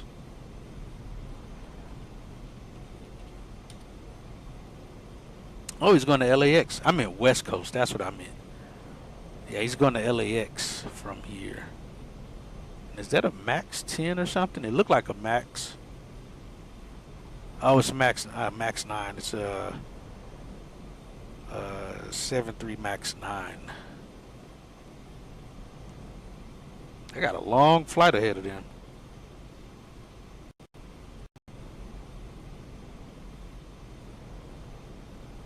Number?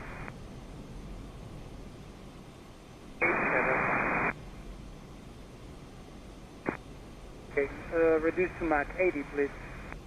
Mike 80 Air Canada 922. You say, well, then let's just hope there was a secondary flight to Lahey. Did I say that right? You've told me how to say that before. I think I said it wrong. For my Southwest passenger happened. No, United so they get their bags, but it's going to be a long wait. Call Merida 2875. 2875 United 147. Oh yeah, man, I can believe that's why it just hit me. I was like, yo, this gotta suck. I think too that's another reason why they rather try to get that bag out, get that person going, try to talk them into keeping going to the next flight, get to that destination so they don't have to do that and go get that bag off the aircraft. 280 knots, get it in difference, 280 knots. 280, there he goes. America 922.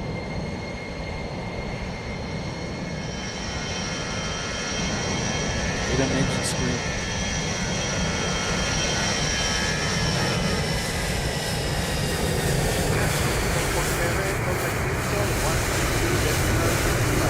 He should be rotating. Should be rotating.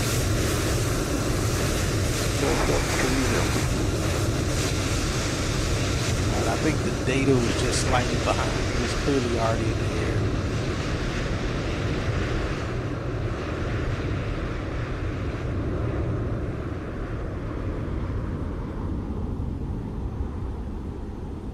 See, that's the beautiful sound of FSTL models. There's no way we would have got those engine sounds like that from AIG.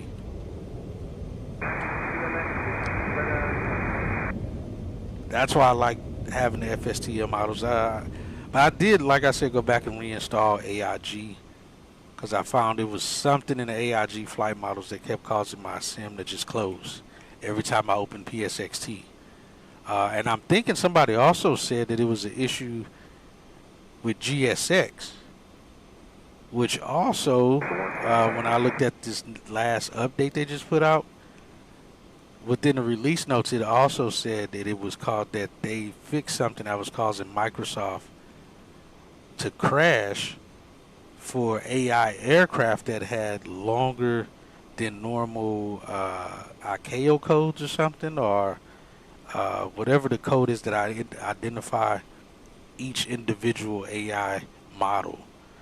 And I read somewhere else, some other guy said, he was like, close GSX and try it. That's what I found worked for me.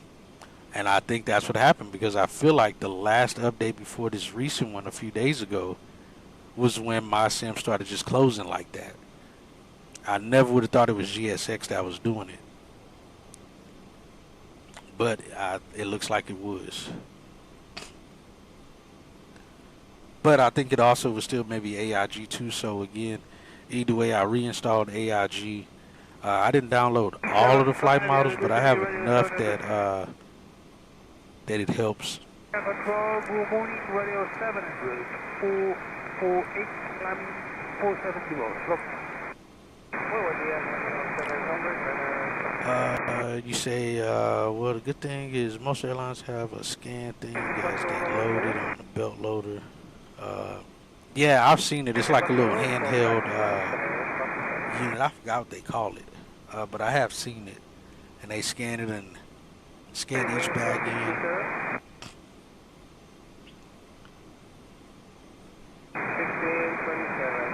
Oh, yeah, okay. Well, they can see which pit they loaded it in.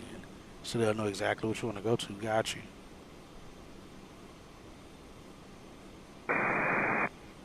He's get the diversion.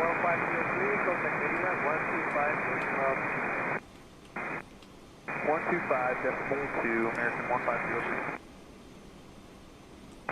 No, I still have all. I'm using 3 different ones now. I'm using AIG models, FSTL models, and MTL models. Because MTL has a lot more GA airplanes and helicopters. So it'll depict them in the sim as well. If there's any helicopters around, it'll show up on PSXT.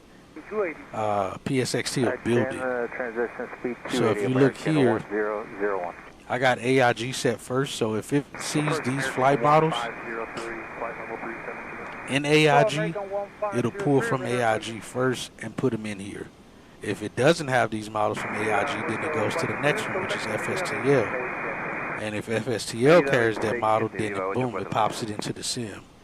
And then if FSTL doesn't have the model and MTL has it, it'll pull it from the MTL folder and put it in the sim.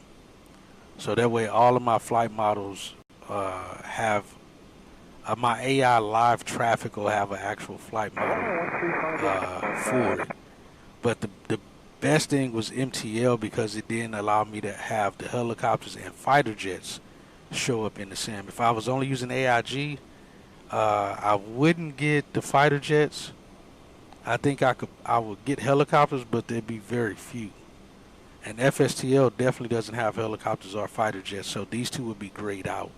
It wouldn't even let me select them because it doesn't see any of those in any of my AI folders.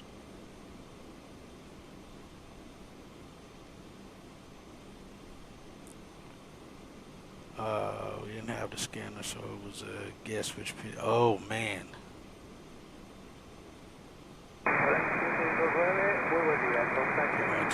Would y'all also go and ask them, hey, what color was your suitcase? So it make it easier to figure out what suitcase it was as well.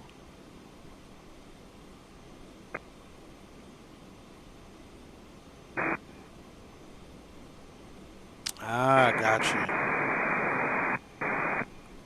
Walker's Pit 1 would have smaller bags, 10 pounds. Oh, okay, got you. And there's what, 4 pits. Is there 2 or 4 in each, right? The aft has 2 and then the forward has 2. Is that right? 3 minutes and then direct to Big T.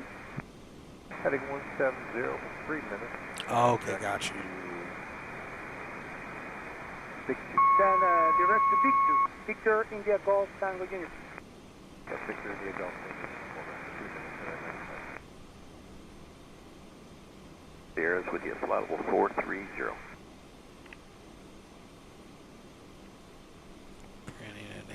Oh man, yeah, I can understand that. We get that every now and then. Most of the time our load agents will say something about it and be like, hey, they had to switch, but they'll also put it in a Teams chat for that flight.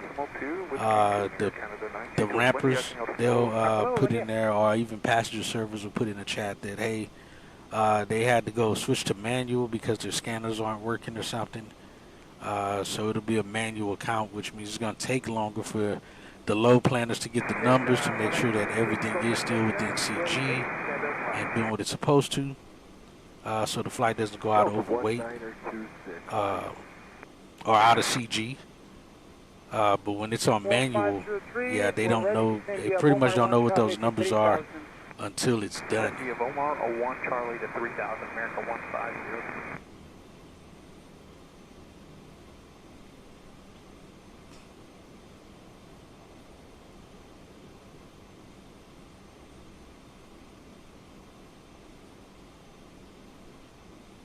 Oh, the Ford's got 3.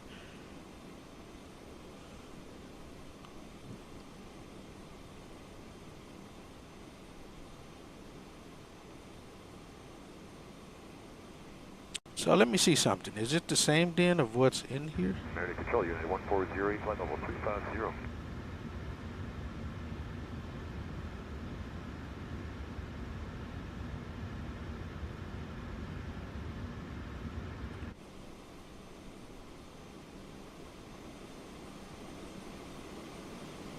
So this is what you were saying. Ah, okay, I got you. And then that, so You got this one, the one for smaller. Makes sense because that's even a smaller section right there, looks like. Then this is 2, you're saying. We're starting descent via the oh, actually, jeez. 1 Charlie down to 3,000 American. So if this is right, then this is 2, and then that's 3, the bigger one, where all of the bags get put back into. 3.75. The player on 12375, United 1249 with you. Aeronet Turkey Canada 1410, flight level 340. Hello, Air Canada 1410, descend via Bomar 1 Charlie to 3,000 when ready. Full. Descend via the Bomar 1 Charlie to 3,000 when ready. Gotcha. 1410. 6 is basically the storage. 49320. Of the door. Almost after. Okay, gotcha. 3.2 Cancun arrival. Interesting. 123.2 American, the 1001. And of course, like you said, we go back into the after one. And they got these freaking. That is cool that PMDG did put like one of these little scooter things in here. You got this one and then you got that area up there. Okay. So stroller, wheelchairs, or pit 2, so it's the first thing off. Gotcha. K-checks will be towed toward the front of pit 3, so that also comes off. So on the right is pit 4, pit 5 is the specials. Gotcha. Makes sense.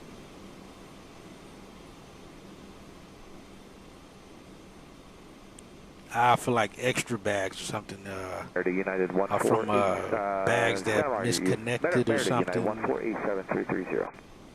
Yeah, because we get that sometimes too, where we'll have to add more bags than what the flight was for because of some bags that missed the previous flight or something. So they get thrown on there extra.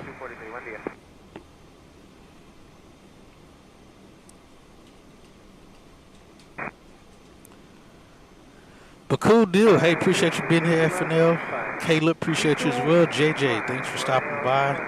I think that was everybody that stopped by. That at least said something in the chat. Anybody else who was in, appreciate you as well. That'll do it for now. And I'll try to get another flight tonight. We may do the return flight from Belize back to DFW tonight.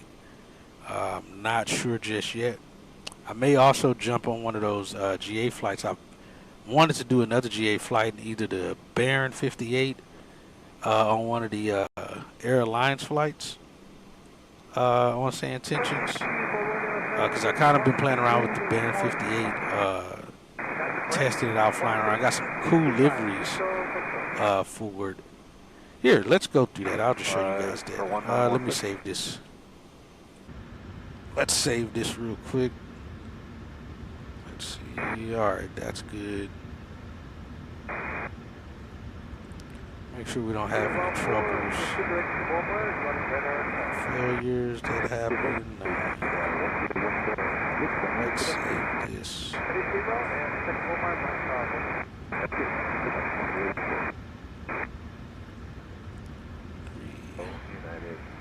306. Normally do this. I do this at the end. New York. That's how I look at it.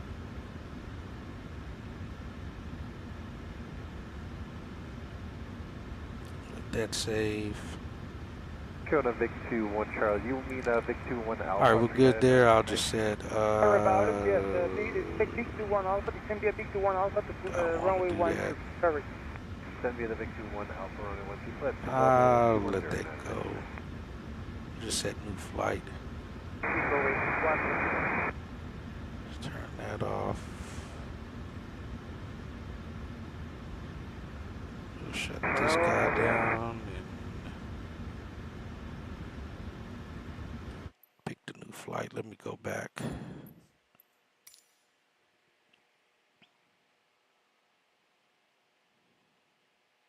Sweet.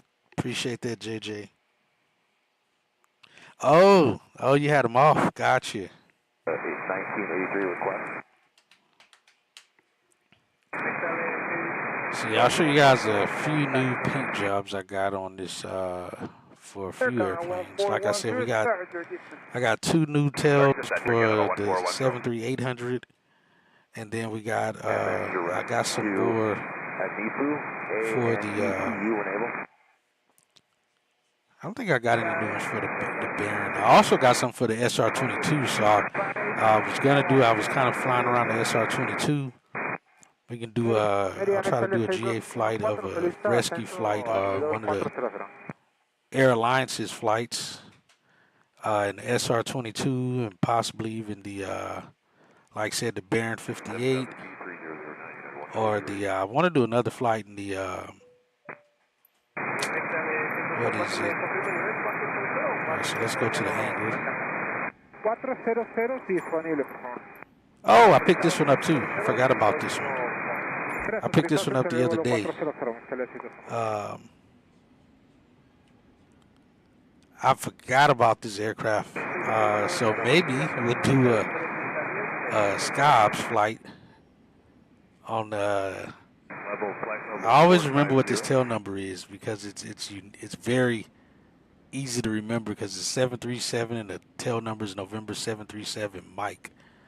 But I picked this one up the other day, so if I get a SkyOps flight for flying a VIP across the country or something, we'll do it in this airplane here. So I would always catch the stream late. I got you. So yeah, we'll hopefully do a flight in this airplane at some point.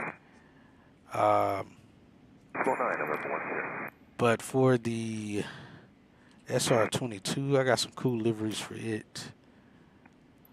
Let's see. That's just the basic. I don't like the basic ones because I can't really do anything with that. I don't want to have to make up a call sign, a tail number. I like to just get one already set. So I downloaded some of these, and some of these have some cool seats modeled in them too. They got the stitching and everything in them, which actually looks pretty cool. So we'll definitely try to do some ops and some SR-22s transporting some people or animals to wherever they needed to go, medical supplies or whatever. We'll try to jump in the SR-22 and do some of those. But these are all new liveries that I picked up, or tail numbers really that I picked up from FSTO for this. I wanted to do a biz jet. I wanted to buy the Citation 750. Because I did watch a video of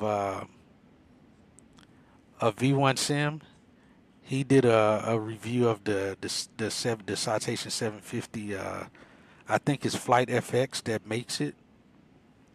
So I don't know yet. I don't know if I'm gonna get it, but I think actually no, it's not the Citation 750. Citation X is what it is. Oh, yeah, so you can kind of see the stitching in the seats on here. I don't know if you guys can see it well, but you can see the blue stitching in the seats right there. One of the red ones, I think it's this one. I can't remember. But one of them have the red stitching in the seat, too. Kind of remind me of my truck. My truck seats has the red and black. Oh, what is his? He has like a green one, doesn't he?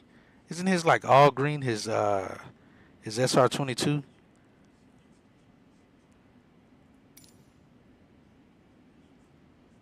And then we got this one, but yeah, y'all will see the thumbnails on these whenever we try to do some flights in them, make them happen. I like this one. This one's pretty cool looking how it looks. With this color looks pretty cool. This one also has the like yellow stitching in the seat. It also has the rudder pedals of yellow. In the aircraft. Looks pretty cool. I think this one got yellow stitching. Maybe it doesn't. I know it has the yellow rudder pedals though. The green hunt. Do you know what the tail number is on it? Let me see.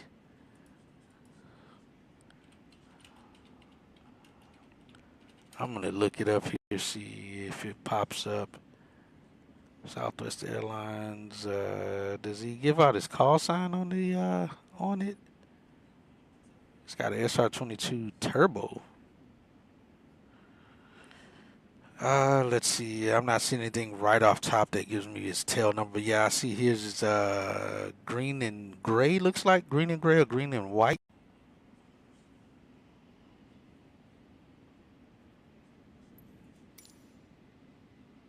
Yeah, I have to go look at one of his videos that he did in the SR22 and see if somebody may have put it on FSTO.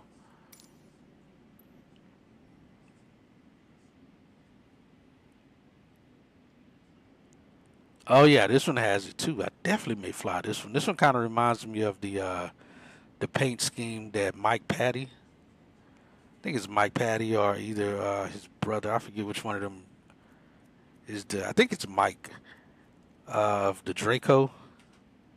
Well, the new one that he has. I forgot what that one's called. The new. Oh yeah, see, like this one looks cool. I like the seats on this one. Yeah, this one looks nice. Yeah, the NT, I definitely am probably gonna fly this one first. Oh, this one's like is the SR22T. Oh yeah, look at that. They even got the rudder pedals down there the same color to match the paint scheme. Yeah, I'll probably definitely do the first flight in this SR22 in this one. I like the way this one looks.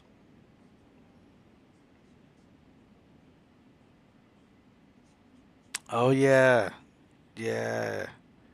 That one's been in a P3D rim for quite a while. The Josh 901.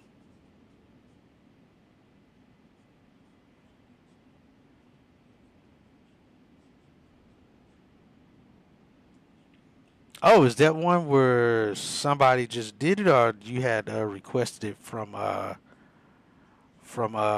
painter person to do it for you?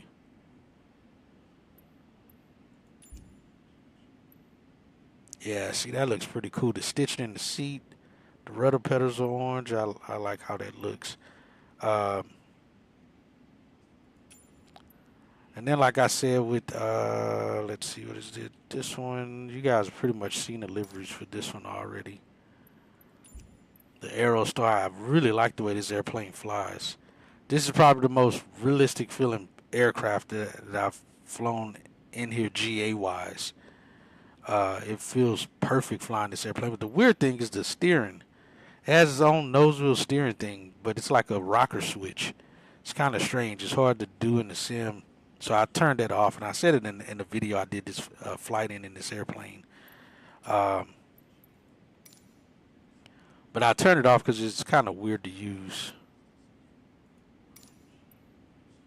We got cool liveries, some cool ones for this one as well.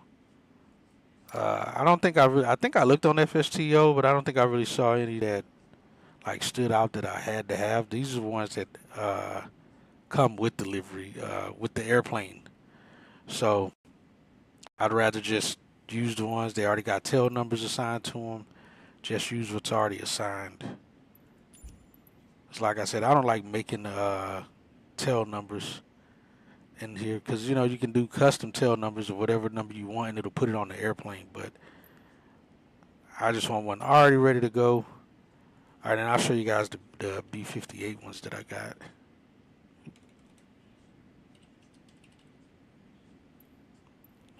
Let's see, should be this one. We got some cool liveries for this one that will fly. You seen the Aerostar at your airport? Yeah, that's pretty cool. I don't think I've seen the Aerostar in person. I don't recall. Oh, they got 3 for this one. I thought I had more. But the 3 that I got, I like the paint schemes on them. They're pretty cool looking.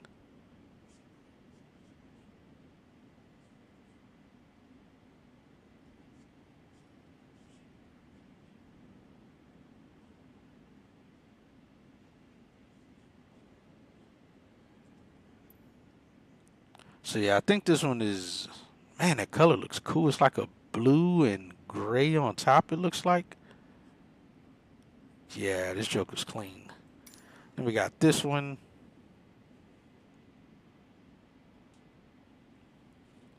Gotcha. When is Oshkosh? When is that, like in crap, when is it, like in June or something? June or July? Isn't that when Oshkosh is? I may have to do it. I have never done the cause what do they call it? The Oshkosh Sim or the Osh Sim, Osh something. I forgot what they call it. The virtual one. I feel like that would be more nerve-wracking than anything that I have done. And I like this paint color of this one. This one's pretty cool looking. I like this. It's kind of polished. It's not all the way chrome. It's like, it looks like it's almost chrome. Just the dulled down finish gray with the green and black. It looks pretty cool. I like this one. Definitely gonna do some flights in this one.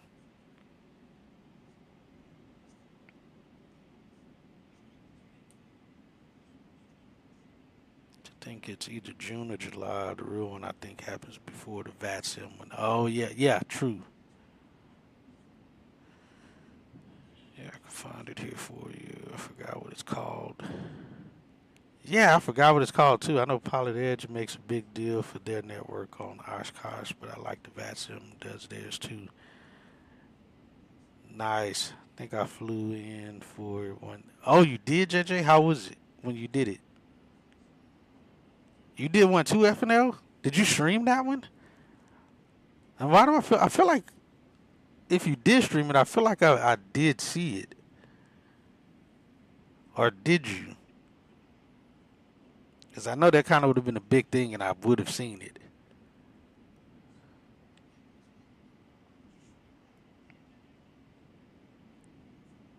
Oh, gotcha. It was intense. I flew out of a nearby airport on the 172. Ah, gotcha.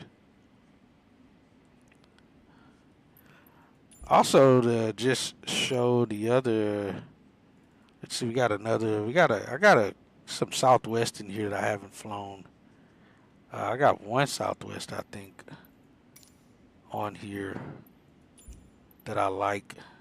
And I got the Hawaiian one. I forgot what it's called, which is pretty cool. Oh, yeah, I picked this one up. I haven't flown in this one yet, but I did pick this one up.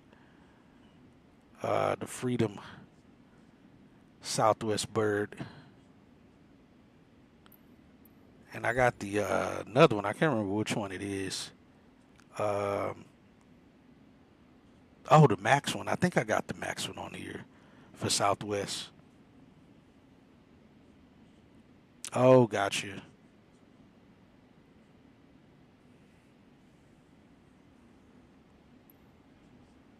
Yeah, I think the Southwest one, I think I have it on the Max. Let me see.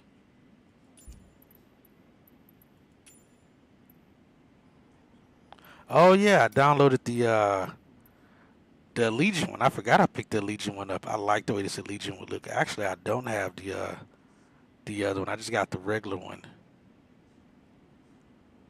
I thought I had the cool livery, the Hawaiian Southwest livery. I forgot what it's called. I guess I don't have that one. I thought I did. I think I downloaded it, but it didn't work, so I just uninstalled it. But I'm not gonna lie, the Allegiant. I know Jason was saying on his stream that the Allegiant looked better in the MD-80 version. I was watching his last stream. He said he didn't really like the way it looked on the 7.3s, but I love the way the Allegiant livery looks on the 7.3s. It looks pretty slick.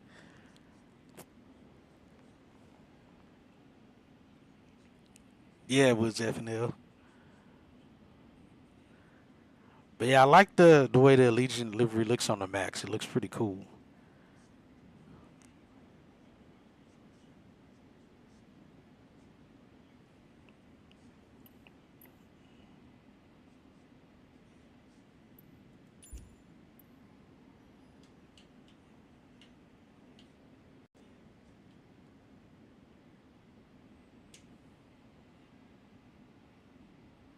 Oh, really? You haven't seen it on the 7.3?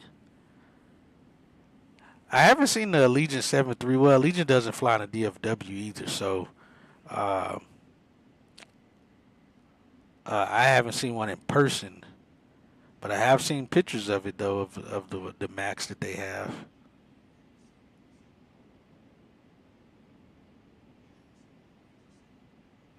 Ah, gotcha. Yeah, that's wild, man. But that's a one up for Allegiant, though. I think that's as far as fleet wise, that put them right next and on par with Southwest, but a step above because they got Airbuses too. I'm assuming if Legion will play their cards right, they may end up being better than they may end up stepping up above Southwest and be a major competitor to Southwest. Because now they're going to be flying a different type of schedule. Because I believe right now they fly like Monday, Tuesday, Thursdays or something like that, or Monday, Wednesday, Fridays. With a fleet like that, there's no way that a fleet like that's just going to be sitting around. They're going to be flying every day of the week now again.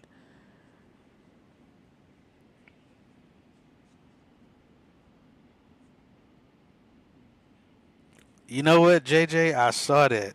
Somebody posted that somewhere else I was at, and they said the same thing.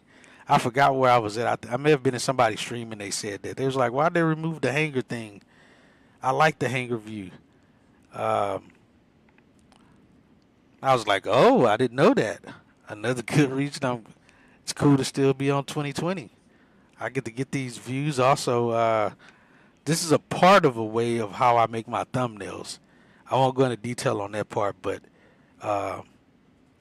this is part of where I go to in order to make my thumbnails without the hangar being around.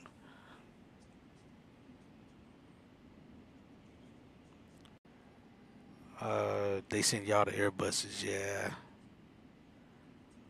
You say not yet, but I am sure with the merger, our airport will see them soon. Oh, dude, that's gonna be cool. So I'm sure they're gonna be definitely flying the Maxes into there.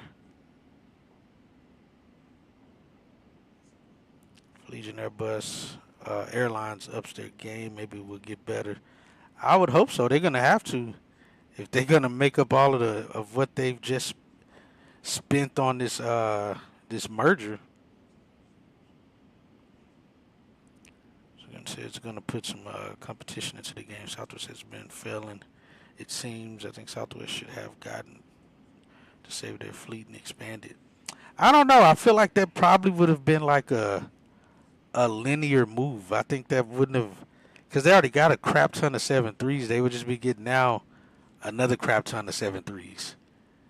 And I assume, I haven't looked, but the amount of destinations that Sun Country flew to, I feel like Southwest flies to probably most of those same destinations. I think it would have been to me, not have looked very in depth into it, but just my opinion, I feel like it would have just been a lateral move for Southwest to take Sun Country. I think if anything, it would have been maybe a slight step up to get Allegiant, take Allegiant out the game and get their Airbuses, put them in some Southwest liveries. But I think Allegiant definitely is a step up for them.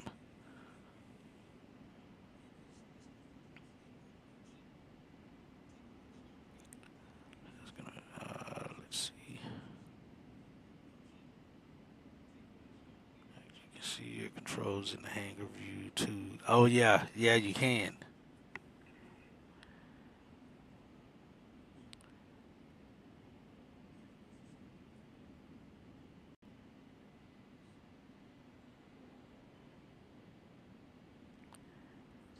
That venture, that's what it is. That's what it is. I wasn't even close. But yeah, that's what it's called. I forgot about that. I just may do it though, man. We just may do it. I gotta see. Let me see something too while we're sitting in here. Oh, while we're in here, let me show you guys the 777. The let's see, change aircraft. Show you guys that 777 livery that American has, the new one. J Aviation finally put one out, and I had to get it. Had to get it, and I actually had the other aircraft and didn't realize it until I downloaded it. It's a tail number that I already had, and I uninstalled it. Oh, no, that's not it.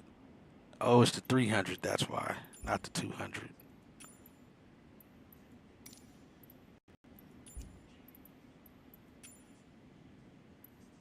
This beauty.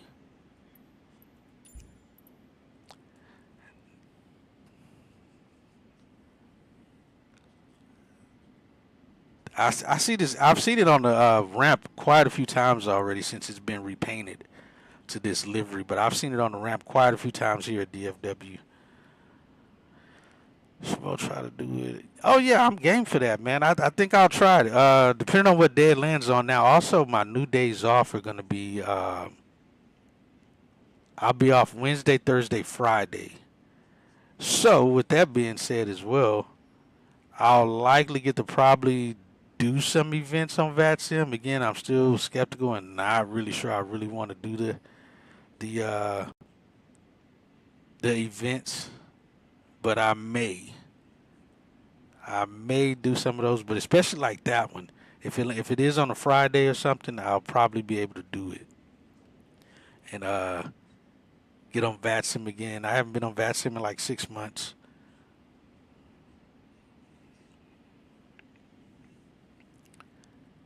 Absolutely, I'll keep an eye out for it. Yes, it looks very nice.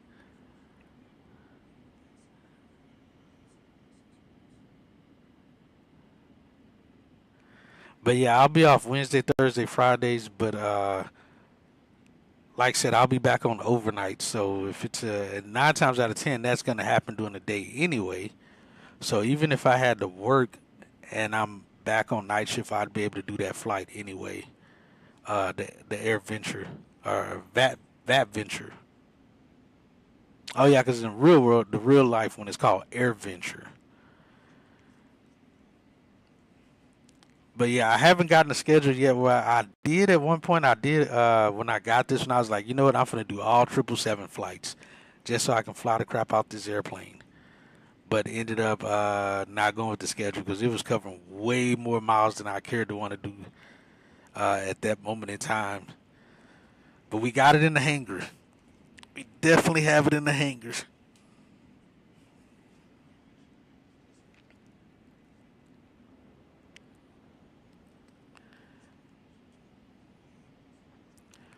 But yeah, like I said, I just may try to do one of those, do that flight there and make that happen.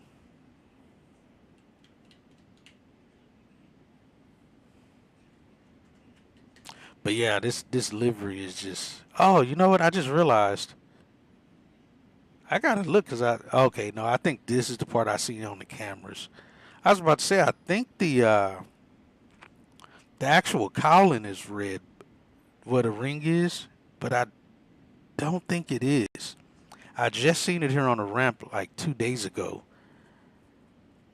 I can look at the pictures. Ought to already be some plane spotting pictures out there. Let's see, November 735 Alpha Tango.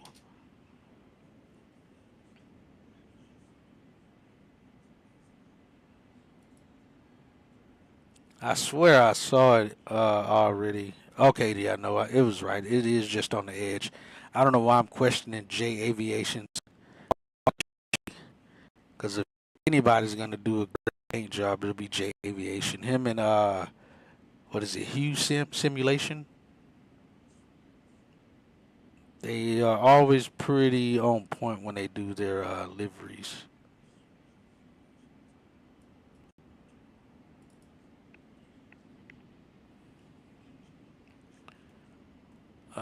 Yeah, I'm in the Hawaii phase in my flying, both Southwest and UA. Pretty soon, transition also to the Island Hopper.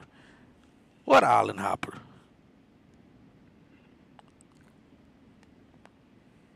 And how's that gonna work out?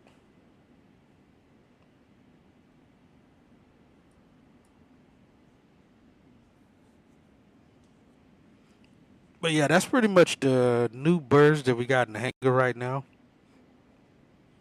So I'm pretty excited about having this bird. Hopefully we'll get into the air and do a flight on it one of these days. Actually, let me see.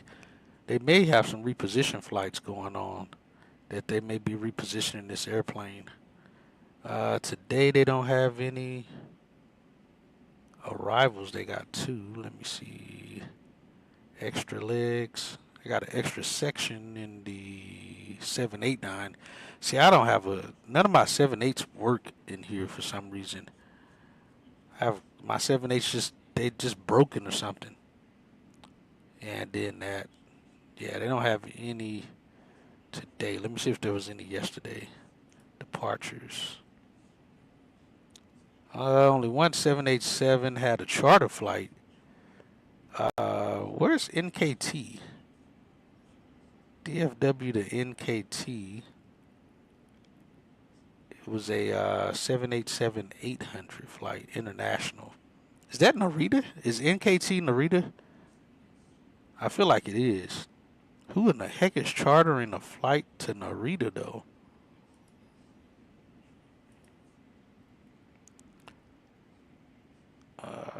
Let's see.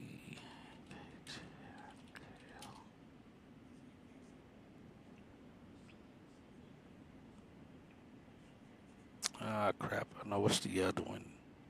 I forgot what the other one is.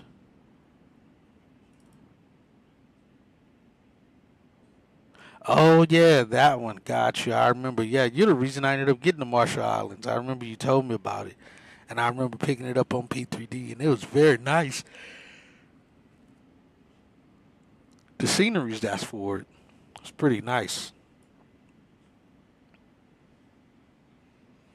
All right, I definitely got to timestamp this to show that this was all extra after the flight so people will know when this stream the flight was actually done.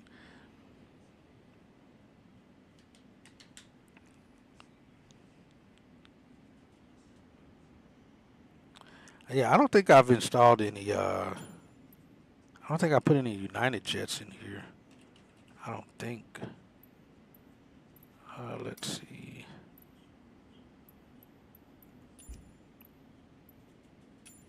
Anything, it would have been in here with the 7.3s. I don't have any of those. Oh yeah, we got the Qantas, but I was gonna do a Qantas flight. I think it was. I know. I think we did do a Qantas flight from somewhere to Gold Coast a while back from one of the events on A Pilot's Life. Got you. Yeah, man, I remember you telling me about that and getting to do those flights. I mean, getting to do those, to go to those islands. I remember just going to it just to sit out there and see how good it looked. It was cool looking. All right, let me see. I don't think I have anything else. Bonanza-wise, I don't have anything new Bonanzas in here. Let me see. Those are the regulars. I did get the Neo. Let me see. Did I get this one in the... I think I got this in the Spirit. I think I got it in Spirit. No, it's just the default ones that came. Oh, I did get the Spirit one. So, Any Builds put out this 320 Neo. I think this was around the time that like 5 Neos were coming out from Latin VFR, then Any Builds, then somebody else did another Neo. And this one actually is pretty nice. It's got a cabin, an actual cabin in it. I was kind of excited when I found it in the marketplace because it was free. It was a free download. So I was like, oh, let me get this. And then I found that American doesn't have any 320 Neos. They only got 321s. So I was like, dang it, I can't really fly this under American to cover the 320 flights. But I can use this Spirit to recreate one of my flights that, as you already probably seen, FNL, one of the Spirit flights that I did, that I posted in the members channel.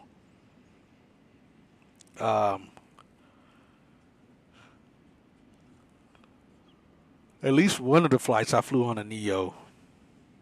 It was very quiet. I liked it. It was cool. Oh, and they had all these other ones here, but I think I did download the Spirit one.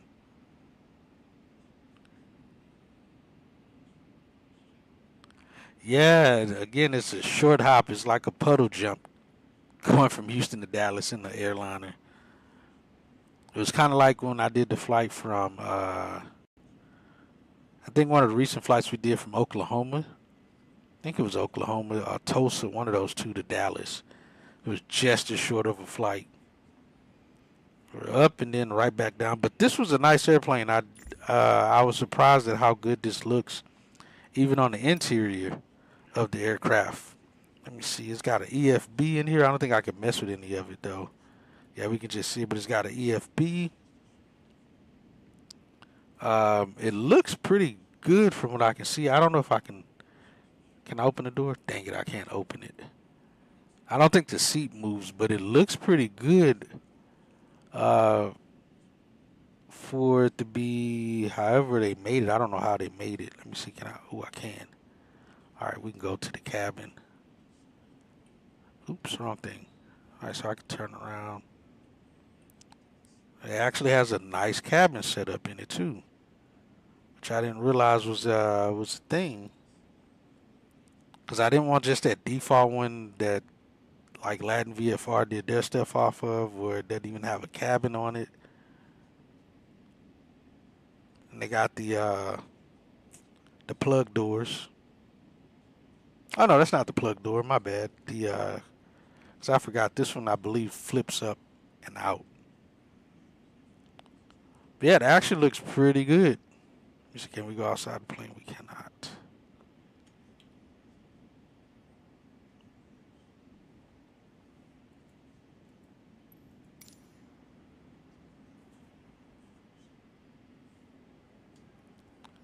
I don't think. Oops, wrong place. I don't think there was any other newer airplanes that I have. I like to fly helicopters, but I suck at flying the helicopters. Can't really do anything with them. Yeah, and these, like I said, they won't even. I can't even get a freaking flight deck to pop up for me to see these. Let me see if it'll show up here. See, this is what I get. Even on the inside, I don't think I can actually see the inside. Something's wrong with my 787s. I actually wouldn't mind doing a flight in the 7.8, but I can't ever get it to, show correctly.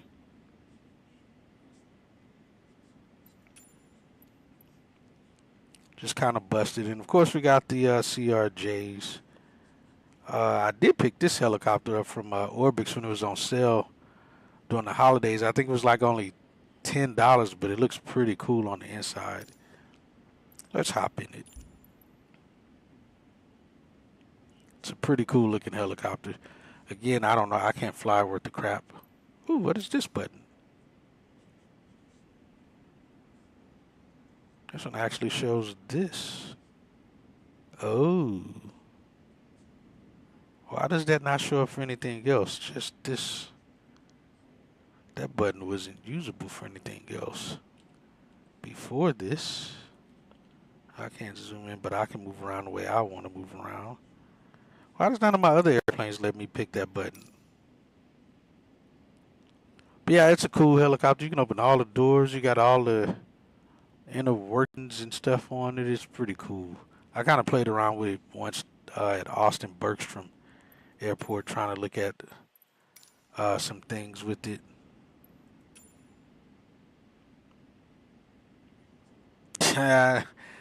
It'll be a helicopter stream of just crashing the helicopter all over the place. Haven't messed with any of the gliders. Gliders are pretty cool, but I haven't messed with them. I haven't messed with any of the DA-40s, or I haven't messed with the 930 either. One thing I did find out here in Dallas, they have a lot of Diamond DA-40s and 62s. So, unfortunately, if I'm going to get back to flying IRL, this is the kind of plane I'm likely going to have to rent. Not sure that I want to, And I think I told you guys, I picked up the E170s and 75s. So eventually we'll do a stream in one of those. The Cub Craft. Yeah, we'll eventually do it in one of those. Then we got the A380. I have not touched that airplane ever. I did kind of fly this one around a couple times to kind of get a feel for the Goose. It was pretty cool. And of course we got this crappy thing. Well, I don't want to say it's crappy. It looks good, but it flies like crap. Not even close to what the real one flies like. Just too much. And of course we already looked at the Baron stuff. The 350, and then of course we've already done quite a few flights in the 172 recently for what is it, WB Sim? I feel like they should be up here, not the Textron crap. It might be further down. It looks like this thing goes in alphabetical order. And the CJ4 and the Citation Longitude, there's no cabin on either of those. I like my cabin views. I can't do anything without some nice cabin views. Yes, I do have the E-Jets. Oh, hey, you have to find the old livery on the E70 of AA. I do have that one. Let me see. I'll show you. 170.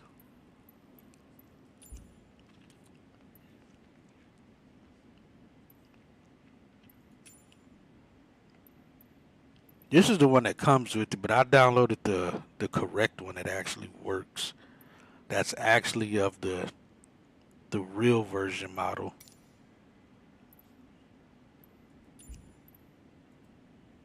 Yeah, see on this, like I can't select that view.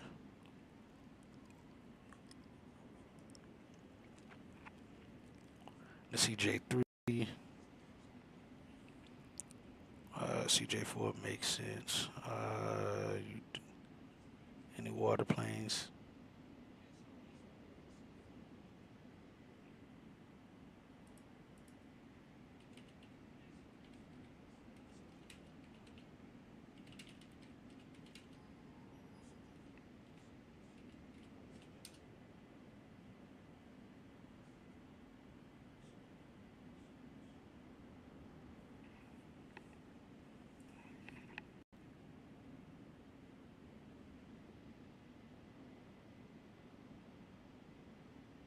But yeah, the retro one, and I did, yeah, that one that you were just talking about, the Spirit of St. Louis one. I haven't messed with that airplane. I haven't messed with any of the old school airplanes that's on here. I haven't even tried to fly them yet, or really mess with them. But like I said, having these the say intention little missions and stuff that you can do, I'll probably definitely start again venturing into flying quite a few of the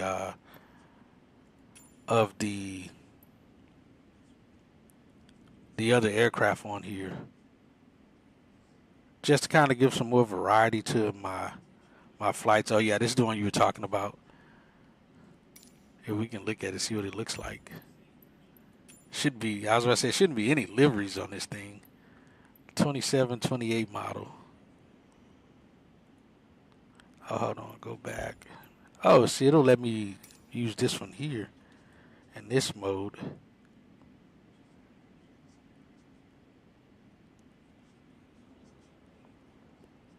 How the heck do you see out of this airplane, though? Do you stick your head out the side of the airplane to fly it out the side window there? There's no window. Does your head pop out up over the wing or something? And that little hole right there where the window port is? Otherwise, how in the heck do you see out the front of this thing? It's across the, really? Power of the radio engines, huh?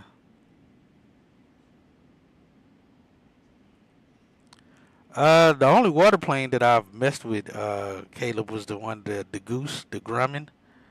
I've kind of flown that one around a couple times.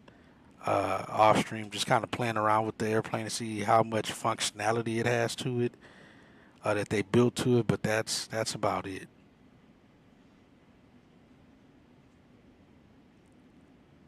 Just learn to land on water. And then gauges, nope, on the sides. I think Jimmy Stewart made a movie of it. Really? So they really do look out the side window.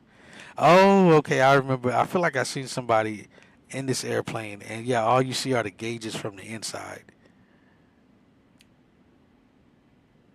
I feel like I do remember somebody recently, not recently, but some time ago streaming. It sounds like, why can't we see outside the airplane? I'm just seeing gauges.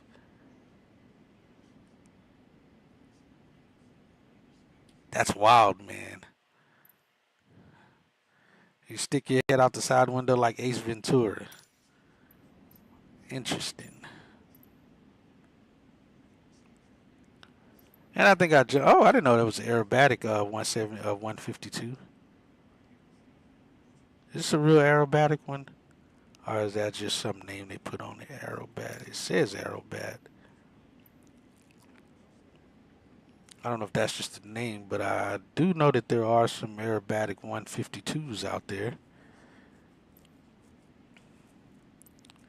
But yeah, I wanted to actually do, like you said, the business jets. I wanted to kind of do some flights in one of these, to do some of those missions as well, just because I needed a greater payload capacity to do some of these. Because some of these, it's a lot of cargo weight. Well, just payload weight with these missions, and some of the airplanes just isn't gonna do it. So I just wasn't able to do any flights. And then we got the Wright brothers airplane. You can look at that one. I haven't even messed with this one either. Look at that. That is wicked.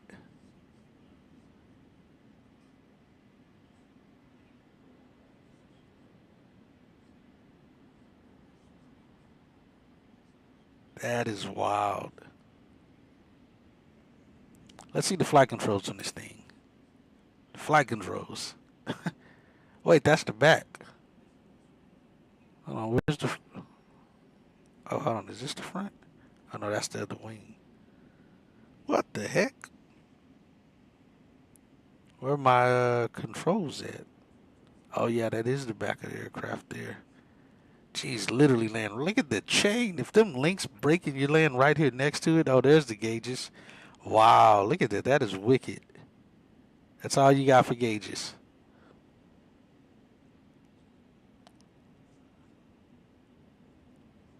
That's wild right there. Oh, what does that little sticky note say? Click here to catapult. What? Oh, to hide catapult. Interesting. Yeah, no kidding. I recreated and crashed. My luck.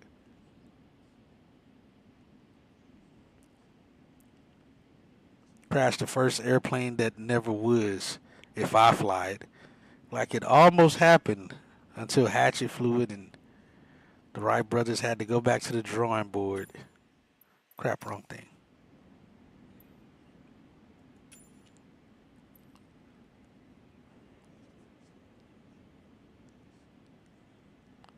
Then, of course, we got the Twin Otters. I still got these before they took them off the bin for sale from Aerosoft. I kind of like it. I'm pretty, obviously I don't fly this thing in the real world, so I don't know how much more realistic it is, but it feels like pretty close to the same one that was in P3D, so, there's that. But that's pretty much it. And then this car thing is free on any builds. I think any builds gives this thing away for free. But I don't have any way of driving this thing.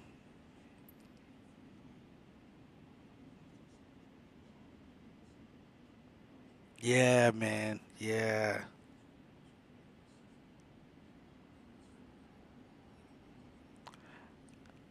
Wow. Okay, that makes sense. That makes sense, F&L, about the catapult.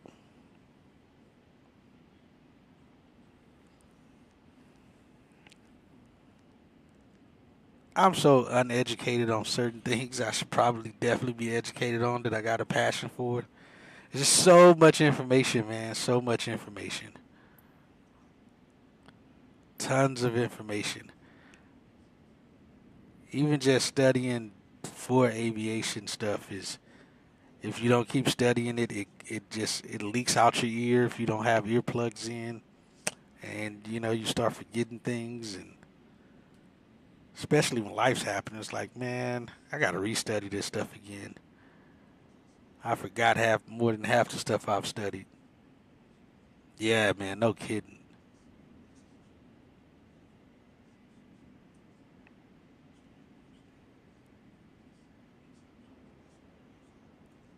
But yeah, like I said, I have flown this one, Caleb. Kind of flew it in the water, the Grumman Goose. It's a pretty cool airplane. I like it. It's pretty stout. The door in this window back here opens too. This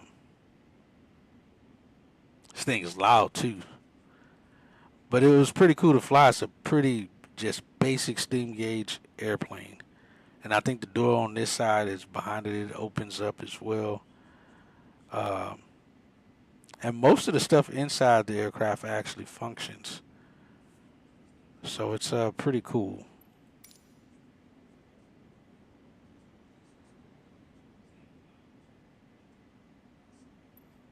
I hate I can't really drive it around, but yeah, it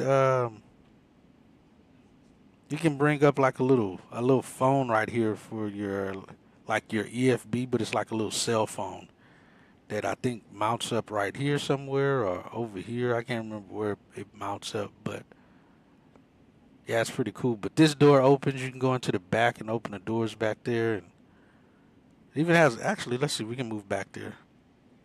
It has a toilet back here too.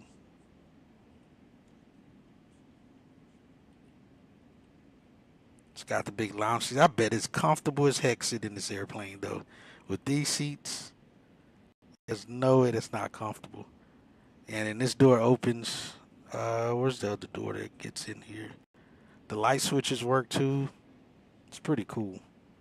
But, yeah, this leads into the little... Oh, I can't go in there. It won't let me go in. In the actual aircraft, you can go into that room. That's not letting me do it here.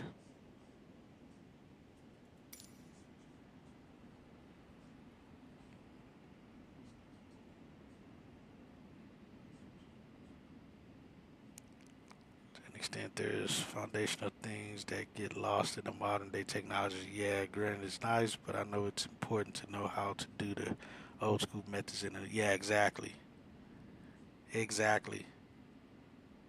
And even just speaking on that, I was talking to one of my former co-workers that works still in the same, he works for a different company now, but he still works in the same room that I work in.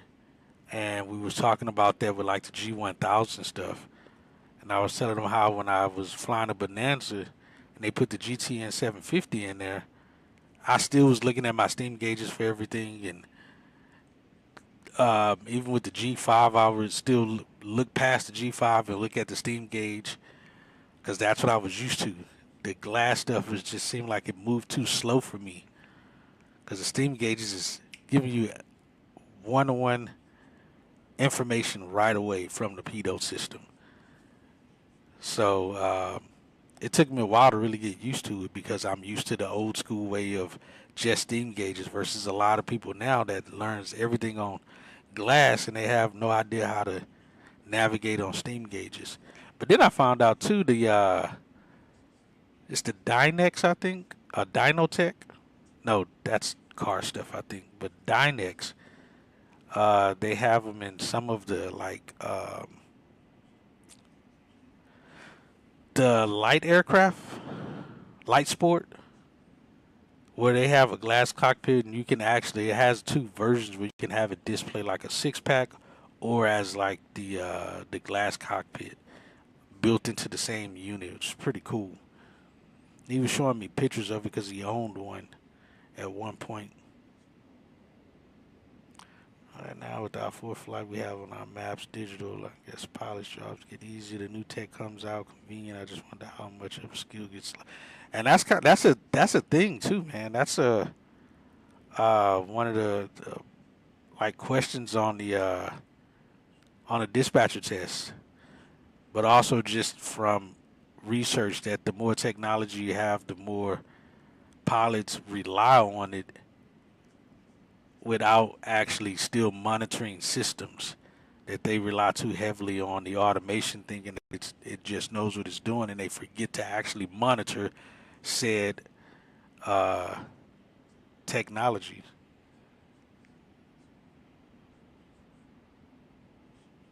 You know what? Now that you say that, did I actually install the DC-3? What is the Airplane Heaven have it on here for free in the marketplace, if I'm not mistaken.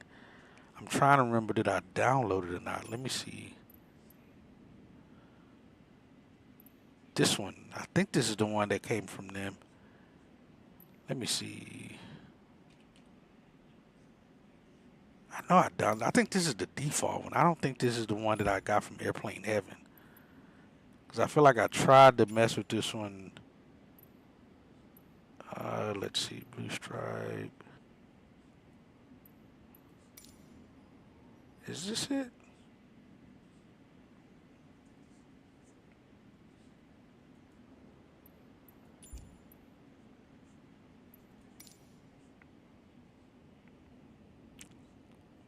This may be the Airplane Heaven one. Let me see something. Because I feel like I downloaded it, but I don't recall. Not installed. Let's see.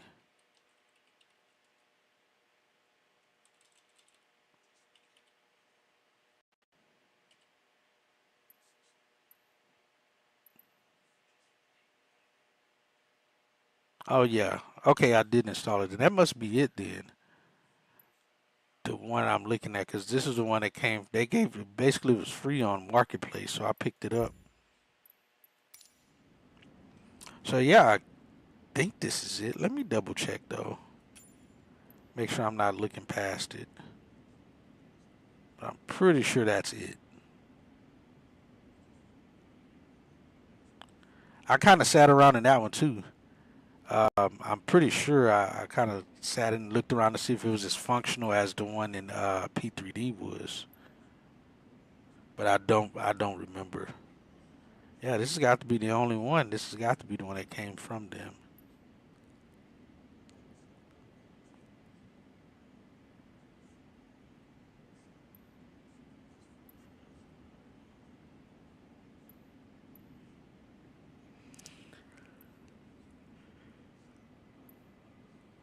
Yeah, that's got to be it, because I don't think I had this. I had DC-3 in here before that one.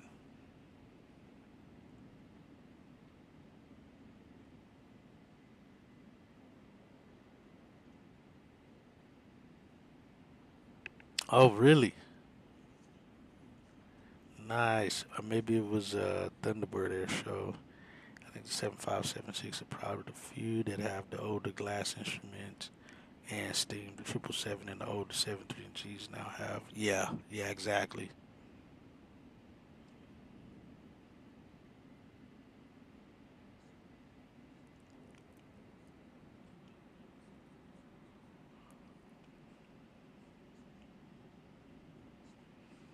I did have the AA livery for this one in P3D. I just could never figure out how to. Actually, you know what? I think I did figure out how to start it once, or there was a bug with mine or something on why I couldn't get mine started. Because I feel like I remember asking you about it because I couldn't figure out why I couldn't get the thing to start up.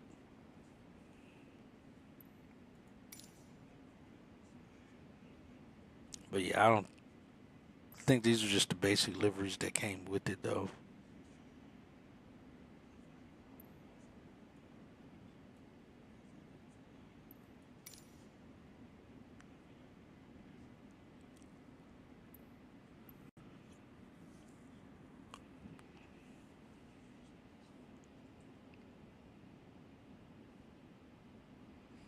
Yeah, like I said, I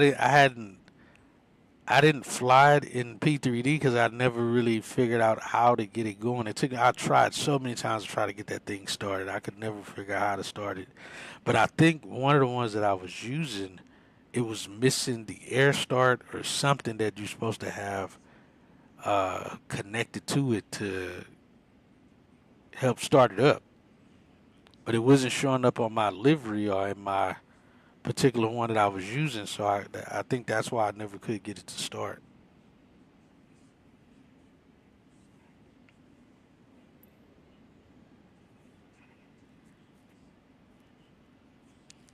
All right, I'm gonna get off of here now. I'm already at 5 hours. I did not plan on being on here this long, but I'm gonna get off of here. Appreciate again FNLs hanging out, JJ and Caleb trying to get us to do some water flying. But like I said, we may even get to do that. If there's some missions from say intentions that have some of that stuff going for certain missions like that, then we'll probably try to get to do it. I got you. But cool deal. Yeah, I'll see you guys maybe tonight. Like I said, we'll do the flight back or maybe a GA flight on one of these missions. But other than that, yeah, I'll see you guys on the next one. Again, appreciate it, FNL. Appreciate you hanging out. Everybody else, appreciate y'all for hanging out. And we'll see you guys on the next one.